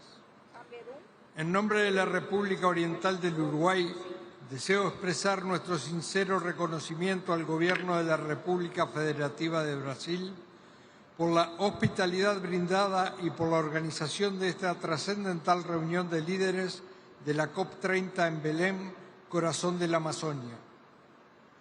Este encuentro nos convoca con una responsabilidad histórica, reafirmar nuestro compromiso colectivo con la acción climática, la justicia ambiental y la solidaridad entre los pueblos.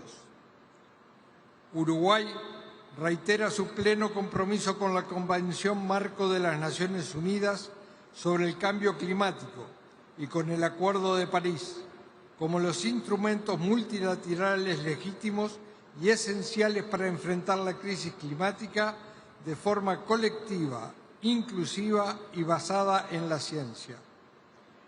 En esta instancia decisiva, Uruguay hace un llamado a renovar los compromisos en materia de financiamiento climático, con especial énfasis en la adaptación, incluyendo la definición de una nueva meta colectiva y cuantificada que permita fortalecer la resiliencia de los países más vulnerables. Asimismo, es fundamental brindar claridad y previsibilidad sobre el cumplimiento efectivo de los compromisos financieros de los países desarrollados hacia los países en desarrollo. Las brechas que aún existen en los montos y que en las condiciones preferenciales del financiamiento deben ser abordadas con determinación y sentido de justicia. Uruguay aboga por decisiones firmes y concretas en materia de adaptación, particularmente en lo que respecta al financiamiento y a la implementación de los planes nacionales de adaptación, Estos instrumentos son esenciales para fortalecer la capacidad de los países frente a los impactos del cambio climático y constituyen una expresión tangible de la voluntad política y la solidaridad internacional. Asimismo, creemos indispensable que la COP30 emita un mensaje claro sobre la centralidad de la justicia climática en la toma de decisiones. La transición hacia economía bajas en carbono debe ser justa, equitativa e inclusiva sin dejar a nadie atrás. La acción climática debe avanzar de la mano de la justicia social, la equidad intergeneracional y la participación plena de las comunidades locales, las juventudes y las mujeres. Excelencias, Uruguay se ha posicionado como un país pionero en la integración de la sostenibilidad ambiental con el desarrollo económico productivo. En el ámbito energético, culminamos con éxito una primera transición energética, transformando la matriz eléctrica gracias a la incorporación temprana y estratégica de energías renovables no convencionales que hoy constituyen la base de un sistema limpio, autóctono y resiliente. Esta transformación fue posible gracias a una política de Estado de largo plazo, sostenida por distintos partidos políticos y acompañada por un clima favorable de la inversión y la innovación.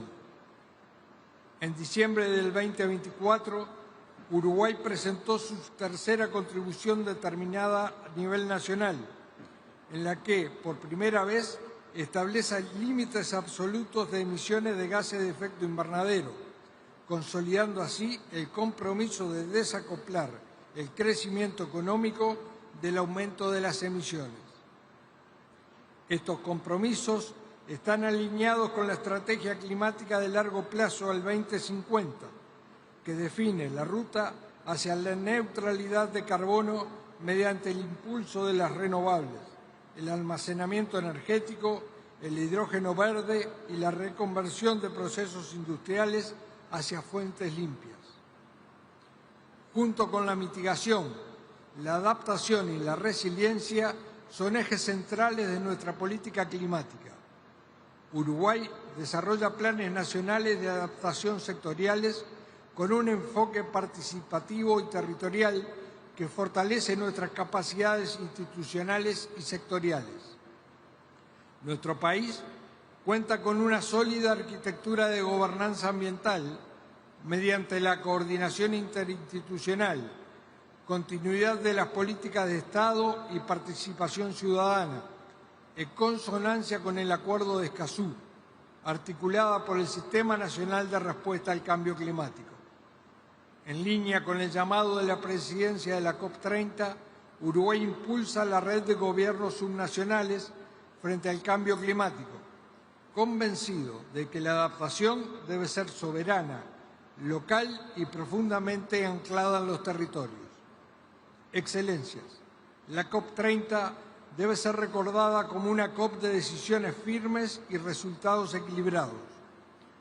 Uruguay aspira a que en Belén surja un marco integral del Objetivo Mundial de Adaptación con indicadores claros y medios de implementación definidos. Un compromiso renovado de financiamiento para la adaptación que honre y amplíe las promesas de Glasgow. Una decisión robusta sobre el programa de trabajo conjunto de transición justa con un enfoque integral que abarque empleo, juventudes, equidad social y comunidades locales.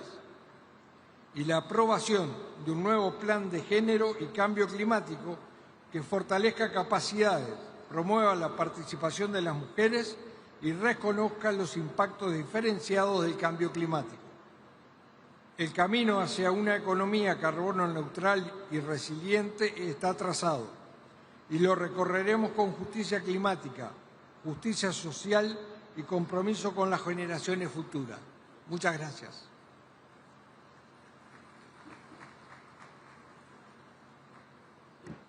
Nesse momento, convidamos o representante do Canadá Embaixador Emmanuel Camara-Riarnax. Boa tarde, good afternoon, bon après-midi tout le monde. President, Excellencies, guests, I am pleased to deliver this statement on behalf of the Right Honourable Mark Carney, Prime Minister of Canada. We're meeting in Belém at a crucial moment. These past 10 years, we've come a long way together. In Paris, we agreed that our shared future depended on our shared ambition, and that we could confront the climate crisis through a cooperation, trust, and a common vision. Since then, we have collectively made further strides towards a low-carbon and climate-resilient future. But there is still much to do. The benefits of climate action and the profound impacts of climate inaction are becoming more clear every day for the well-being and health of citizens across the globe, for biodiversity, for food and energy security, and for economic security. We know that effective action starts with detailed planning. We encourage all countries to come forward with ambitious climate action and to come to COP ready for candid discussions on the progress made so far and what more we can do collectively to reach net zero. We commend Brazil for making multilateralism a priority for COP30. We must signal that climate action remains a common priority and that we will work together relentlessly to address climate change. But planning is only the first step. As governments, we must harness the ideas, the expertise, and the resources of all of our partners to deliver results. At home, the Government of Canada laid out this week its key priorities in its federal budget. These priorities include a new climate competitiveness strategy, positioning our economy to be more competitive by investing in deep decarbonization. Under this strategy, Canada is driving emissions down while investing in clean technology, innovation, and creating good-paying jobs. We are creating the right environment for Canada's industry and private sector to innovate and invest in a low-carbon future. We are reskilling and preparing Canadian workers, and we are teeing up the whole economy for the low-carbon transition. Canada comes to COP30 in the spirit of collaboration, to learn from and partner up with countries and institutions around the world to accelerate the global transition. Nous sommes déterminés à faire notre part pour mobiliser les 300 milliards de dollars convenus à la COP29 et soutenir les actions vers l'objectif élargi de 1,3 trillion de dollars. Nous examinons actuellement notre prochaine enveloppe de financement climat pour la période après 2025. Pour le Canada, le soutien aux mesures d'atténuation et d'adaptation dans les pays et les communautés pauvres et vulnérables restera une priorité absolue. Et nous examinons également comment le financement climat du Canada servira à mobiliser des ressources bien au-delà des fonds publics et contribuera ainsi à accroître la finance climatique mondiale à des niveaux et à des vitesses sans précédent. Ici à Belém, nous avons hâte d'explorer des solutions concrètes pour atteindre l'objectif de 1,3 milliard de dollars américains provenant de toutes les sources d'ici 2035. Nous voulons aussi parler des autres défis liés au financement, comme les barrières à l'accès, en particulier pour les pays les moins avancés et les petits États insulaires en développement, le coût élevé du capital et le manque de cohérence dans le paysage financier mondial. Alors que nous nous rassemblons à la COP30 avec une énergie renouvelée, notre objectif ultime est clair. Il faut maintenir les hausses des températures en deçà de 1,5 degré et accélérer la résilience mondiale. Il s'agit non seulement d'un impératif moral et environnemental, mais aussi d'un investissement judicieux dans notre avenir collectif. La Convention cadre des Nations Unies sur les changements climatiques ne détient pas tous les leviers ni toutes les solutions pour mobiliser le financement de la lutte contre les changements climatiques et accélérer l'action climatique. Mais ici, nous pouvons créer de nouvelles connexions et lancer des nouvelles conversations et des nouvelles idées pour réduire l'écart entre nos ambitions et nos résultats actuels. Nous saisissons déjà cette opportunité lorsque nous parlons de climat et biodiversité, d'égalité des sexes et d'inclusion, des droits des peuples autochtones, de transition équitable et des droits des travailleurs et bien sûr de finances climat. Le Canada est fier de faire partie de cette nouvelle forme de multilatéralisme qui apportera des résultats concrets pour tout le monde sur la planète. Merci beaucoup. Thank you very much. Muito obrigado.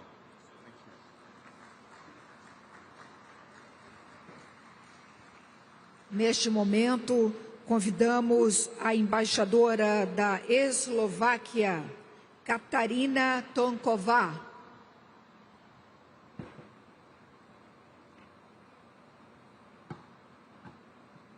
Excelências, distintas delegações, senhoras e senhores, é uma grande honra representar a República Eslovaca nesta cúpula dos líderes da COP30. Permítanme transmitir as saudações e os melhores votos do primeiro-ministro Robert Fico, bem como nossa gratidão ao presidente Lula da Silva e ao governo do Brasil pela liderança e hospitalidade nessa conferência tão importante para o nosso futuro. Excellencies, distinguished delegates, ladies and gentlemen, the climate emergency is no longer a distant threat. It is a daily reality for millions, and especially for the most vulnerable. COP30 is more than a conference. It is a test of political will, of moral responsibility, and of our shared humanity. The first global stocktake makes the path clear to reduce global emissions by 60% in 10 years and reach net zero by 2050. Slovakia is fully committed to climate action and to the implementation of the Paris Agreement. Since 1990, my country has reduced its emissions by more than 50%, and we want to do more. Today, Slovakia operates one of the lowest emission energy systems in the European Union, mainly powered by nuclear and hydropower. The share of low-emission energy will soon reach almost 90%, a result that speaks louder than words. But ambition and economic reality must go hand in hand. Our policies must protect jobs, competitiveness, and people's well-being. A successful green transition is one that strengthens both the environment and the economy, leaving no sector or community behind. No country can succeed alone. We need inclusive global partnership. Supporting developing countries is a moral duty. Slovakia stands by this principle, contributing 2.2 million euros to the Green Climate Fund and sharing our climate expertise through climate finance and development cooperation. Excellencies, climate change is the defining challenge of our time. Our response must be collective, coherent, and sustainable. Just transition must unite climate and social justice. Agora é o momento de agir com coragem, sabedoria e compaixão. Muito obrigada pela atenção.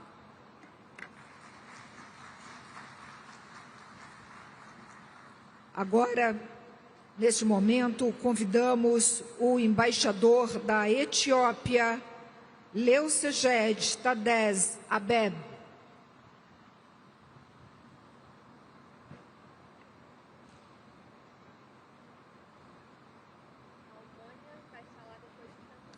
Excellencies, heads of state and government, distinguished delegates. At the outset, I thank the government and people of Brazil for welcoming the world to Belém, a beautiful city in the Brazilian Amazon and symbolically important location for global climate action. The 10th anniversary of the Paris Agreement being commemorated at the heart of Amazon, the planet's carbon vault, should propel us to meaningful climate actions. This is the time to take climate actions with a sense of urgency and renewed political commitment. While gravely concerned by the gaps in delivering commitments in climate action by some developed countries, we remain hopeful of a notable progress in achieving the Paris Agreement goals. In this regard, we commend Brazil and fully support its theme Global Mercurio that calls for a shift from pledges to concrete and collective implementation. We also thank Brazil for introducing impactful initiatives during this COP. We are also encouraged to see the submission of 64 new NDCs, despite a deepening climate crisis that continues to disproportionately impact vulnerable communities in developing countries. At this juncture, I am delighted to announce that Ethiopia has submitted an ambitious NDC that aims to reduce emissions by 70%. Excellencies, COP30 must deliver ambitious and balanced outcomes grounded in principles of justice and solidarity to put the world on the right course to effectively address climate change in all areas, including adaptation, loss and damage, climate finance, and mitigation. Equally important, it's time to forge genuine partnerships and take concrete climate actions and solutions. Ethiopia has long pursued forward-looking policy on building a climate-resilient economy. Africa has also assumed leadership by advancing climate solutions.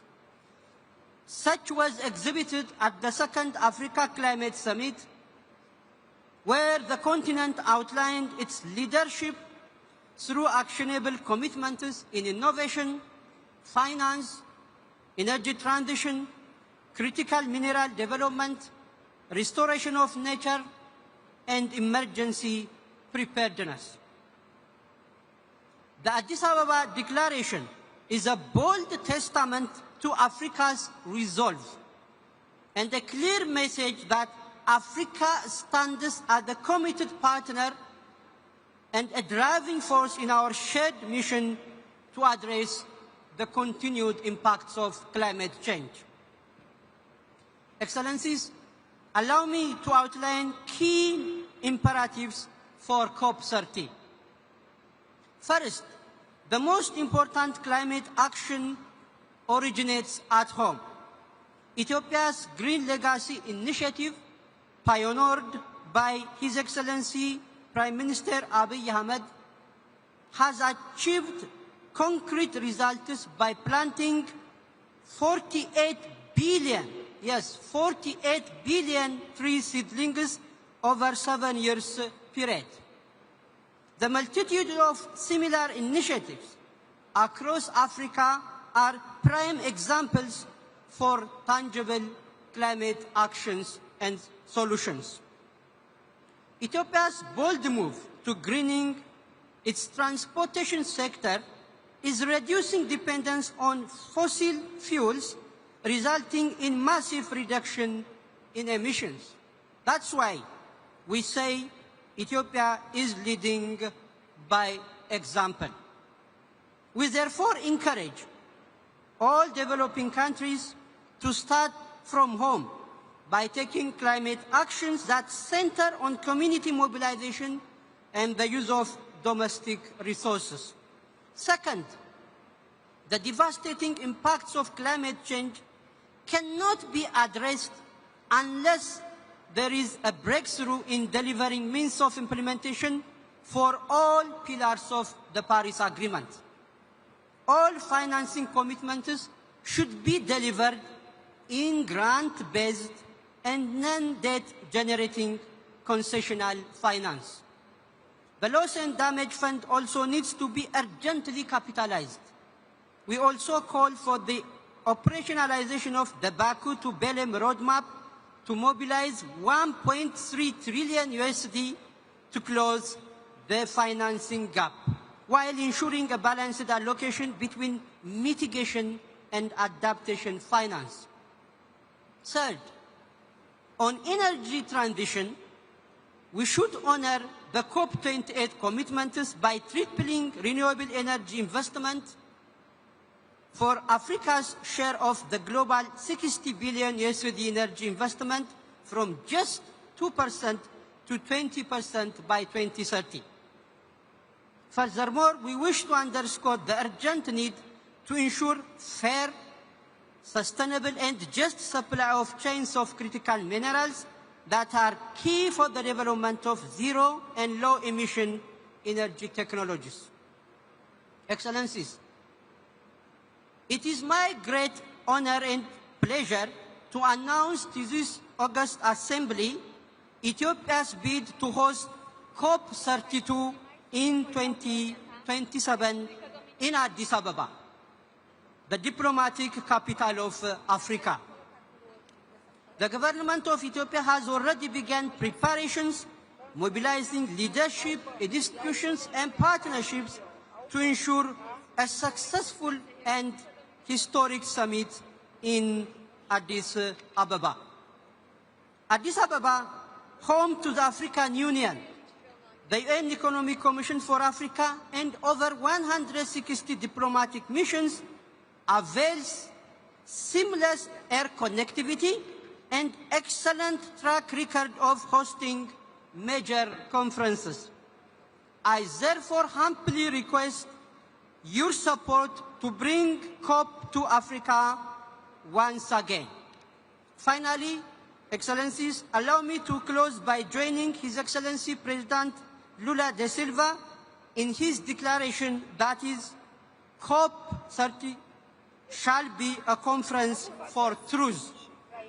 Truth that should lead us to realize our commitment is measured not by the promises we make, but by the actions we take to address the devastating consequences of climate change. The time to act is now. I thank you, Excellencies.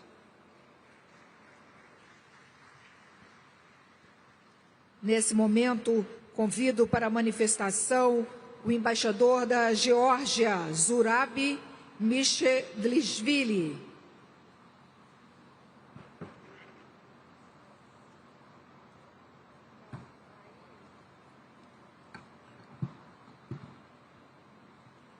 Excellencies, ladies and gentlemen, it is a particular honor to address you on behalf of the delegation of Georgia. And at the outset, I would like to extend my sincere appreciation to the government of Federative Republic of Brazil for the wonderful hospitality and honorable efforts that have made the COP30 a true success. Distinguished delegates, at the critical juncture as we mark the 10th anniversary of the Paris Agreement, it is vital to celebrate what we have already achieved together. From bending the emission curve to operationalizing the loss and damage fund, these achievements stand as a statement to our collective efforts to combat the climate change. Acknowledging this progress is not complacency. It is reaffirmation of the Paris spirit and a reminder that multilateral climate action delivers results. At the COP30, Georgia will advocate for an outcome that balances urgency with recognition, anchoring our collective efforts in the tools that drive implementation and shape a resilient, decarbonizing future for all.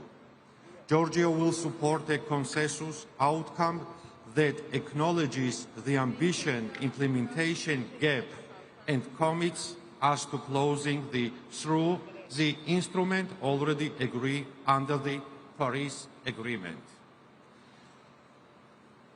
Nationally determined contributions are not absent pledges. They are the operation blueprint for climate action. Delivering of them requires a coordinating push across ambition, adaptation, finance, and technology. Georgia cautioned against reopening the ambition cycle. Instead, we must focus on delivering what we have promised using every tool at our disposal.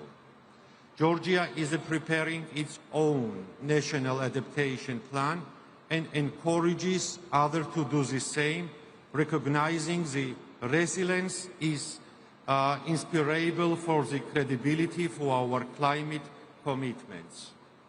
Georgia welcomes the Baku to Belém roadmap to $1.3 trillion and calls for it to both credible and inspiring. We support a strong signal of adaptation finance, including consideration of a new goal post 2025. The continuation of the Sharm el-Sheikh dialogue is essential to aligning finance flow with low-emission, climate-resilient development at COP30. Georgia will work to ensure that climate finance delivery clarity, momentum, and trust, empowering countries to turn the NDC into tangible outcomes. Ambition, adaptation, finance, and technology are all connected. They work together to help countries deliver on their climate promises, known as NDS.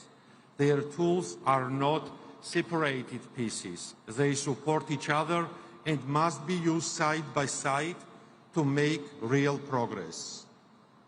Georgia is ready to help shape in COP30 outcomes that brings this effort together, building a future when our economy grows without harming the planet and our communities are stronger and safer in the face of climate change. While we commit to addressing the ongoing climate crisis, conflict worldwide continue to disrupt and slow global efforts in the direction. Due to the occupation of Georgia's Abkhazia and Skhin Valley region, the government of Georgia is unable to implement measures to severe consequences of climate change in those regions, which consist of 20% of Georgia territories. Georgia welcomes the COP30 presidency effort to connect the action agenda with the result of the global stocktake. This is a crucial step to move from word in action, turning, negotiate, decision into real program on the ground. We believe these 6 thematic axes should lead to a clear and unified signal of how far we have come and where we need to go. For Georgia, the action agenda is not a side activity. It is a powerful tool to boost ambition and make climate effort more effective. We stand ready to contribute to a result-driven, inclusive, and forward-looking outcome of the COP30. Thank you very much. Obrigado.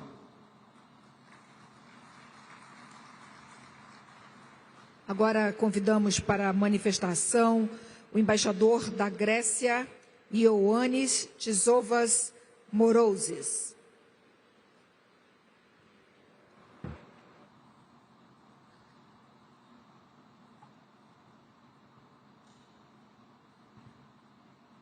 Boa tarde a todos e a todas, excelências, autoridades, colegas, amigas y amigos todos.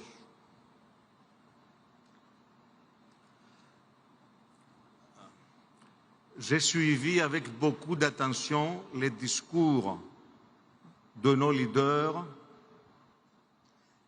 et des présidents et des premiers ministres. Je suis arrivé à la conclusion qu'il y a une espèce d'embarras général on ne sait pas exactement où on en est. Et le pire, où on veut aller. Il y a plein de contradictions. Nous avons fait campagne pendant des années, pendant des décennies, pour les énergies propres. Et maintenant, comme les choses ont changé, surtout aux États-Unis, nous allons nous adapter aux nouvelles conditions et nous allons suivre une route différente. Drill, baby, drill. Je crois qu'il faut qu'on prenne des décisions et s'y tenir et ne pas changer tous les 3 ans notre politique. On m'avait préparé un discours très long. Je ne lirai pas, ce sont 10 pages. À la place, je vous dirai quelques aspects de la politique de la Grèce à propos de notre sujet de changement climatique. Hier, à Athènes, nous avons reçu la visite de 4 ministres des États-Unis. Ministre d'énergie, économie, intérieur. Le but de la visite était de voir avec les autorités de mon pays des moyens de faire de la Grèce l'entrée du gaz naturel liquéfié, gas natural licuado. La idea es que barcos de los armadores griegos, metaneros, de bateaux méthaniers, metaneros, van a transportar el gas licuado de Estados Unidos para Grecia, 2 puertos adaptados, y después desde la Grecia para toda Europa orientale. Y nous avons signé des contrats dans ce sens avec les autorités des États-Unis. Alors le LNG, c'est un combustible qui est un combustible de transition. Ce n'est pas définitif. C'est pour passer avec aisance à l'usage des énergies propres. Donc la politique de mon pays, donc, c'est une transition juste, graduelle et efficace, qui ne met pas en cause les équilibres sociaux et géopolitiques.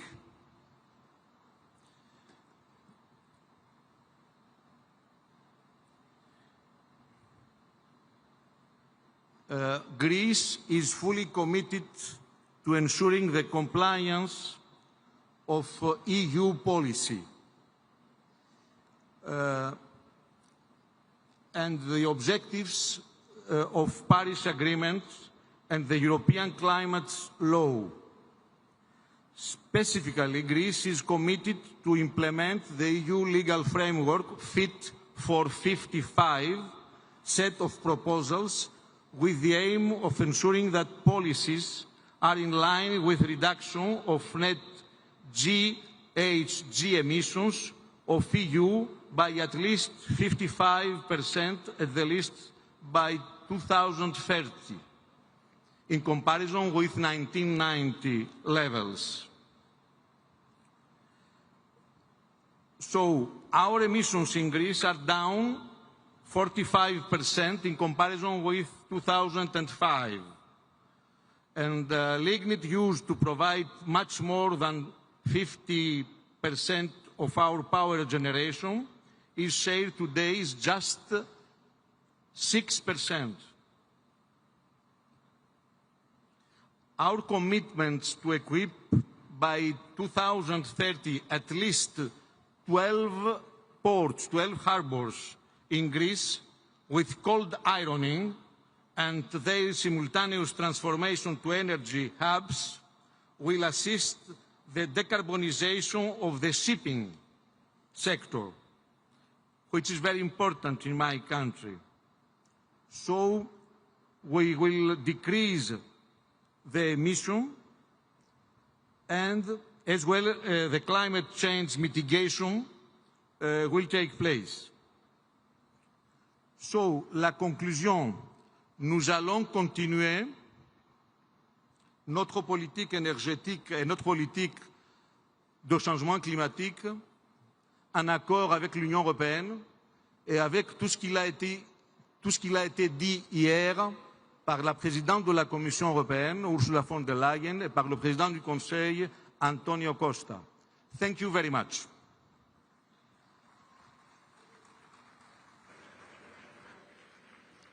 Chamamos agora o embaixador Mibala Alfredo Fernandes, de Guiné-Bissau.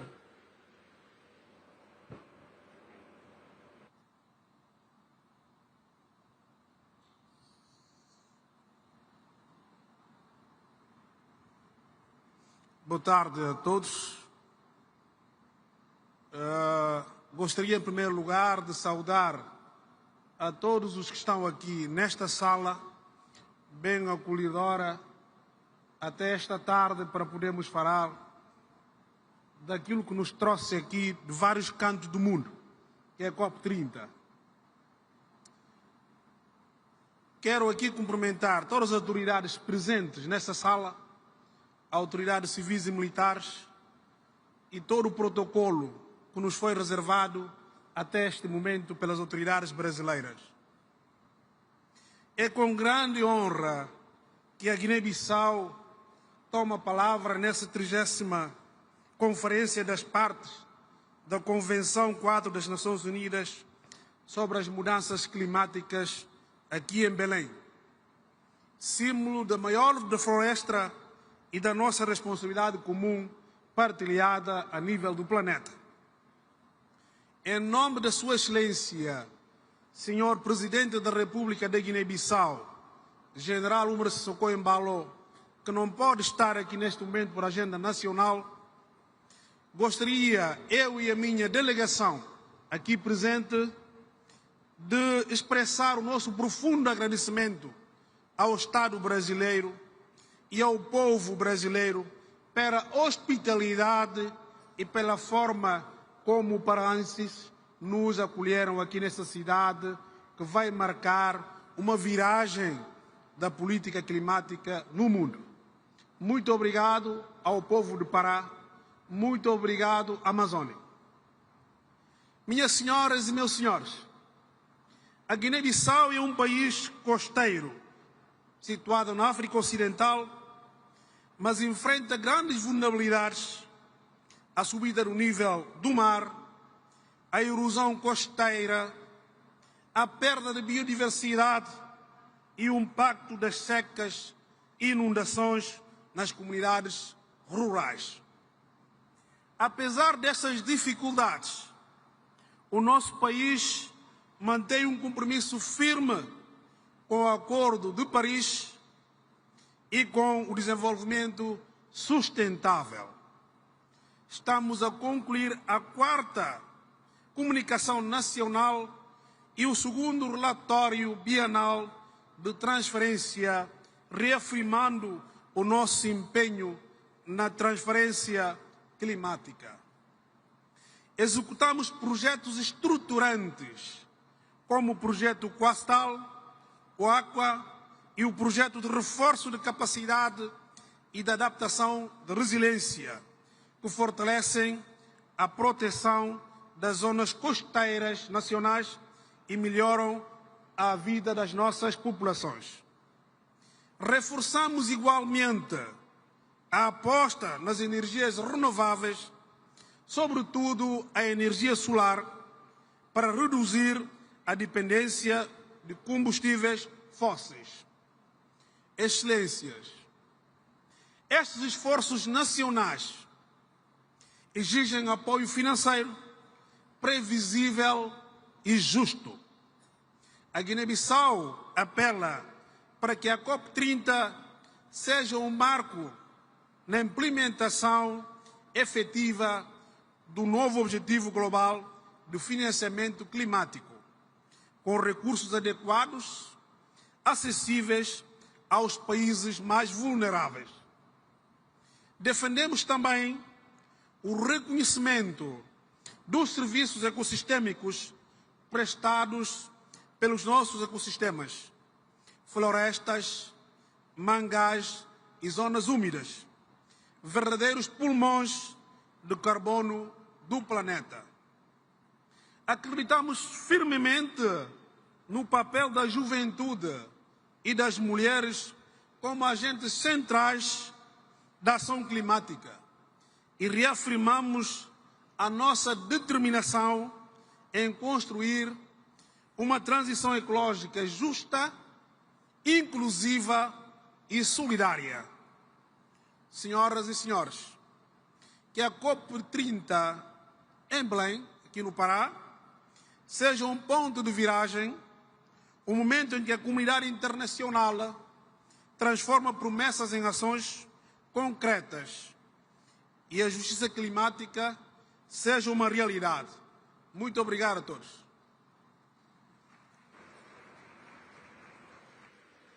Chamamos neste momento o embaixador da Índia, Dinesh Bhatia.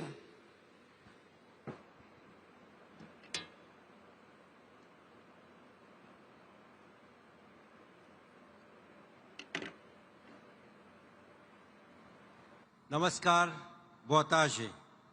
Let me begin by complimenting Brazil for hosting COP30, coinciding with the 10th anniversary of Paris Agreement, a crucial milestone.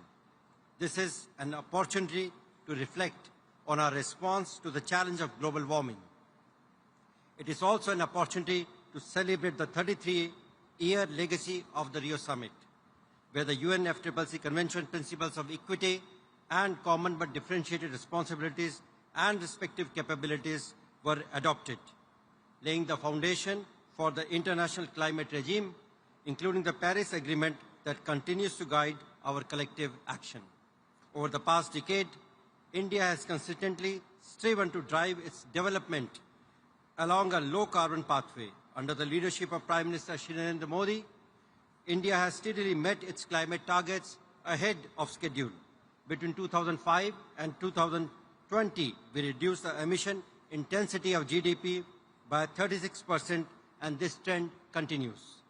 Non-fossil power installed capacity now accounts for over 50% of our total installed capacity, enabling us to reach our revised NDC target 5 years ahead of schedule.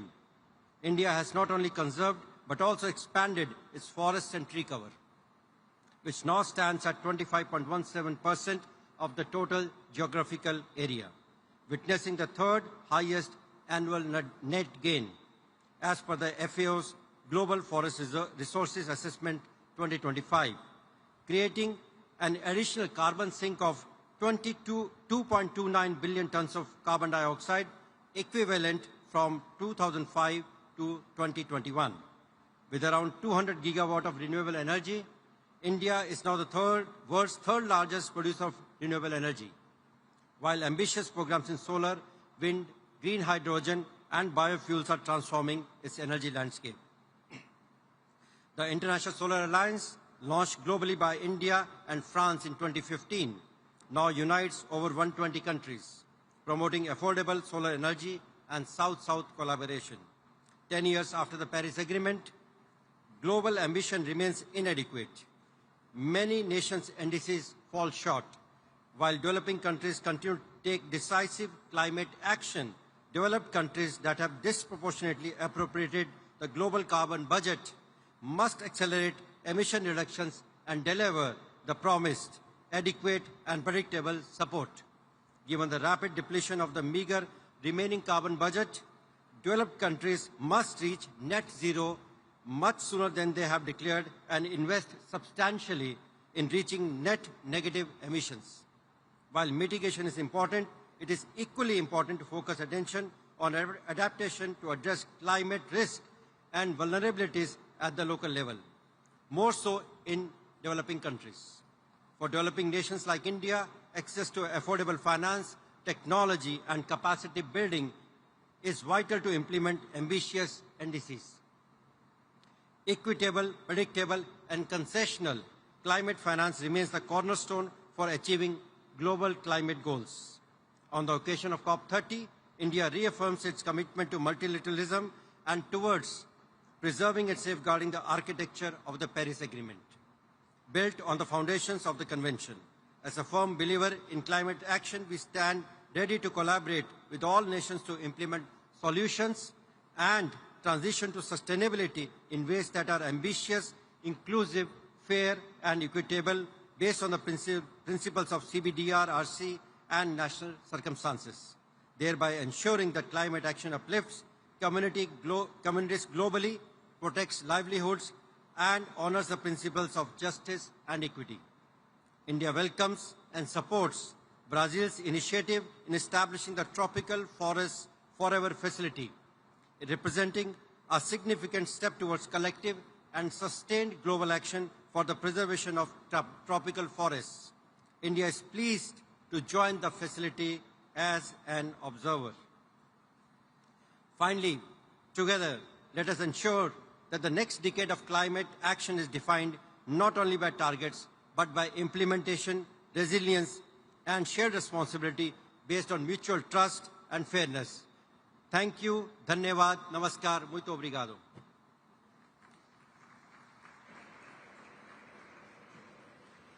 Convidamos neste momento o embaixador do Líbano, Elias Nicolá.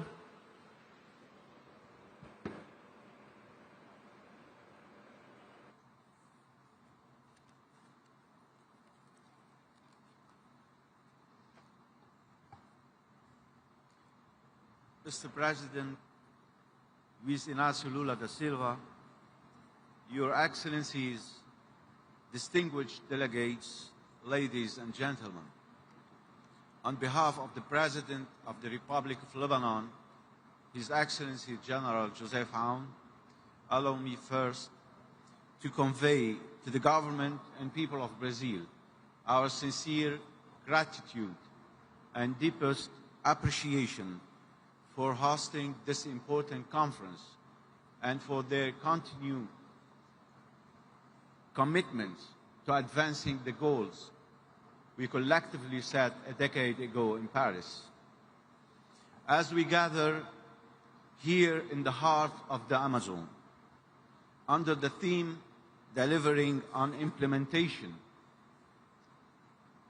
this scope marks an important milestone in our shared journey. It's a moment to move from promises to practice, from ambition to delivery. As our common challenges are getting more pressing, our credibility now depends on what we achieve together, on the actions we take, the systems we strengthen, and the trust we rebuild through tangible progress on the ground.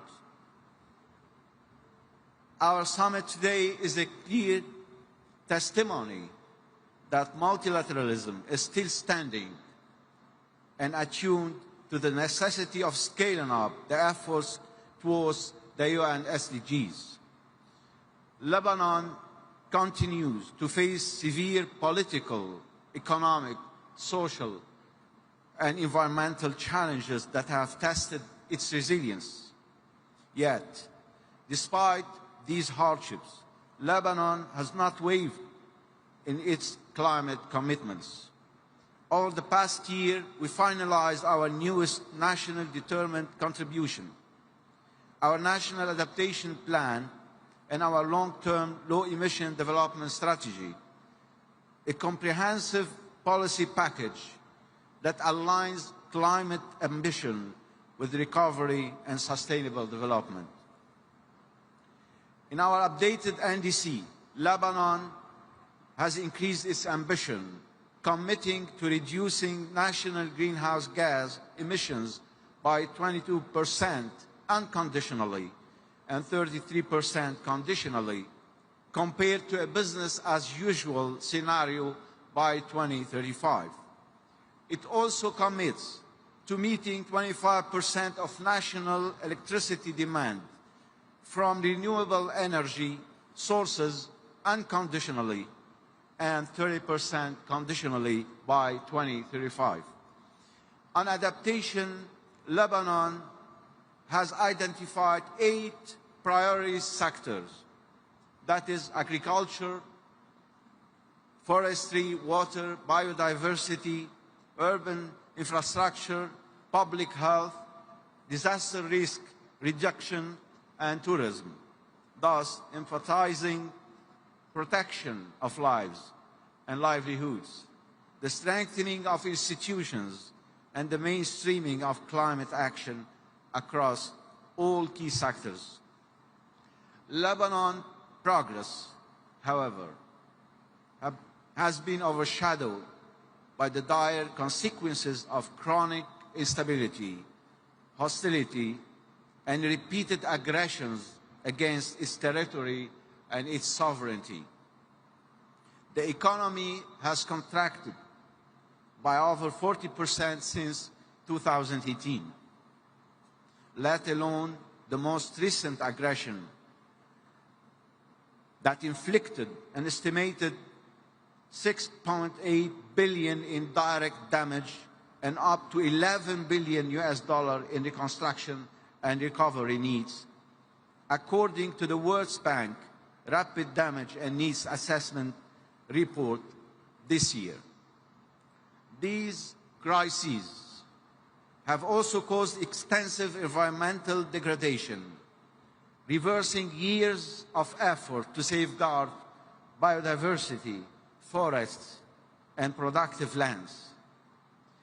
Environmental losses amount to around 720 million, primarily driven by the conflict's impact on natural ecosystems, with recovery and reconstruction needs for environmental damage alone estimated at 444 million by 2030. These sad facts remind us that peace, stability, and environmental protection are deeply interconnected, and that climate resilience must be pursued hand in hand with the human security and peace efforts. To enable countries under strain not to lag behind when it comes to realizing the objectives we all aim at, predictable and accessible climate finance remains indispensable.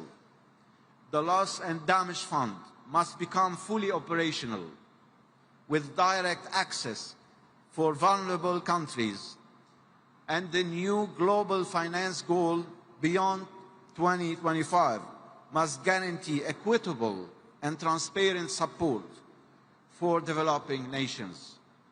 Such mechanisms are essential for rebuilding resilience, scaling renewable energy, and advancing adaptation efforts on the ground. At the same time, the global goal on adaptation must move beyond dialogue to delivery.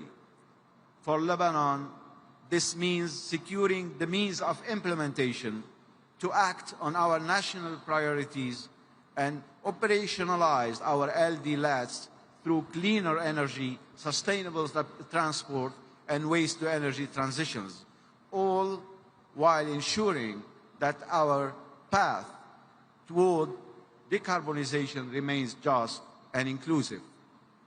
Excellencies, ladies and gentlemen, Lebanon's message today is clear.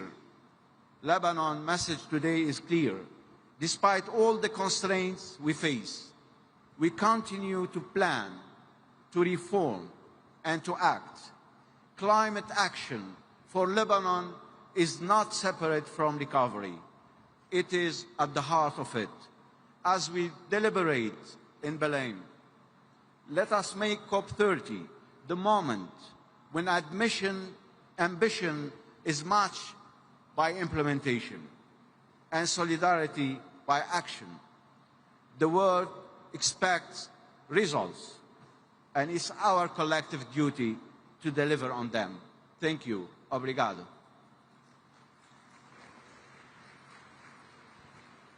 Nesse momento, convidamos o representante do Panamá, embaixador Flávio Mendes.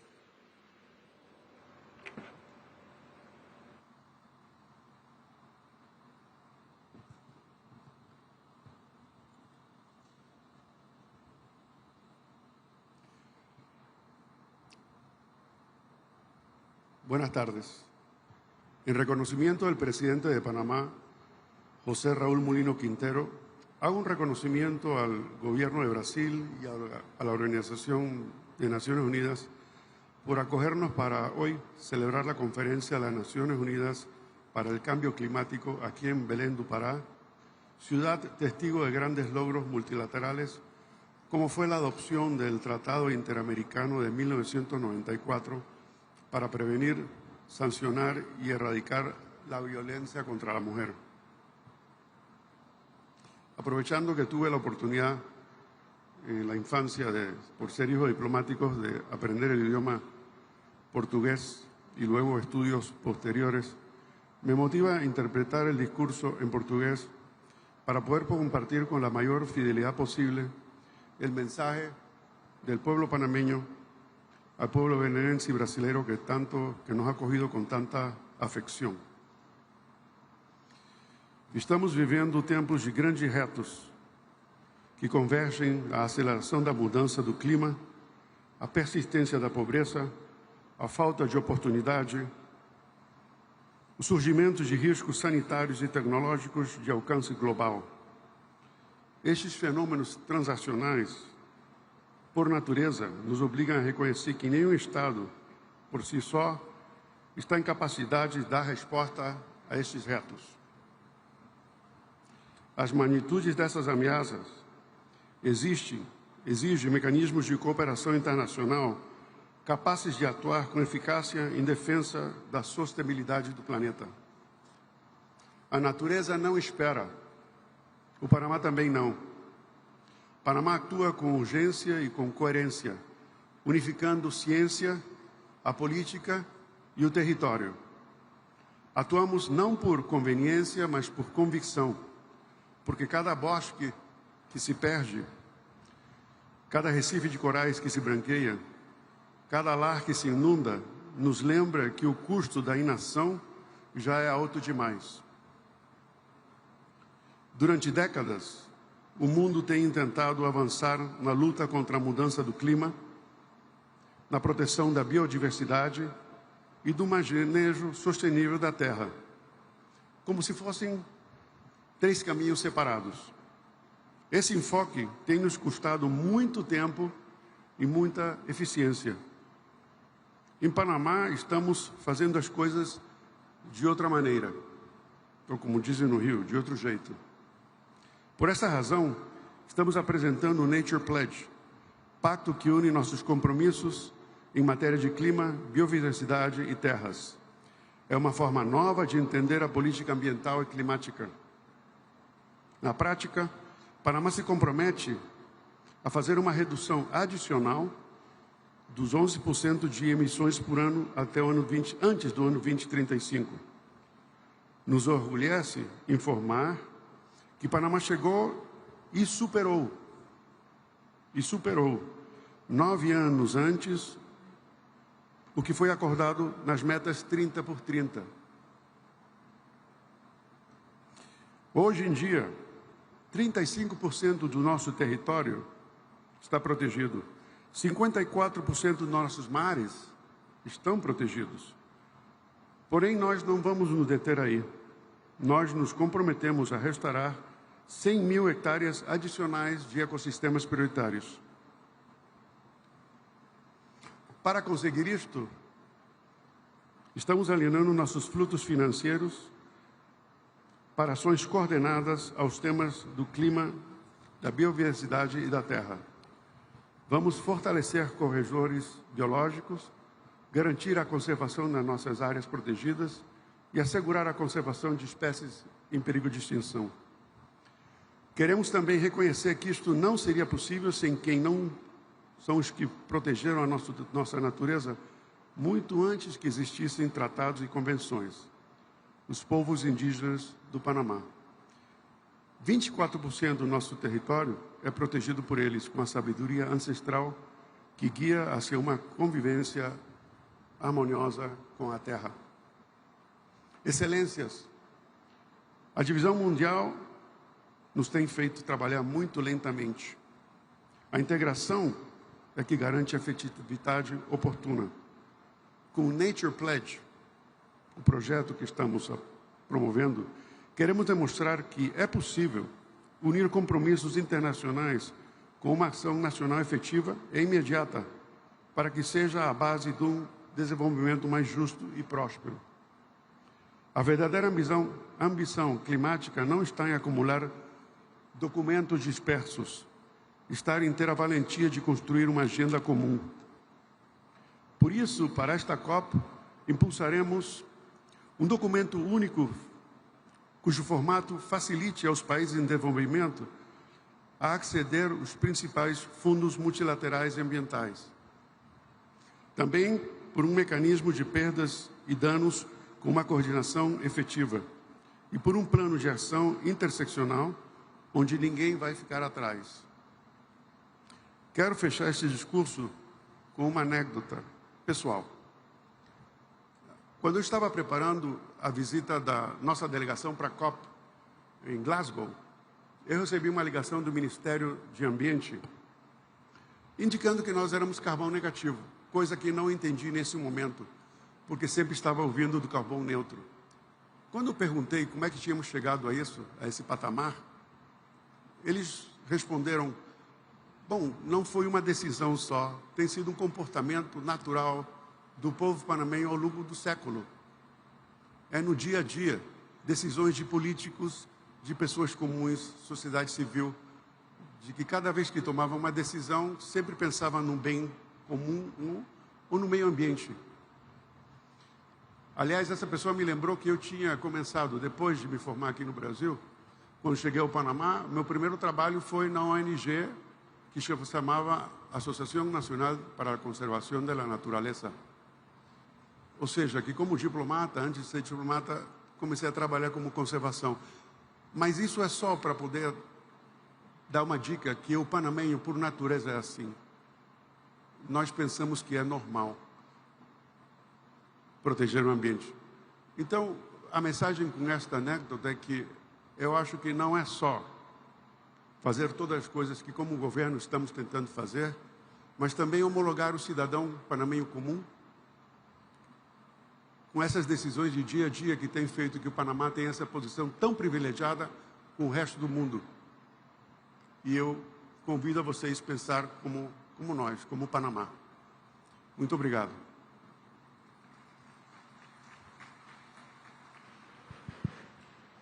Convidamos agora representante da Polônia, o embaixador Andrzej Trzaskowski.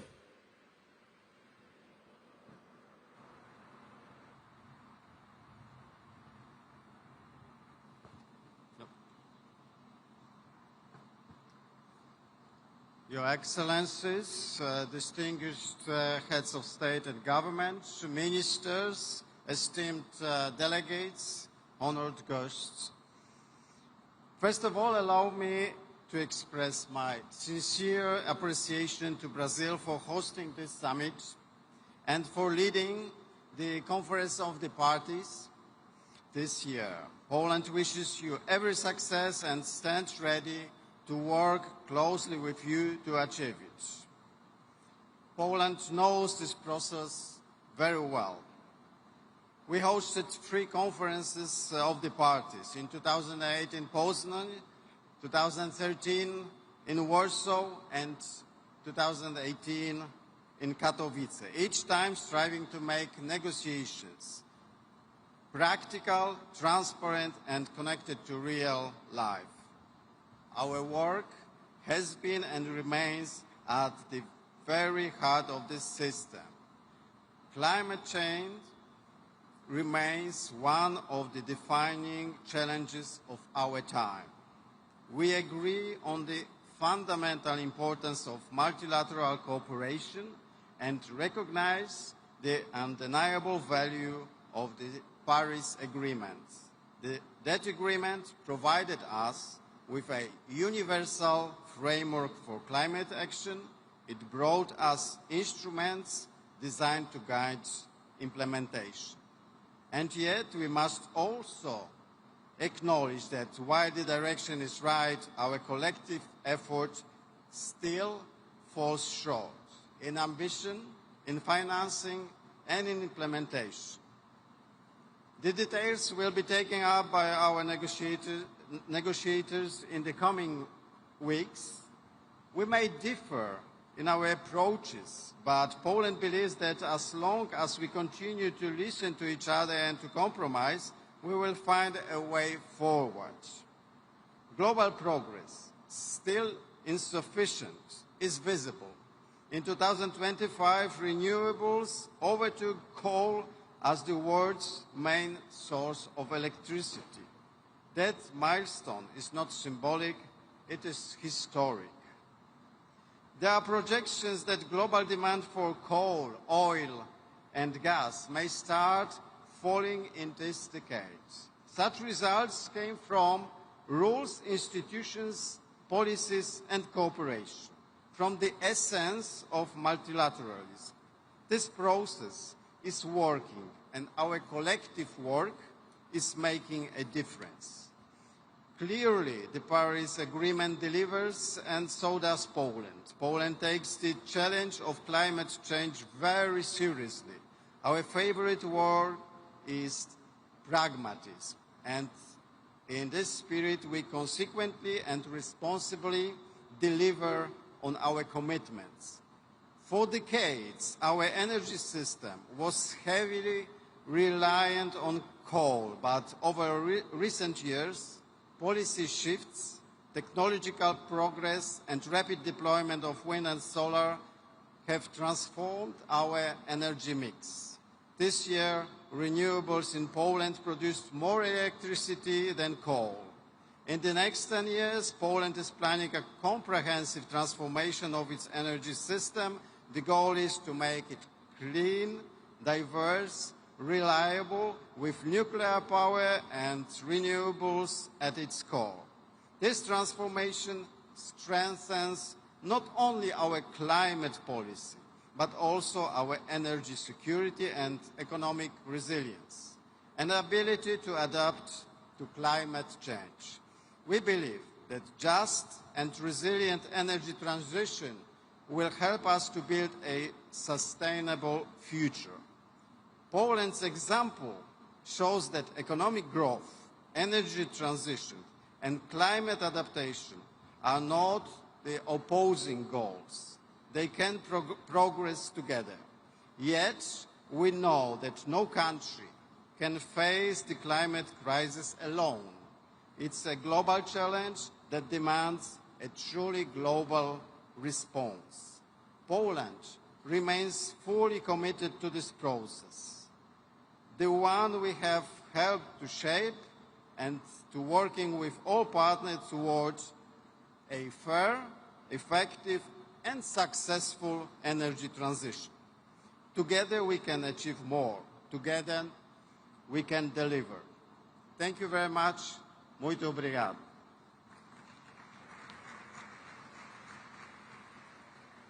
Convidamos agora representante da República da Coreia, o embaixador Yong-han Choi.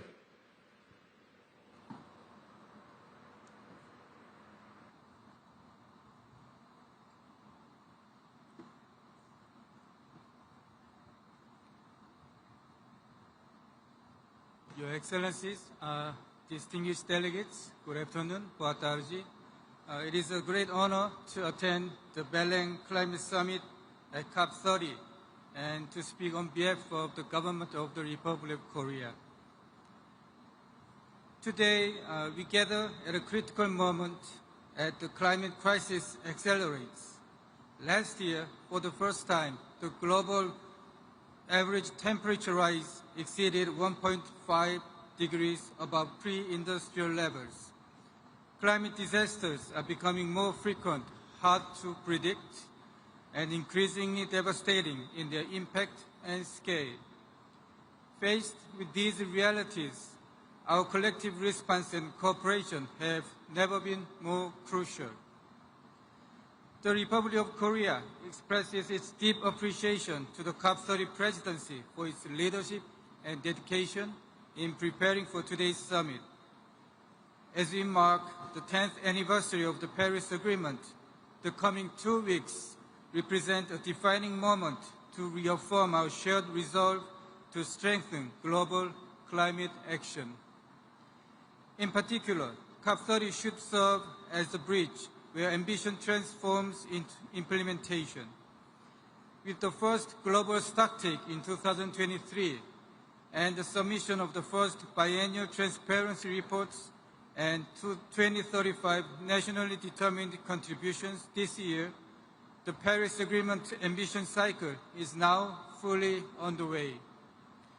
While progress has been made in lowering projected temperature increases, the NDC synthesis report indicates that further acceleration of climate action is needed to keep the 1.5 degrees goal within reach.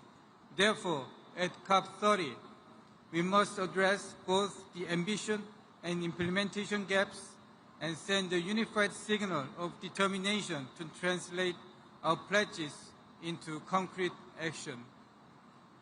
The Korean government is committed to contributing to this process by placing climate action and energy transition at the core of our national agenda.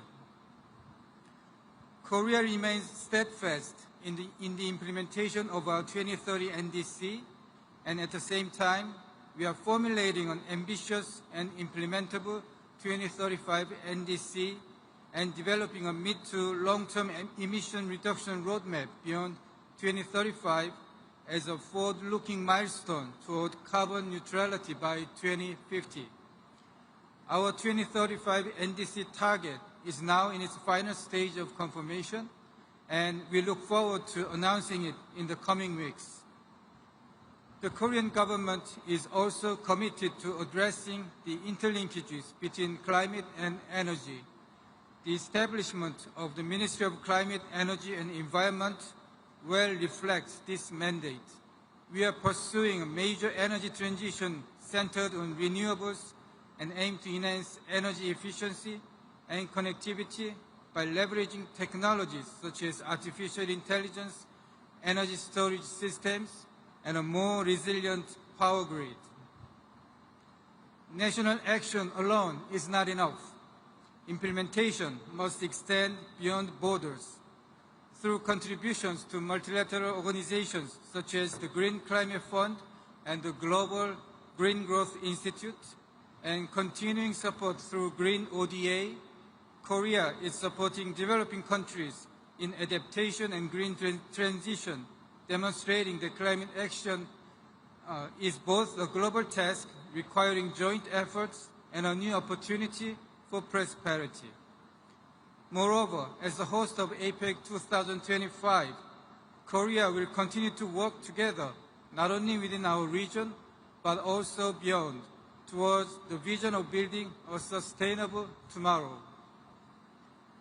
Lastly, it is deeply meaningful that COP30 is being held in the Amazon, reminding us of our shared responsibility for preserving nature and advancing climate action. COP30 can be an opportunity to highlight the importance of synergies across climate, oceans, and biodiversity, which deserve greater attention as they are essential for delivering core benefits for adaptation and mitigation. In particular, Korea will work towards advancing the ocean climate agenda by hosting the 4th United Nations Ocean Conference in 2028, together with Chile. We hope that Muchiraung, the spirit of solidarity and cooperation rooted in the indigenous traditions of Brazil, will bring us together to reinvigorate multilateralism.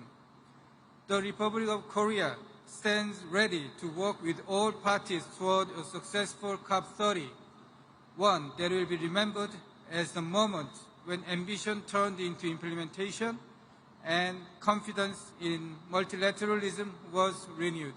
Thank you very much. Muito obrigado. Convidamos agora representante da Sérvia, o embaixador Aleksandar Ristic.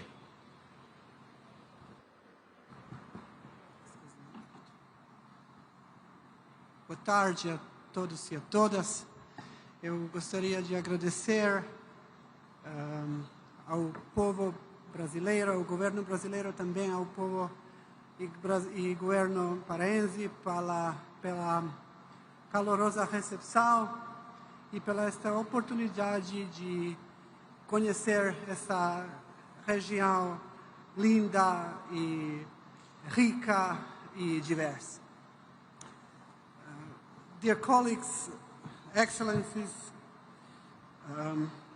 we'd like to extend our gratitude to the President of Brazil, His Excellency Luiz Inácio Lula da Silva, for having the vision to organize this conference in Belém, this beautiful place where we are witnessing today that the importance of maintaining the Amazon ecosystem as it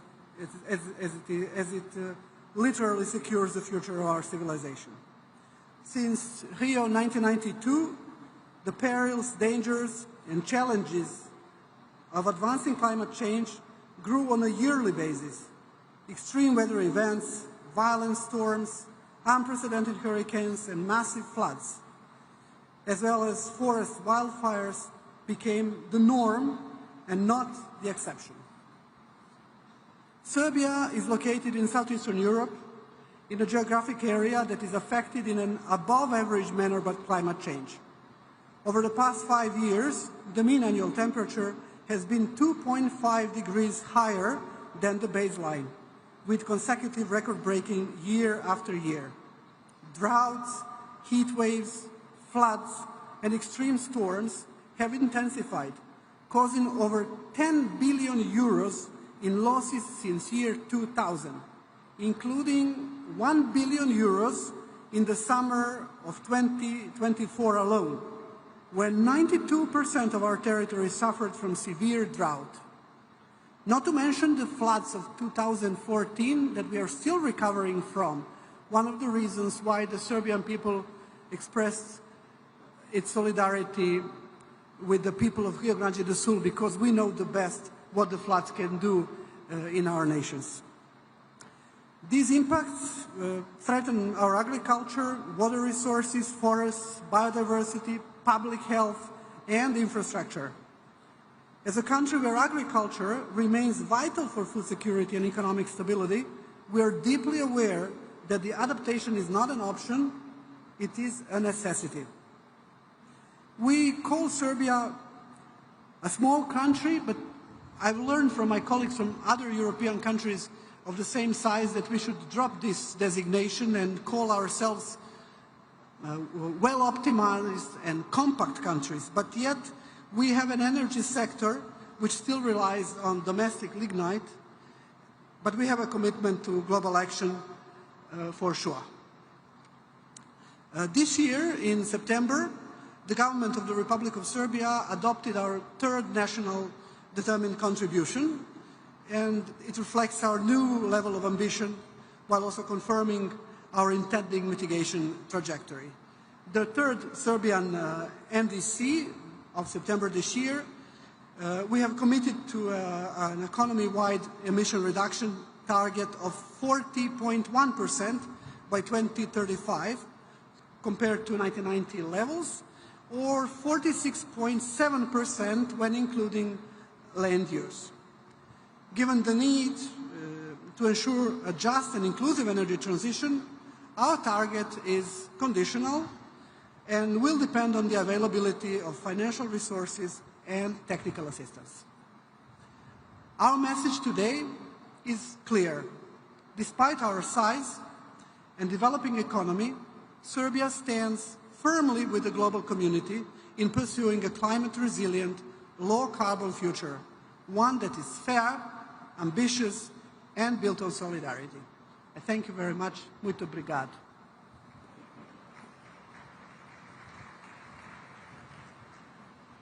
Neste momento, convidamos para a manifestação o embaixador do Sudão, Ahmed Etgani Suar.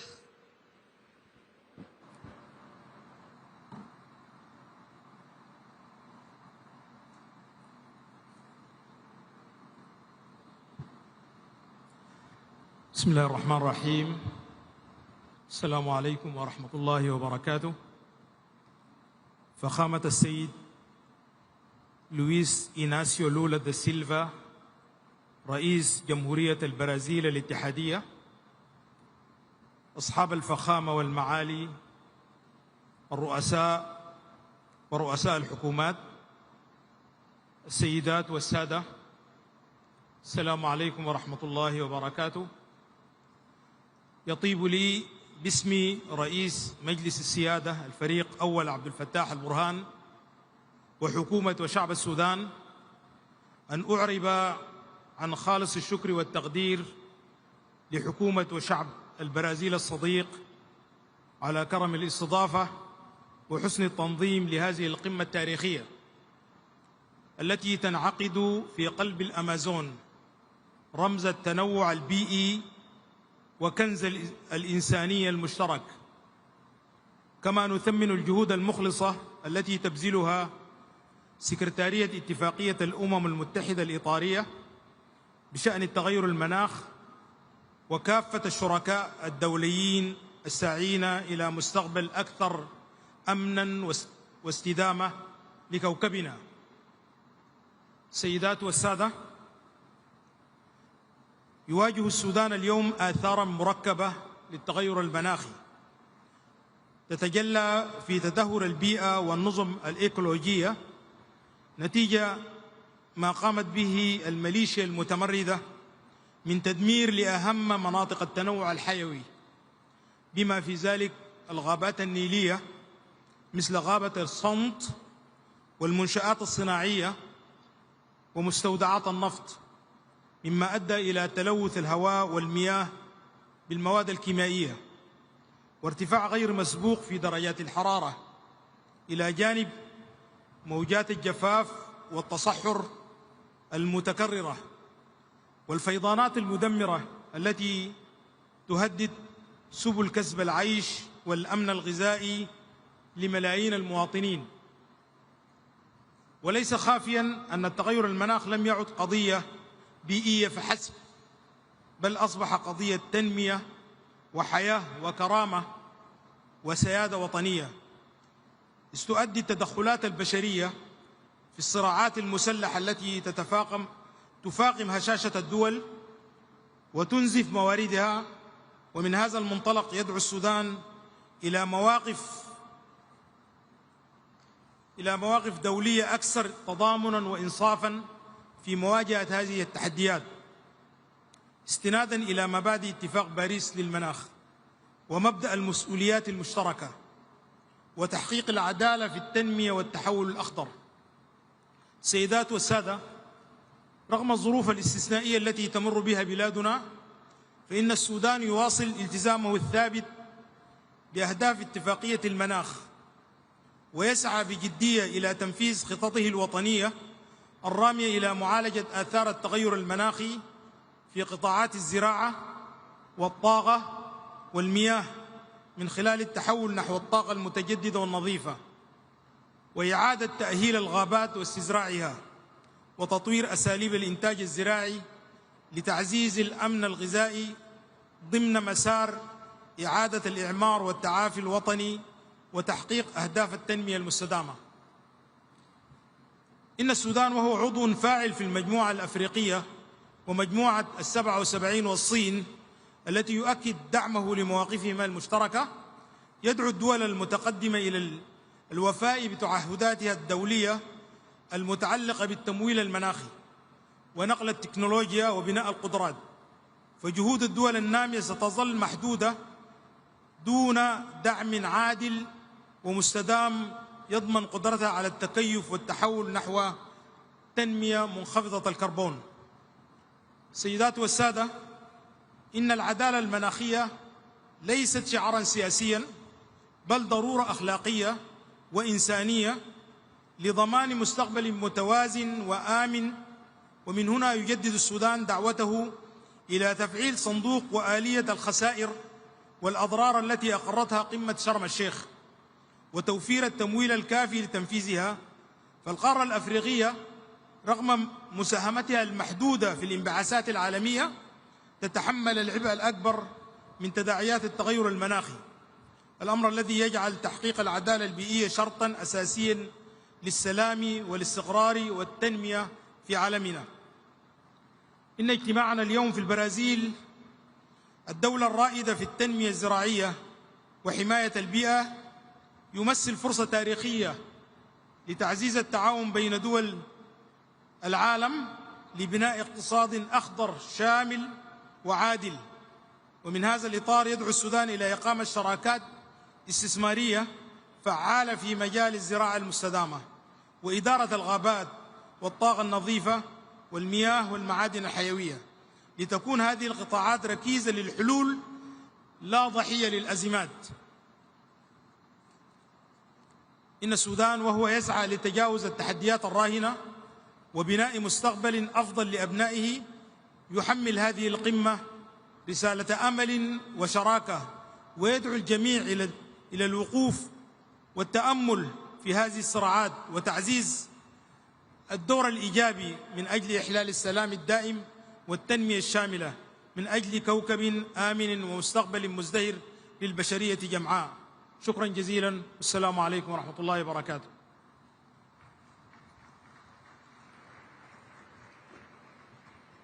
Chamamos agora para a manifestação a embaixadora da Tailândia, Kundini Akosorwong.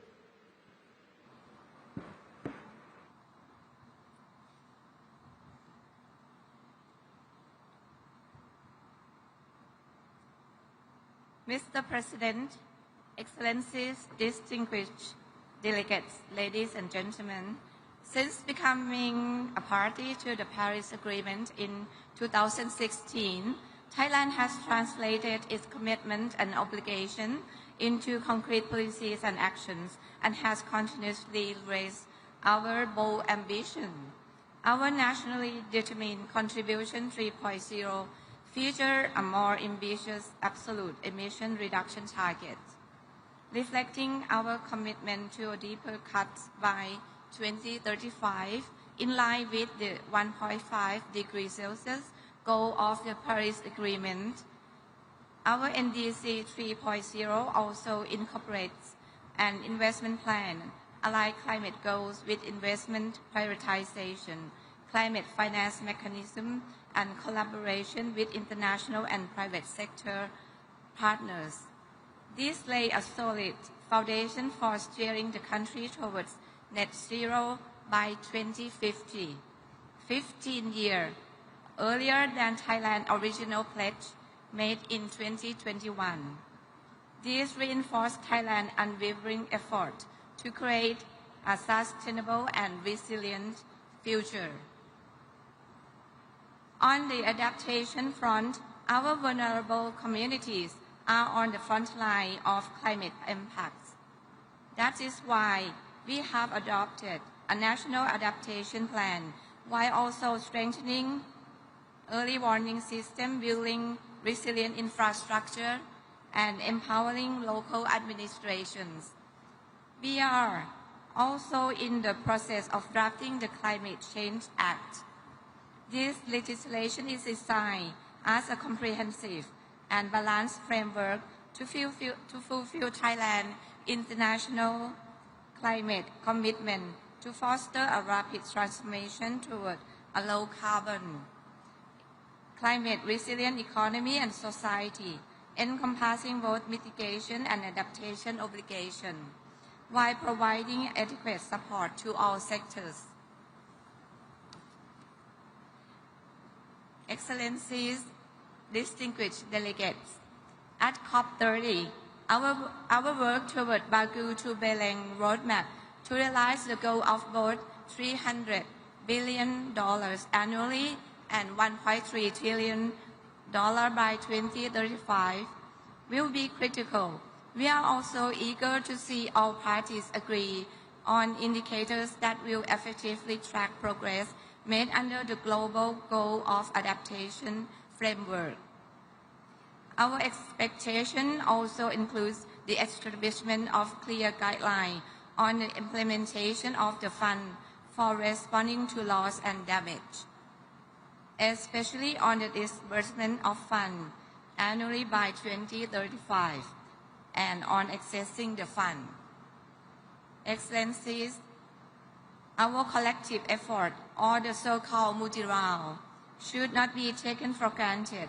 Our efforts here in Belém will not only mark a milestone in climate negotiations, but also act as a trigger point for more inclusive action on climate mitigation and adaptation. Let us work together towards this goal. Muito obrigada. Thank you.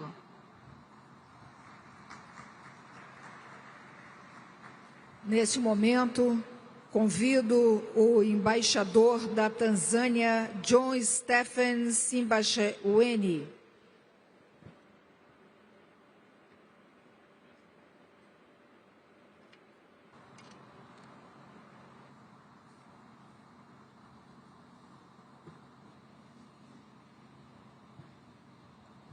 Your Excellencies, distinguished delegates, ladies and gentlemen, on behalf of the government and the people of the United Republic of Tanzania, I extend our heartfelt appreciation to the government and the people of Brazil for their warm hospitality and the excellent arrangement for COP30.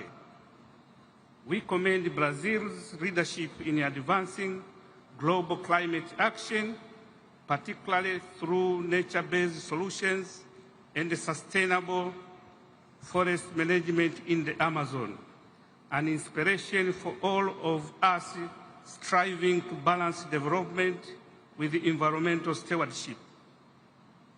Excellencies, we meet at a decisive moment after more than 30 years of the UNFCCC and a decade of the Paris Agreement. Climate change is no longer a distant threat. It is our daily reality. Developing countries, including Tanzania, bear a disproportionate burden. Rising temperature, droughts, and floods are reversing development gains and threatening lives and livelihood. In Tanzania, floods have doubled since the 1980s, causing losses of over USD 460 million annually.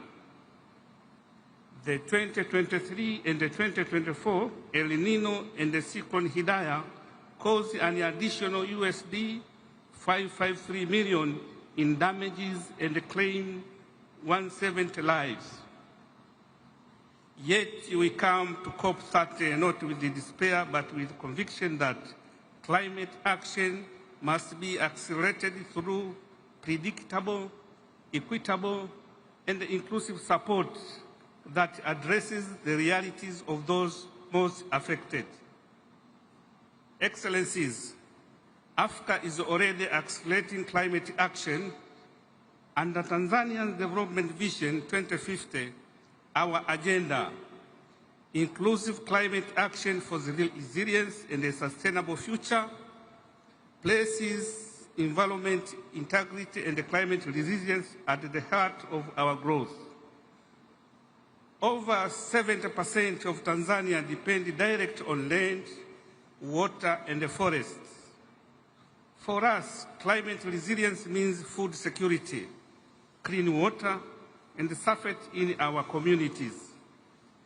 We implementing bold measures by integrating climate priorities into national policies, including the National Environmental Policy of 2021, the Blue Economy Policy of 2024, NDC 3 for the period of 2025 to 2035, and the National Adaptation Plan.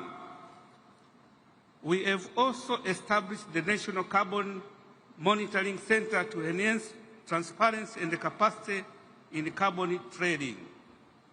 Excellencies, As chair of the African Group of Negotiators, Tanzania works with all African parties and the African Union to ensure our collective voice is heard.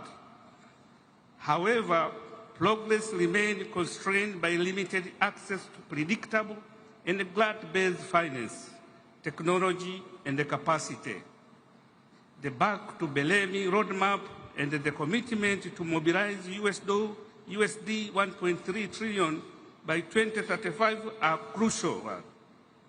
We call for the agreed USD 300 billion annually by 2035 to be delivered in line with the principles of the Convention and the Paris Agreement. Excellencies, Tanzania NDC 3 alone requires USD 48.6 billion to achieve its goal.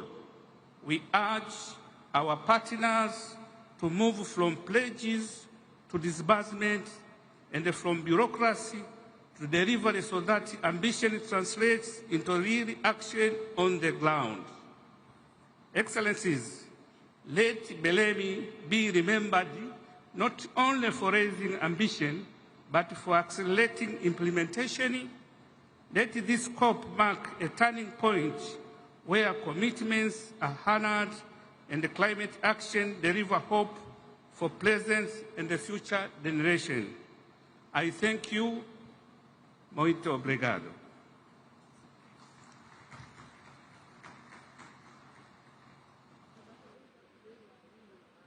Neste momento, convido o embaixador da Albânia, Gentil Bendo.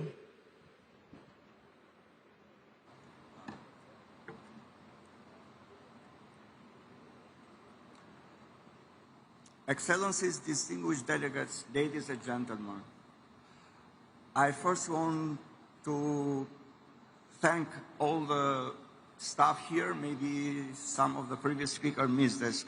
I think that the conference could have been such a successful meeting without the excellent work of the supportive staff of the Secretariat. And I also am very appreciative of the hospitality of the government of Brazil. And we should recognize that Brazil is a leader in climate diplomacy. And in a way, my country, Albania, is also trying to make the climate topic a central pillar of our country diplomacy. And in this way, we have demonstrated that solidarity between large and small nations is the key to collective success. Albania was among the countries that co-sponsored and supported the Vanuatu resolution in the United Nations General Assembly, an act reaffirming the importance of advisory opinion of the International Court of Justice on the obligation of states concerning climate change and this turning point of the international law which can guide to global policy towards a fair and accountable climate order. We believe that climate justice is inseparable from social justice, and small nations can have a big impact when they speak with a voice of fairness and principle.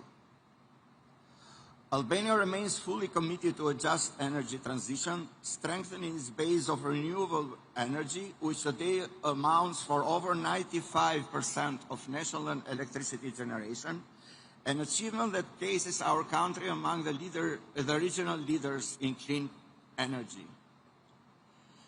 Climate change is no longer a distant threat. It's a daily reality affecting the lives of our citizens, from the coast of Adriatic to our fertile valleys and mountains. This is why Albania is implementing national strategies for climate adaptation, strengthening water management, biodiversity protection, and civil protection to confront natural disaster.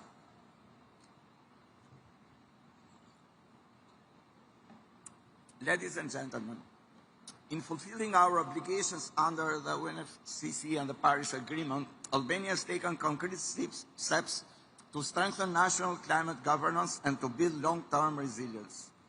We are finalizing our national adaptation plan, and 8 municipalities drafted their local adaptation plans, and 14 other municipalities are in the process.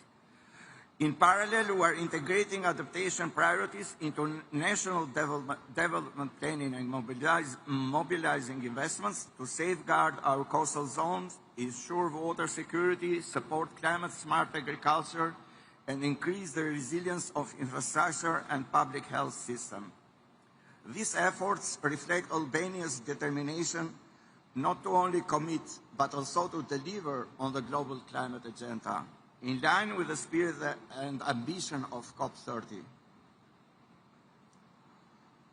About this summit, we have also been presented with several initiatives and declarations from Brazil, such as the call to action on integration, fire management, and wildfire resilience, the T50S, the tropical forest, and also the Belgian Declaration on Hunger, Poverty, and Climate Action.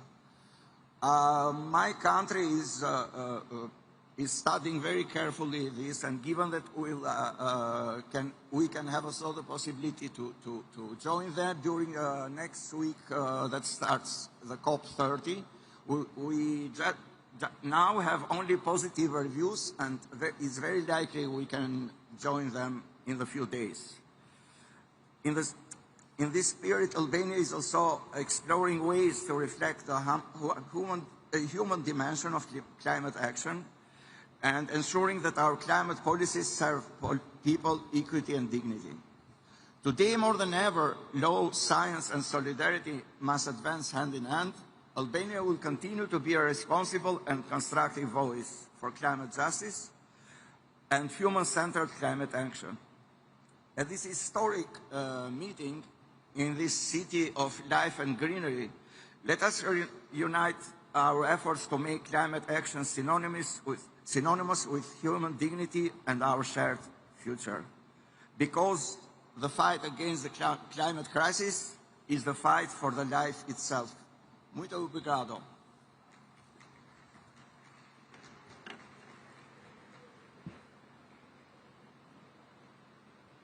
Convido, nesse momento, para a manifestação, o representante da República Dominicana, vice-presidente executivo do Conselho Nacional para a Mudança do Clima e Mecanismo de Desenvolvimento Limpo, Maximiliano Puig.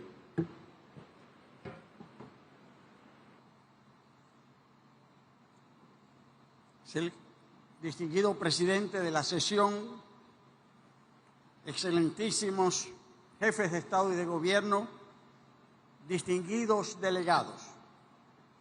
Quiero iniciar estas palabras agradeciendo al presidente Luis Ignacio Lula da Silva por su liderazgo al convocar este evento de alto nivel y por asumir el reto de recibirnos en la Amazonía para la COP30.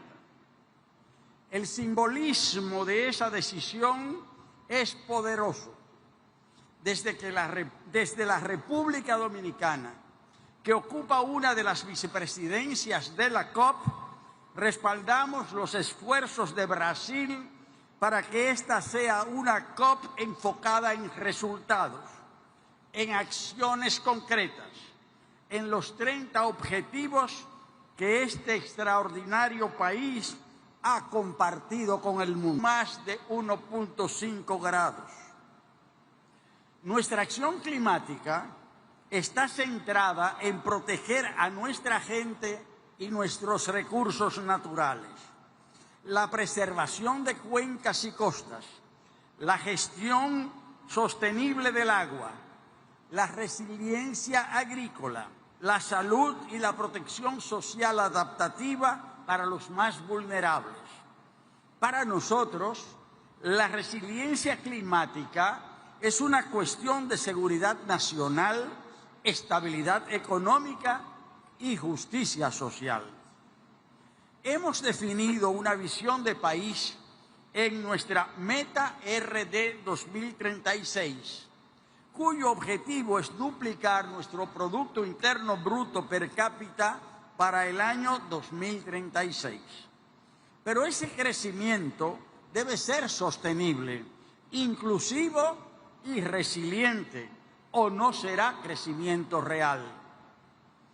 El Fondo Monetario Internacional ha señalado que para alcanzar esa meta debemos fortalecer nuestras capacidades, la competitividad y la resiliencia ante desastres naturales, además de integrar la variable ambiental a la política fiscal.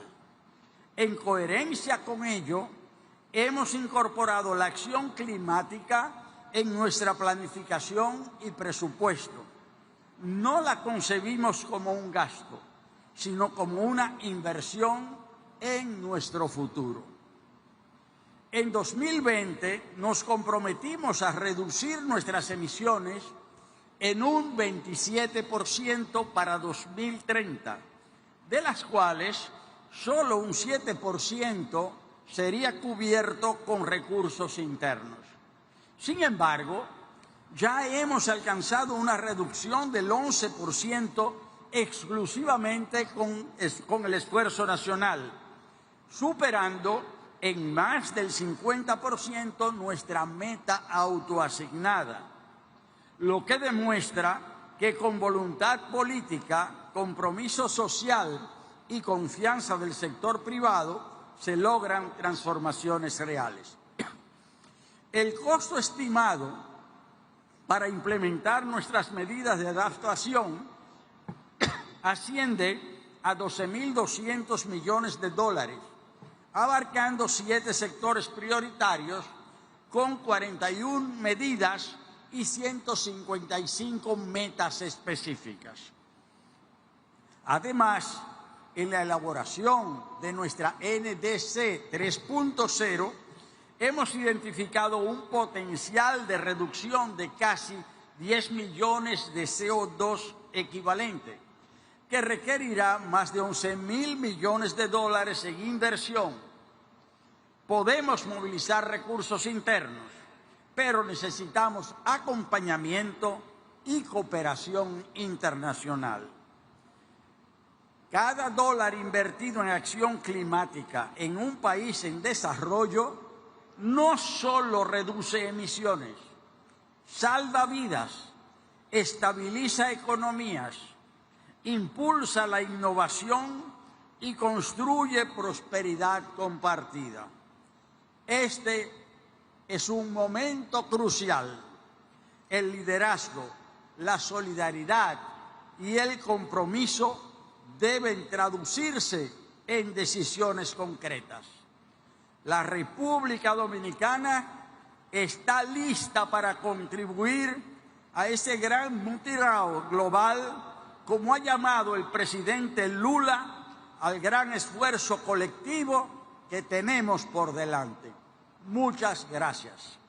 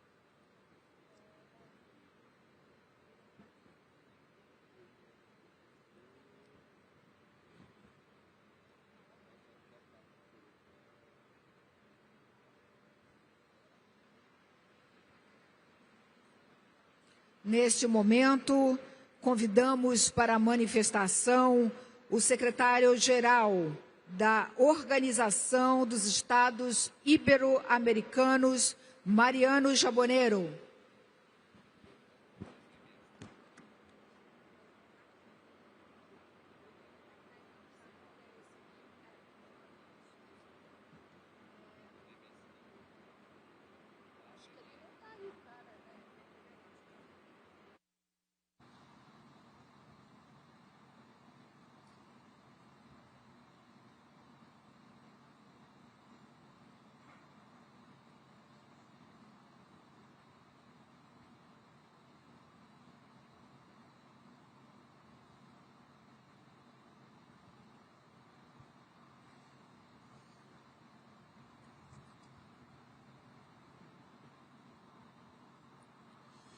Buenas tardes a todos y a todas.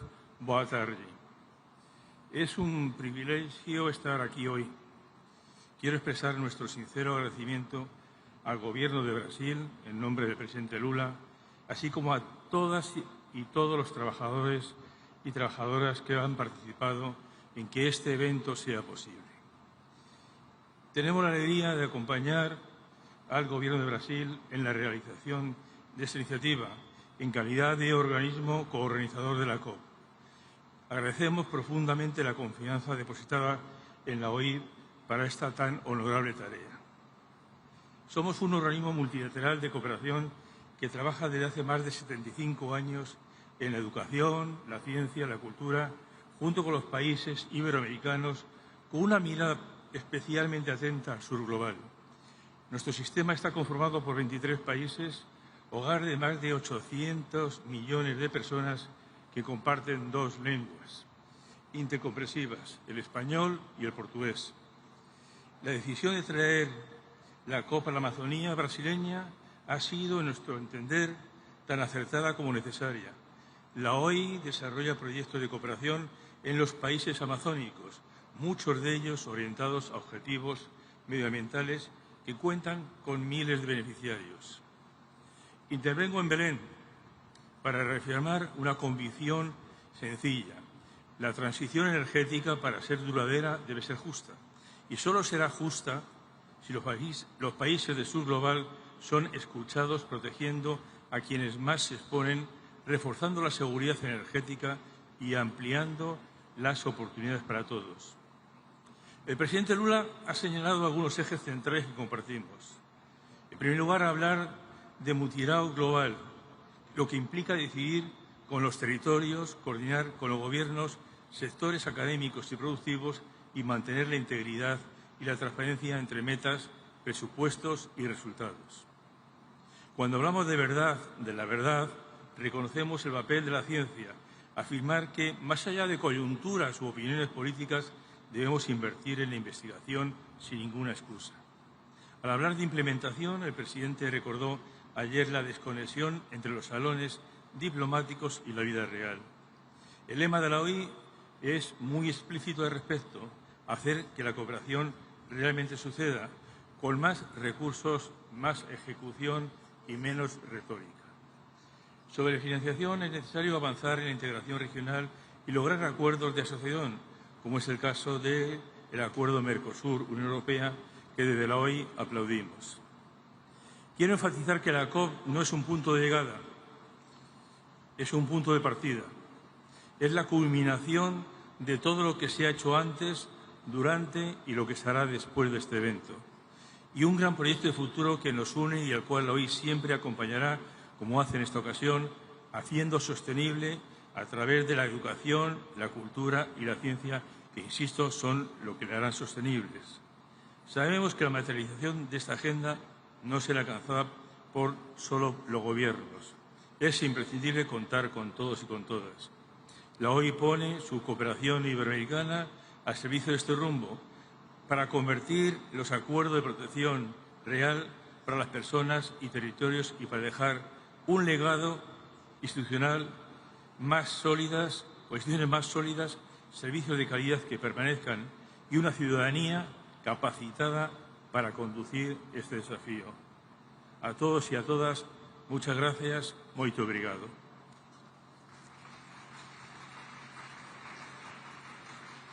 Neste momento, convidamos para a manifestação a subsecretária-geral da ONU e diretora executiva da ONU Habitat, Ana Cláudia Rosbach.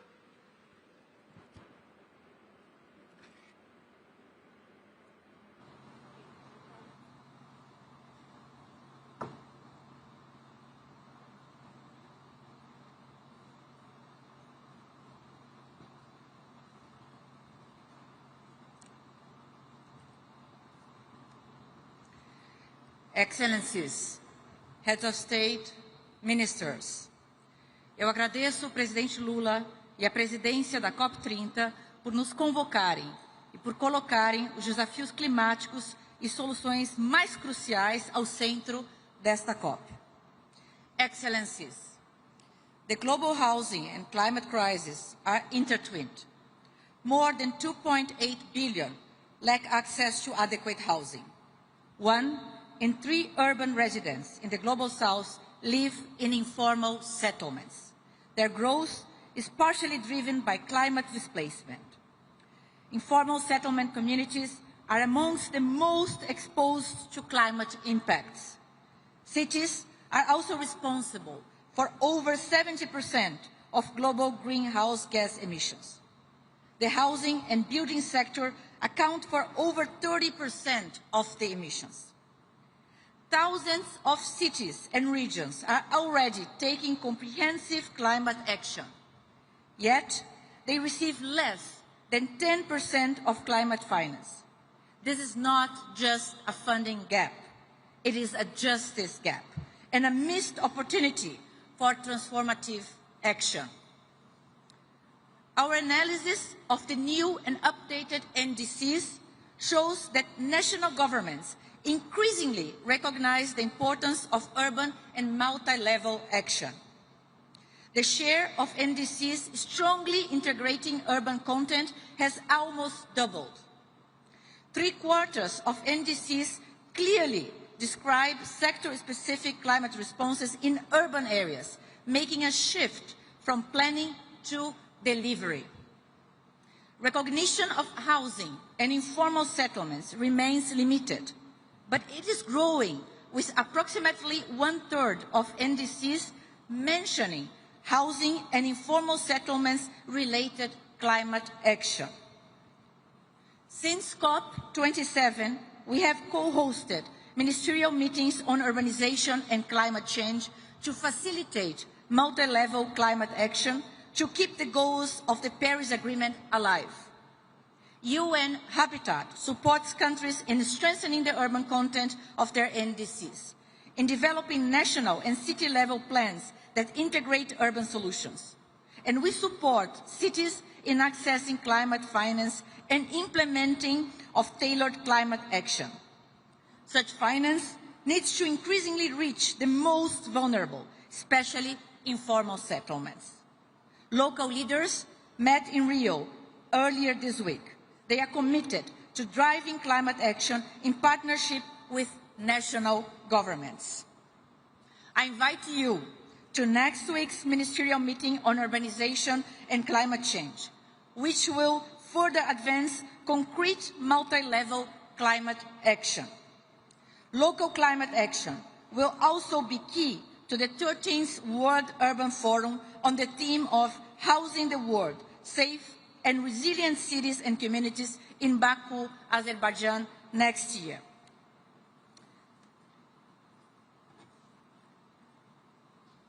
Excellencies, 10 years after Paris, the upcoming decade must be one of delivery. Let us operationalize multi-level climate action in mutirão spirit of collective action and ensure cities and regions are recognized and resourced as co-architects of the Paris Agreement's implementation. Thank you. Obrigada. Neste momento, convido o diretor executivo sênior de Desenvolvimento e Políticas do Banco Mundial, Axel van Trotsenburg.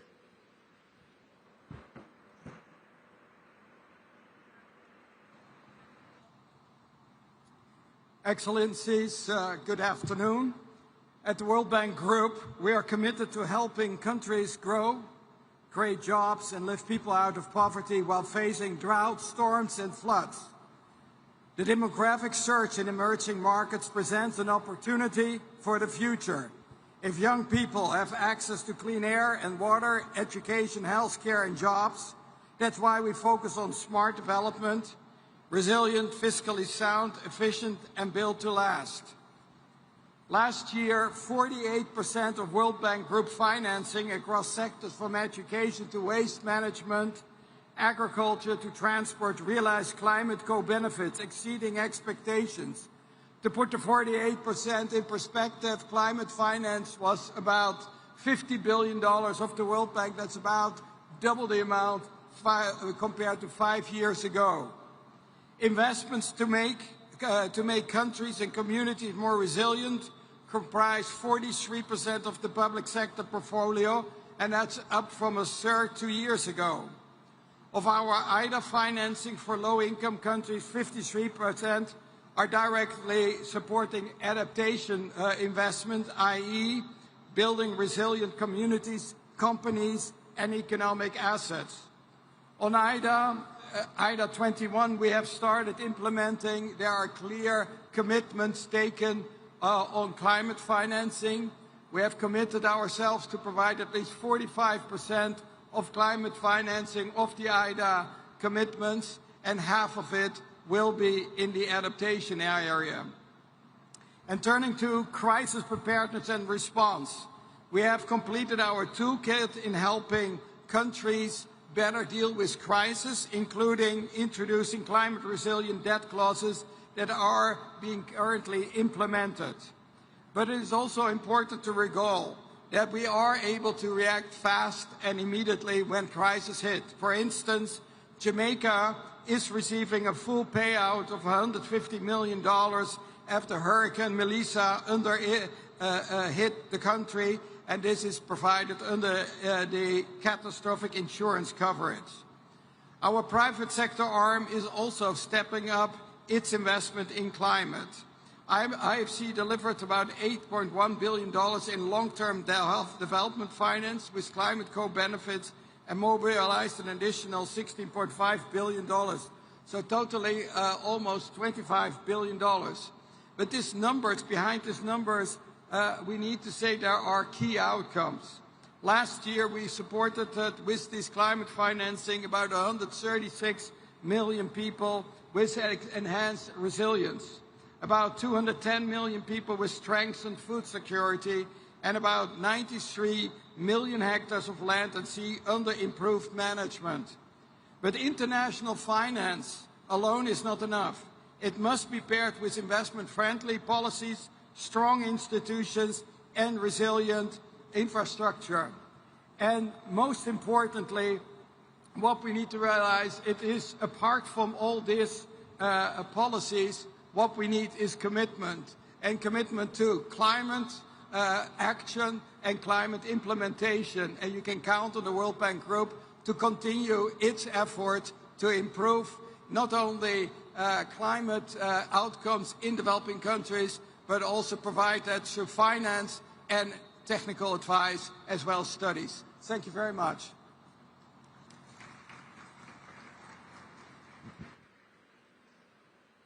Convidamos agora a diretora-geral da Organização Mundial do Comércio, Ngozi Okonjo-Iweala.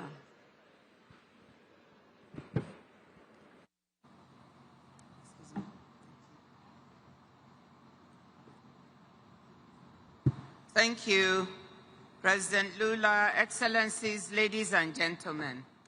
Let me start by thanking you for inviting us to join you here on the edge of the Amazon. Trade is often thought of in terms of goods, services, and markets. But trade is fundamentally about people's lives and livelihoods and about the planet. Trade and the multilateral trading system are part of the climate solution.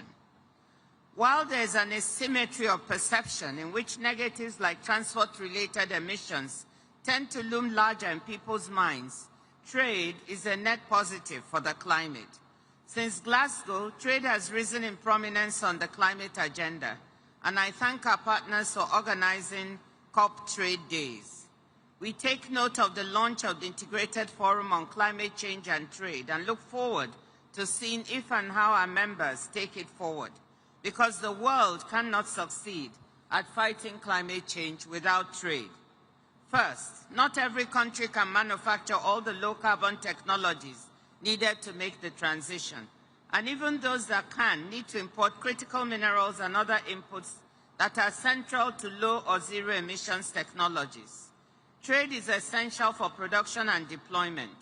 The specialization, scale, and competition that comes with trade drive down the cost of green technology, so much so that they now routinely undercut fossil energy. Second, although many countries' nationally determined contributions have typically overlooked trade, this may be changing. At COP28, the WTO launched a menu of trade policy tools to turbocharge climate action, such as appropriate tariff policies that incentivize the import of new or zero carbon emissions goods and services over higher emissions products, or using the roughly $13 trillion in annual public procurement spending to create new markets for green goods and services. And we are seeing good examples, like Fiji's duty-free imports for renewable energy equipment, or Japan's rules requiring the procurement of materials with a low environmental impact. Further, as governments implement trade facilitating measures, border wait times are falling, and with them the emissions from idling trucks. Third, and as I mentioned in the session on oceans and forests, harmful subsidies should be part of the trade and climate conversation. The WTO agreement on harmful fisheries subsidies just entered into force, and I want to compliment WTO members for doing this. Cutting $22 billion of harmful fisheries subsidies that encourage illegal, unreported, and unregulated fishing of our high seas delivers SDG 14.6 and will free up resources that could be redirected to the green transition. Reforming harmful fossil fuel subsidies and trade-distorting agricultural support would have even greater impact. I know this is politically difficult to accomplish, but imagine if only 1/3 of the harmful fisheries subsidies were repurposed to serve climate objectives. It could add $7 billion, 9 times more than what we now have in the Loss and Damage Fund. So let us join hands to make trade work even more effectively for people, for climate, and for nature. Thank you.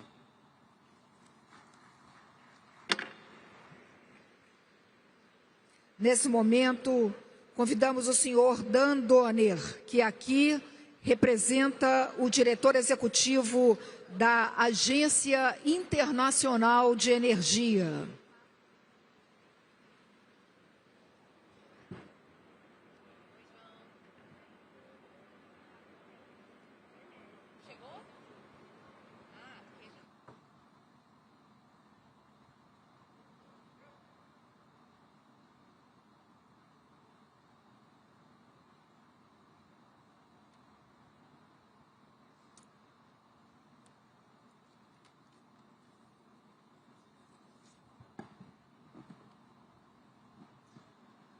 Excellencies, distinguished delegates, 10 years ago, when world leaders gathered in Paris, a key question confronting them was whether their climate commitments might harm their economic and development goals. 10 years later, today here in Belém, the data shows that this is absolutely not the case. 10 years ago, global energy investment was around $2 trillion. $1 trillion of that was in fossil fuels, and $1 trillion of that was in clean energy. 1 to 1. 10 years later, today, fossil fuel investment is still $1 trillion, but clean energy investment is no longer $1 trillion, but now exceeds $2 trillion. The ratio has now moved to 2 to 1. And at the same time as investment has grown, so too the unit costs have fallen precipitously, meaning that we now get much more for each and every dollar we invest. And again, more than that, we now see that we have also created more than 10 million new clean energy jobs over that period. But we also know that much more must be done. Global improvements in electricity access, for example, have stalled. The number of people without access to clean cooking facilities, that number is actually growing today. The situation is getting worse, not better. And as we know, energy sector CO2 emissions continue to rise. So in this context, praise to Brazil for its focus on implementation at COP30. The International Energy Agency has been honored to co-chair a series of energy transition dialogues this year with the COP30 presidency, and we bring from those dialogues 3 concrete priorities into COP30. First, boost investment in electricity grids urgently. In 2024, 700 gigawatts of renewables were added globally. And yet, despite this, emissions still grew by around 1%. And another 1,700 gigawatts of renewables are still awaiting connections to the grid. And if those 1,700 gigawatts had also been connected in 2024, rather than seeing an increase in emissions in that year, we would have seen a decrease in emissions. They would have gone down and not up. Second, the IEA has been honored to support Brazil in the development of its Belém 4X pledge on sustainable fuels. Scaling up sustainable fuels in line with this pledge can complement electrification and energy efficiency, supporting transition and energy diversification. We see this pledge as a positive rallying call in this important area that needs further action. Third and last, we must ensure that the benefits of energy transition are felt much more widely than they are today. More energy investment must flow into emerging and developing economies. Only 2% of clean energy investment today is in Africa. Only 2%. And more must also be done to overcome the tragic fact that 1/4 of the global population still cooks with traditional toxic fuels that link to 2.7 million premature deaths each year. We at the International Energy Agency will continue to work with our partners to overcome such terrible energy inequalities. And we are so grateful to President Lula and Brazil for putting such a strong focus on the most vulnerable and the least responsible in society. We must ensure that no one is left behind. Thank you. Obrigado.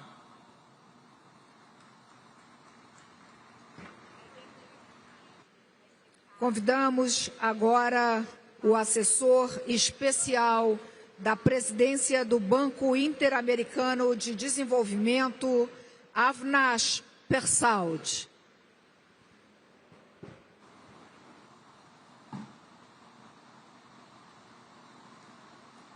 Your Excellencies, Ministers, friends, bon dia. I speak to you on behalf of Ilan Goldfein, President of the Inter-American Development Bank. We are proud to be the current chair of climate heads of the multilateral development banks. The MDBs have been acting in recent years as a system, and I can report to you, pleased to report to you, that that system is strong and stronger than ever before.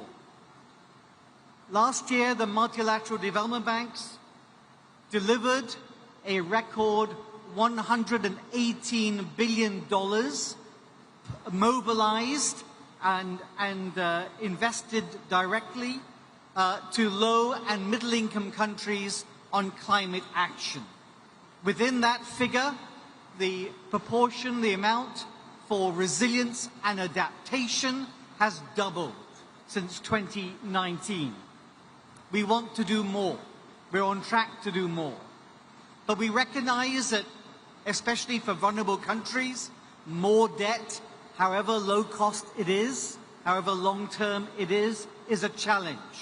And so we're also expanding debt swaps, the ability for countries to release funds for resilience without increasing debt.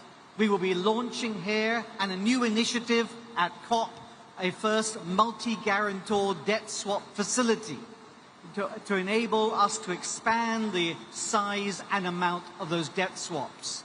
We are also expanding the amount of pause clauses in debt to make debt more shock-absorbing. We recognize the importance of investing in resilient public infrastructure, but we're also prioritizing ways to catalyze the private sector to mobilize that money into national development priorities. We know that the billions to trillions has so far been elusive, and we propose some new instruments here at COP, Reinvest Plus, where the multilateral development banks may act as a bridge between those with the money and the capital internationally, but without the risk appetite, and with those locally with the experience of navigating local conditions, but without the money. We can act as a bridge to catalyze and get us from the billions to trillions. We're also launching Colabara, because we need not just debt, but we also need equity. And here in Belém, at the doorstep of the Amazon, we are scaling up our Amazonia Forever, an umbrella of holistic programs, because we know that we cannot stop deforestation unless we're also building resilient livelihoods. Here in Belém, vision can become reality. We believe that with partnership, with innovation, with collective purpose, we can turn ambition into action and action into implementation. Thank you very much. Neste momento, convidamos para ouvir a manifestação do senhor Pablo Gentili, que aqui representa a presidência executiva da Corporação Andina de Fomento.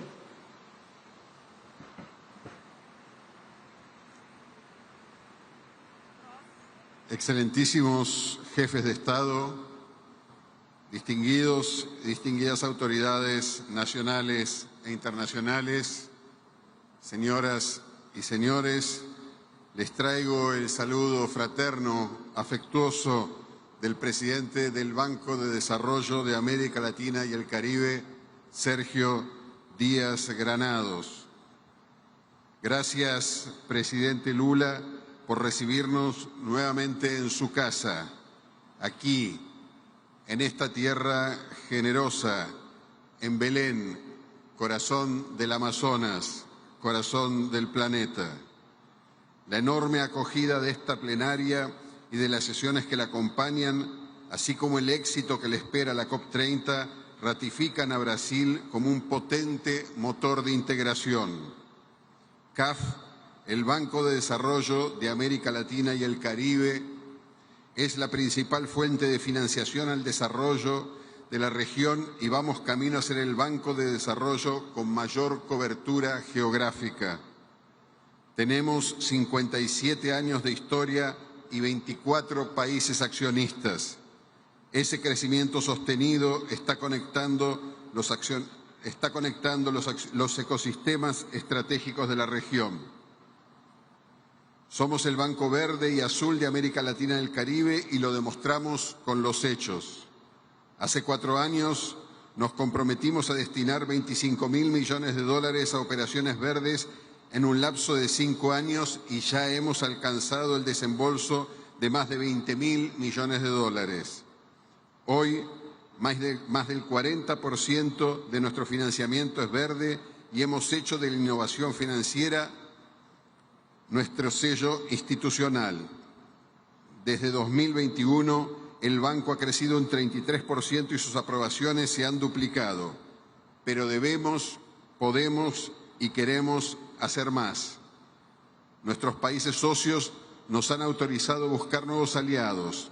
Podemos hacerlo y para eso podemos contar con mecanismos tales como intercambios de cartera, bonos híbridos o el uso de los derechos especiales de giro de los cuales somos tenedores autorizados.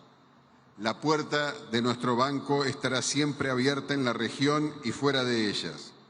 Esperamos llegar al 2031 con una cartera de 90.000 millones de dólares. Al menos 40.000 millones de ellos serán de cartera verde. Excelencias, la COP30 plantea grandes retos y desde CAF estamos poniendo nuestra parte para contribuir a su éxito.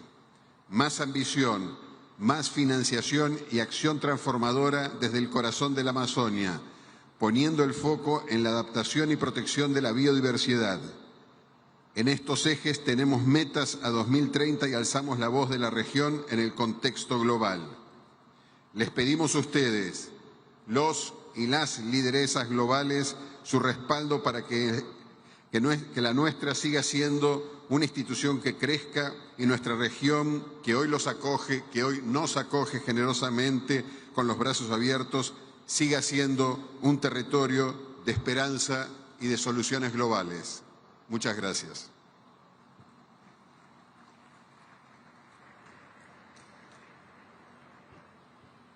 Convidamos a diretora executiva do Fundo das Nações Unidas para a Infância, Catherine Roussel.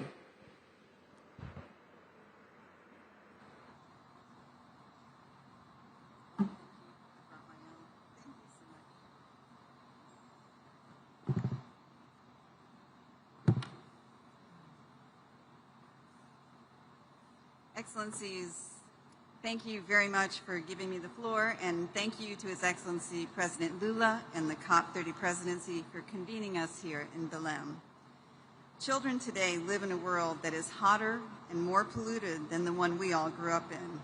This crisis is at its heart a child rights crisis.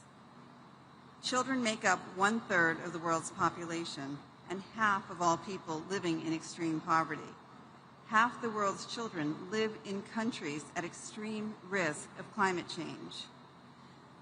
Because children are smaller, with less developed systems, they are much more vulnerable to climate change than adults are.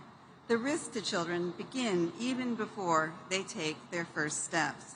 For every 1 degree Celsius increase in temperature, the odds of a pregnant woman experiencing a preterm or stillbirth rise by 5%. Once born, the threats continue. During heat waves, children's bodies heat up faster and sweat less efficiently, putting them at greater risk. They also breathe twice as fast as adults, which means they inhale more polluted air. By the 2050s, children's exposure to heat waves is projected to increase 8-fold. Already, 1 in 5 children experiences at least double the number of extremely hot days each year compared to when their grandparents were children. Climate events are growing in frequency and severity. The science is clear about what needs to be done. What is less clear is, will we meet the challenge? Will the world act to protect children?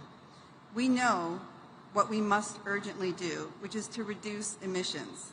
A just energy transition will bring enormous benefits for children, reducing air pollution, which accounts for 15% of all under 5 deaths, and creating new opportunities for young people in the green economy.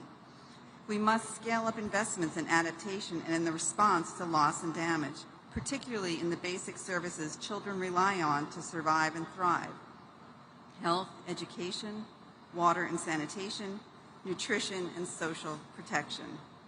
UNICEF welcomes the growing recognition of children's needs in national plans and the COP process.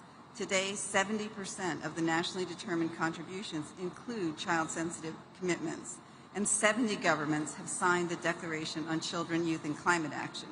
We commend your leadership and reaffirm UNICEF's readiness to support your efforts. Children need and deserve a cleaner, safer planet. The question for all of us is, will we meet that challenge? Thank you very much.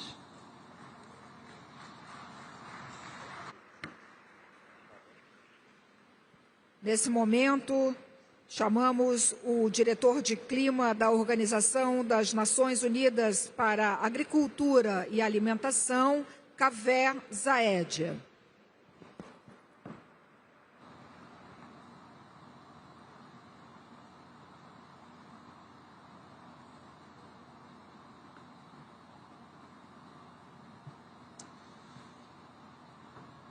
Excellencies, ladies and gentlemen, dear colleagues, achieving climate goals will require a systems change, fast and at scale, as was made clear during the global stocktake at COP28.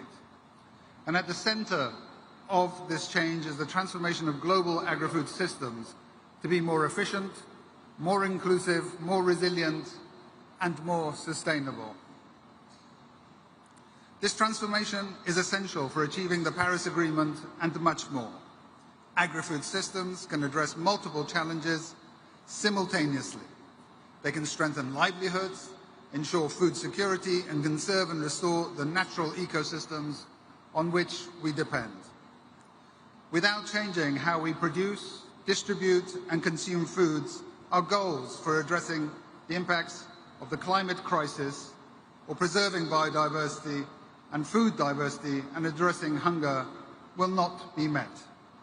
The Belém Declaration on Hunger, Poverty and Human-Centered Climate Action shows just how interconnected these agendas are and how we must respond with systems solutions. But science and experience shows what works. Well-designed agricultural interventions reduce emissions, boost carbon sequestration, and revive ecosystems, while ensuring food security and nutrition for the world's growing population. From the restoration of degraded agricultural lands to resilient crops and sustainable agriculture and livestock, we have the solutions that deliver across sectors. For example, agroforestry initiatives such as mixed crops help farmers earn higher and diversified incomes, as well as protecting soil health, pest control, and pollination. Here in the Amazon region, agroforestry projects are restoring degraded lands while supporting local communities, a triple win for biodiversity and food diversity, for food security and for the climate. But of course, potential is not enough. Investment remains far below what is needed to deliver agri-food system transformation at scale. Despite an increase in critical agri-food investments by the Green Climate Fund and the Global Environment Facility, forestry, livestock, fisheries and crop production together still receive just 4% of total climate-related development finance. For a sector that can deliver a third of global emission reductions, this gap is not only unequal, it is a lost opportunity. By overlooking agri-food systems, we are leaving one of the most effective pathways to low-emission growth untapped. Investing in sustainable and resilient agri-food systems, including forests, is one of the smartest choices we can make for climate action. And for the four betters: better production, better nutrition, a better environment, and a better life, leaving no one behind. Thank you.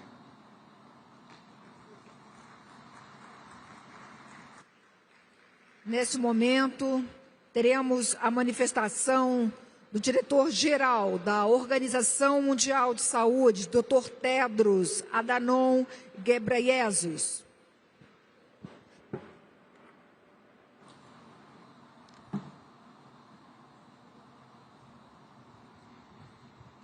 Thank you, moderator. Your Excellency President Lula, Excellencies, dear colleagues and friends. WHO thanks Brazil for hosting COP30. Here in the heart of the Amazon, the lungs of the earth, we're reminded that healthy people depend on a healthy planet. If our planet were a patient, it would be admitted to intensive care. Its vital signs are alarming.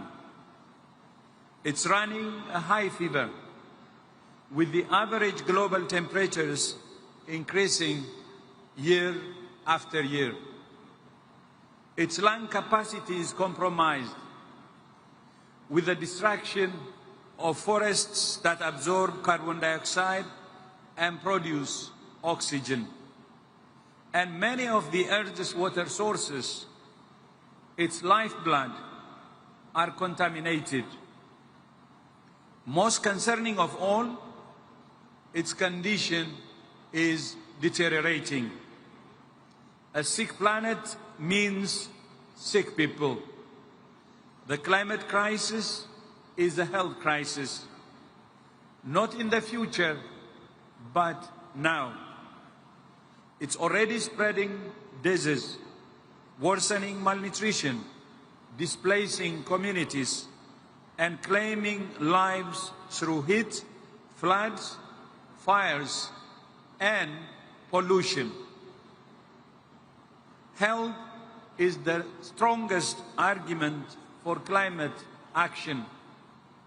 It's much easier to convince people of the need to protect their own health or that of their children than to protect glaciers or ecosystems. Both are important. One is a lot closer to home. We welcome Brazil's leadership through the Belém Health Action Plan and the inclusion of health in the COP30 activation agenda. And we commend the Baku COP President's Continuity Coalition for Climate and Health, which is an important step to institutionalize health as a central part of COP presidencies. WHO is supporting more than 100 countries to build climate-friendly and climate-resilient health systems through the Alliance for Transformative Action on Climate and Health, or ATTACH. But there is still one step to go: making health a formal topic in UN climate negotiations. It's also worrying that health-specific climate action remains severely underfunded, capturing only 2% of adaptation funding and 0.5% of multilateral climate funding.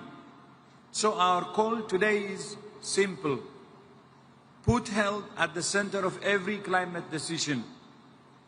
Direct climate finance towards protecting lives and livelihoods, and recognize health as a measure of climate ambition and success, because there can be no healthy people on a sick planet. I will repeat, because there can be no healthy people on a sick planet.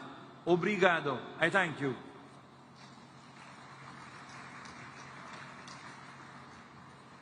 Nesse momento, teremos a manifestação do gerente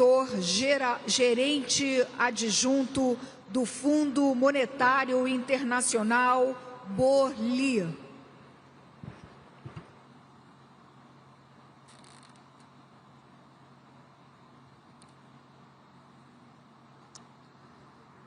Excellencies, distinguished guests, COP30 takes place in a challenging context.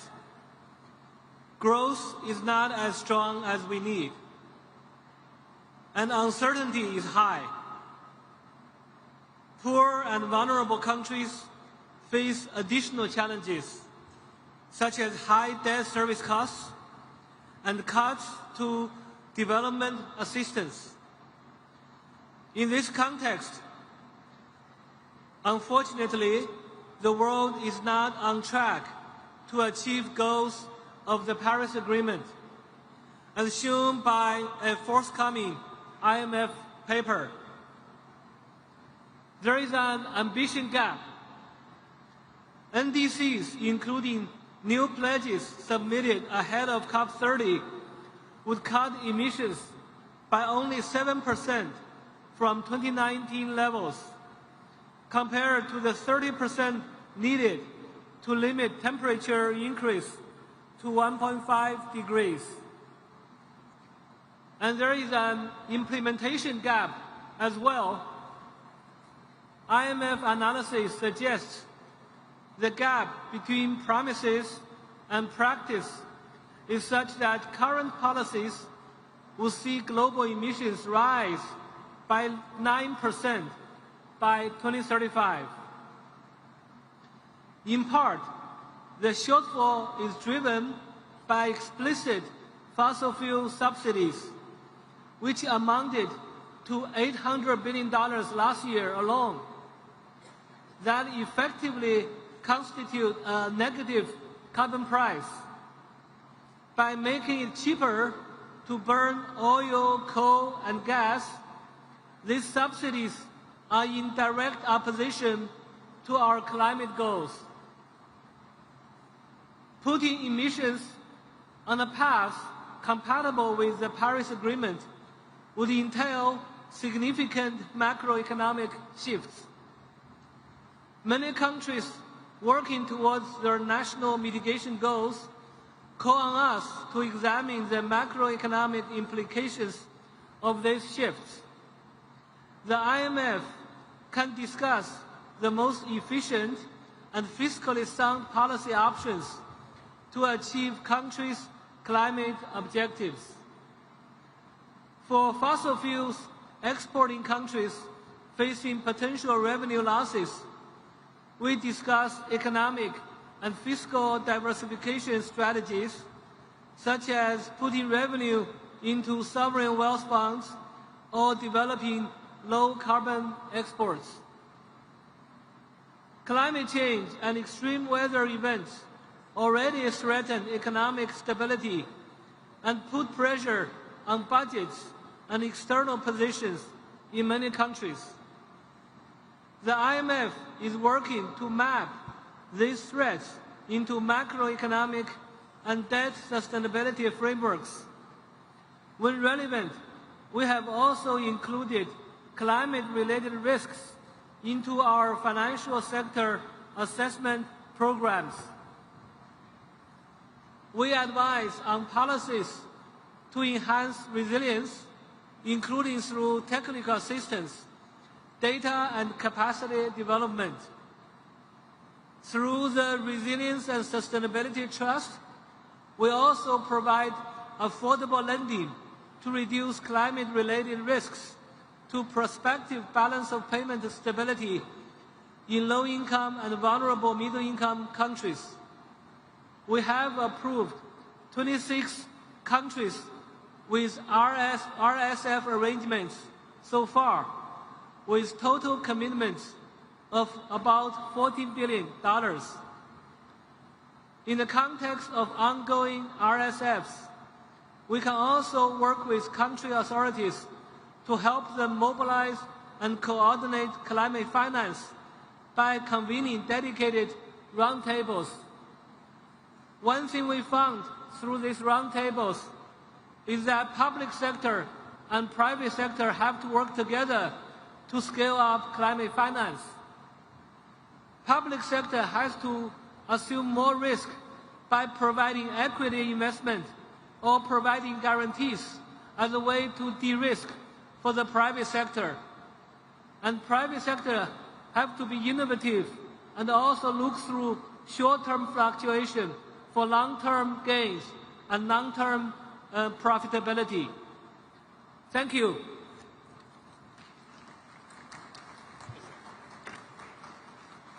E neste momento teremos a manifestação do secretário-geral da Organização do Tratado de Cooperação Amazônica, Martin von Hildebrand.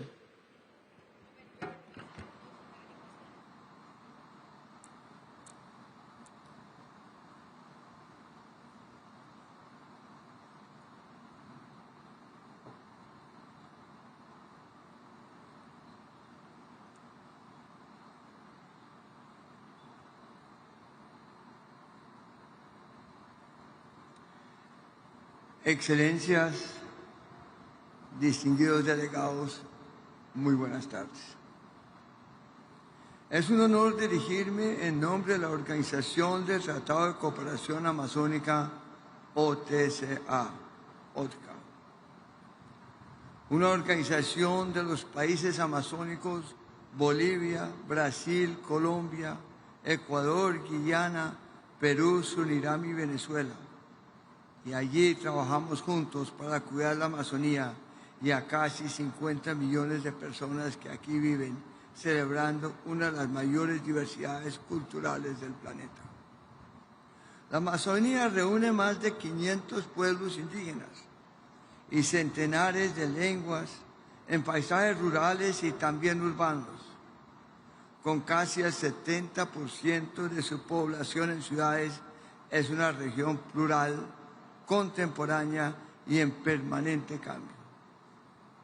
Esta floresta, manejada ancestralmente por pueblos diversos, es esencial para el equilibrio climático, para la vida de millones de todos en el planeta.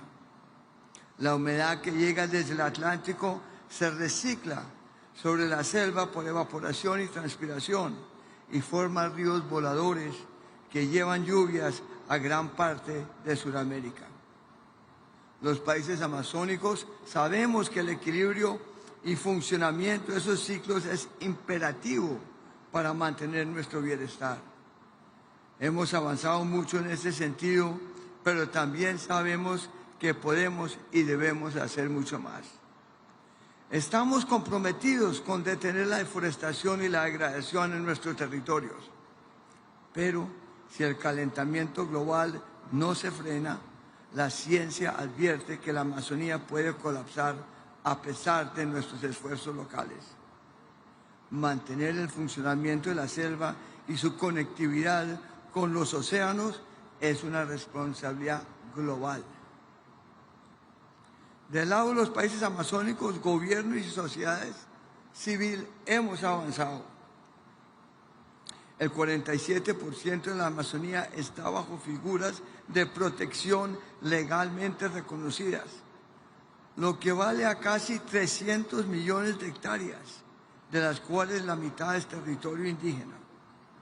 Estas cifras representan un logro extraordinario, fruto de la cooperación y del compromiso regional durante las últimas 3 décadas. Aún así quedan muchas tareas por hacer.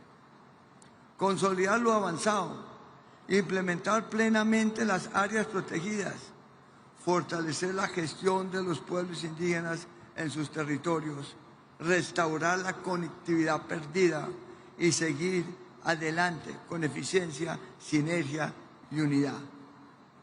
La OTCA acompaña este rumbo con una agenda robusta de cooperación entre gobiernos y sociedad civil, con protagonismo de los pueblos indígenas y participación activa de comunidades locales, academia y ciencia.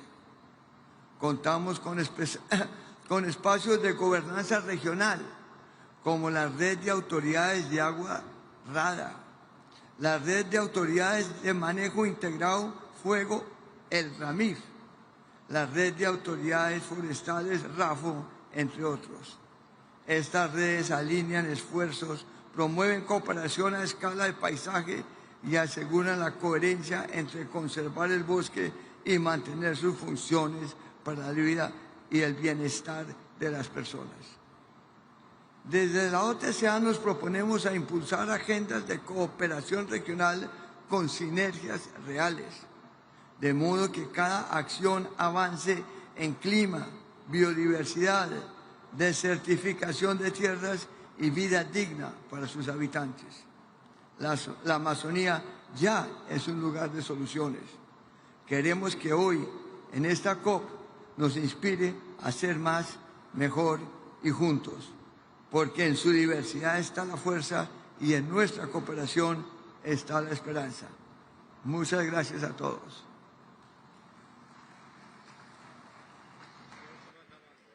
Neste momento, convido para a manifestação o diretor da Divisão de Mudança do Clima do PNUMA, Martin Kraus.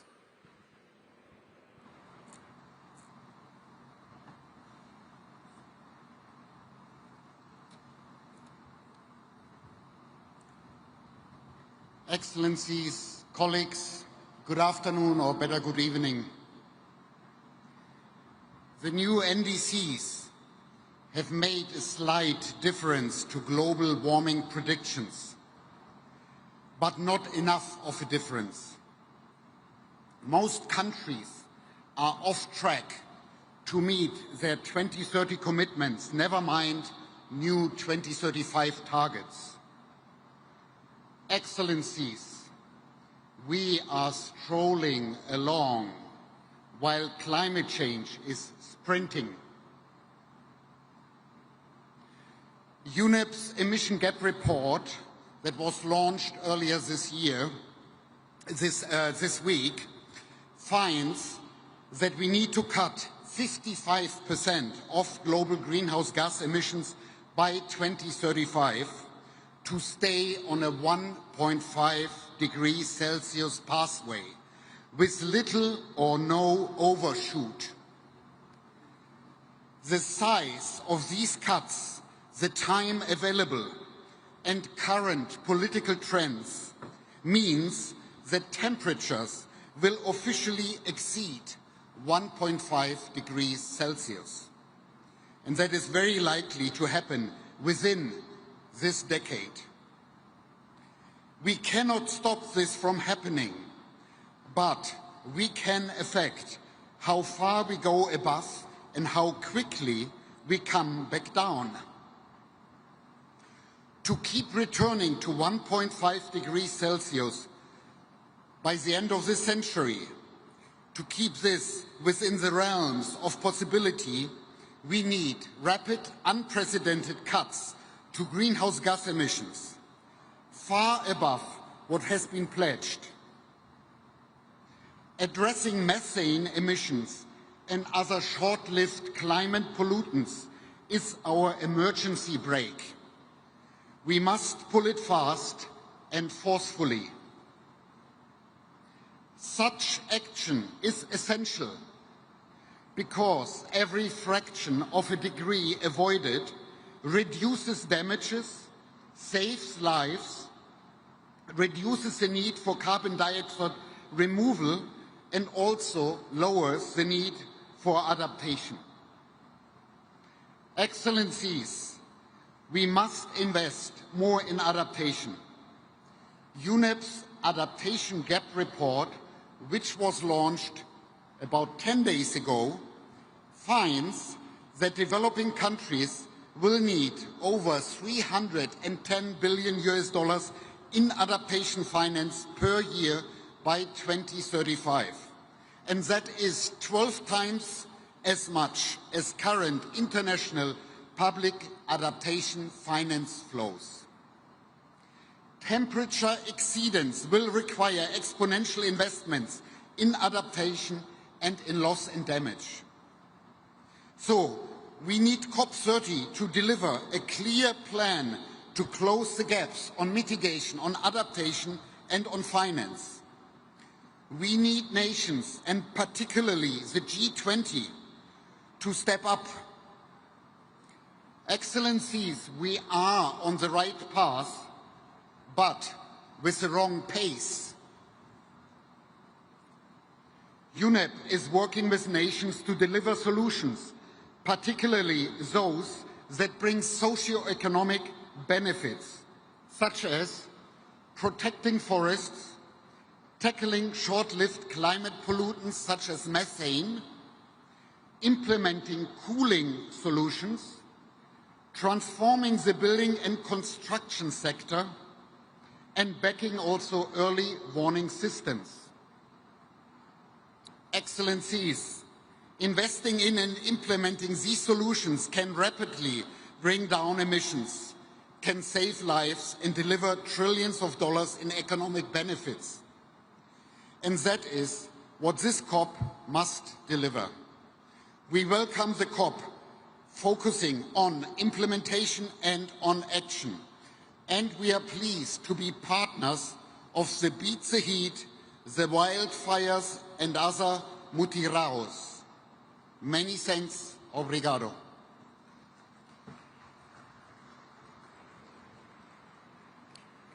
Convidamos a diretora executiva do Fundo Verde do Clima, Mafalda Duarte.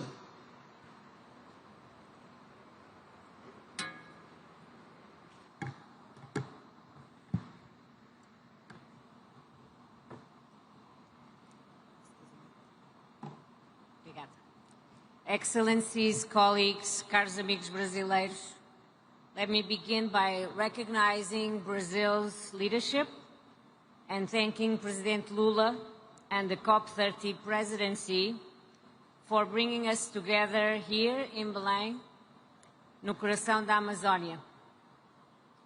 Standing at the heart of the world's largest tropical forest reminds us what's at stake. A stable climate in support of human prosperity, resilient ecosystems, and the dignity and inclusion of the people and communities who depend on them. We commend the Presidency for establishing the 4 leadership circles, which have created new bridges across ministries, financial institutions, civil society, indigenous and traditional communities, political leadership, and cultural sectors. The Circle of Finance Ministers, in particular, has been instrumental in guiding inputs to the Baku to Belém roadmap's bold target of mobilizing at least 1.3 trillion per year by 2035. We also recognize how the People's Circle and the Global Ethical Stocktake Circle have ensured that the voices, rights, and knowledge of indigenous people, Afro-descendant, and traditional communities are integrated in the global conversation. We further value the Mutirão for Climate Action as a principle that has amplified inclusivity throughout the process leading into Belém. This COP has rightly been called the implementation COP because promises kept matter more than promises made.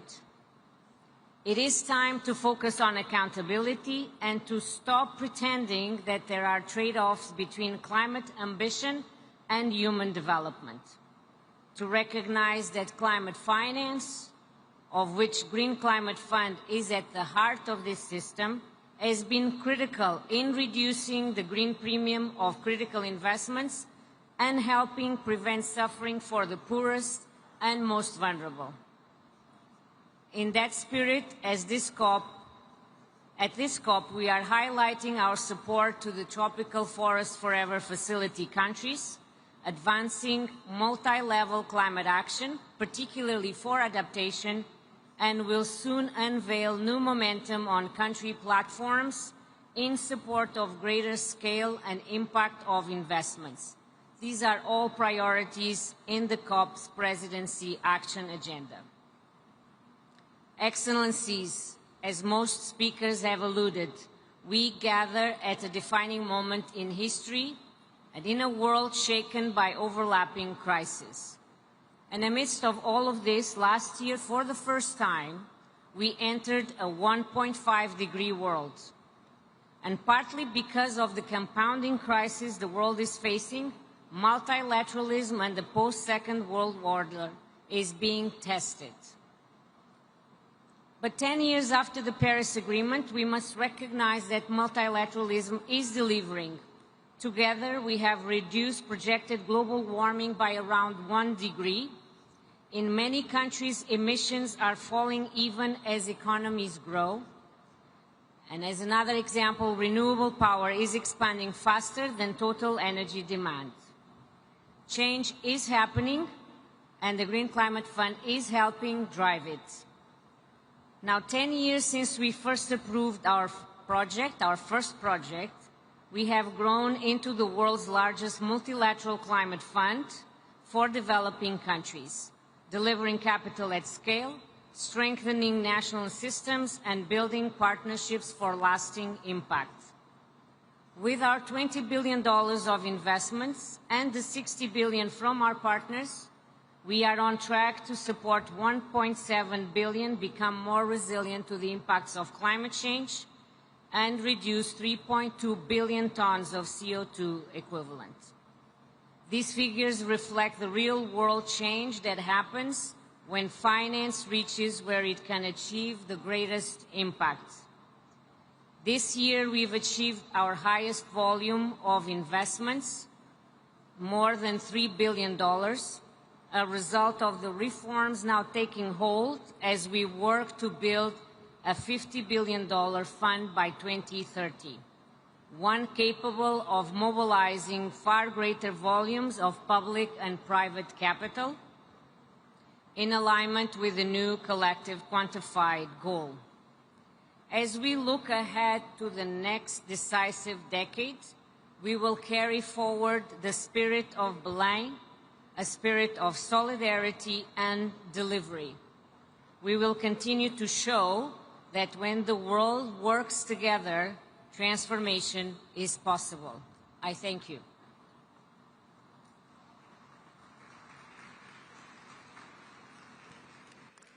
Neste momento, encerramos a plenária da Cúpula do Clima de Belém. A todos e todas, muito obrigada pela presença e tenham uma boa noite.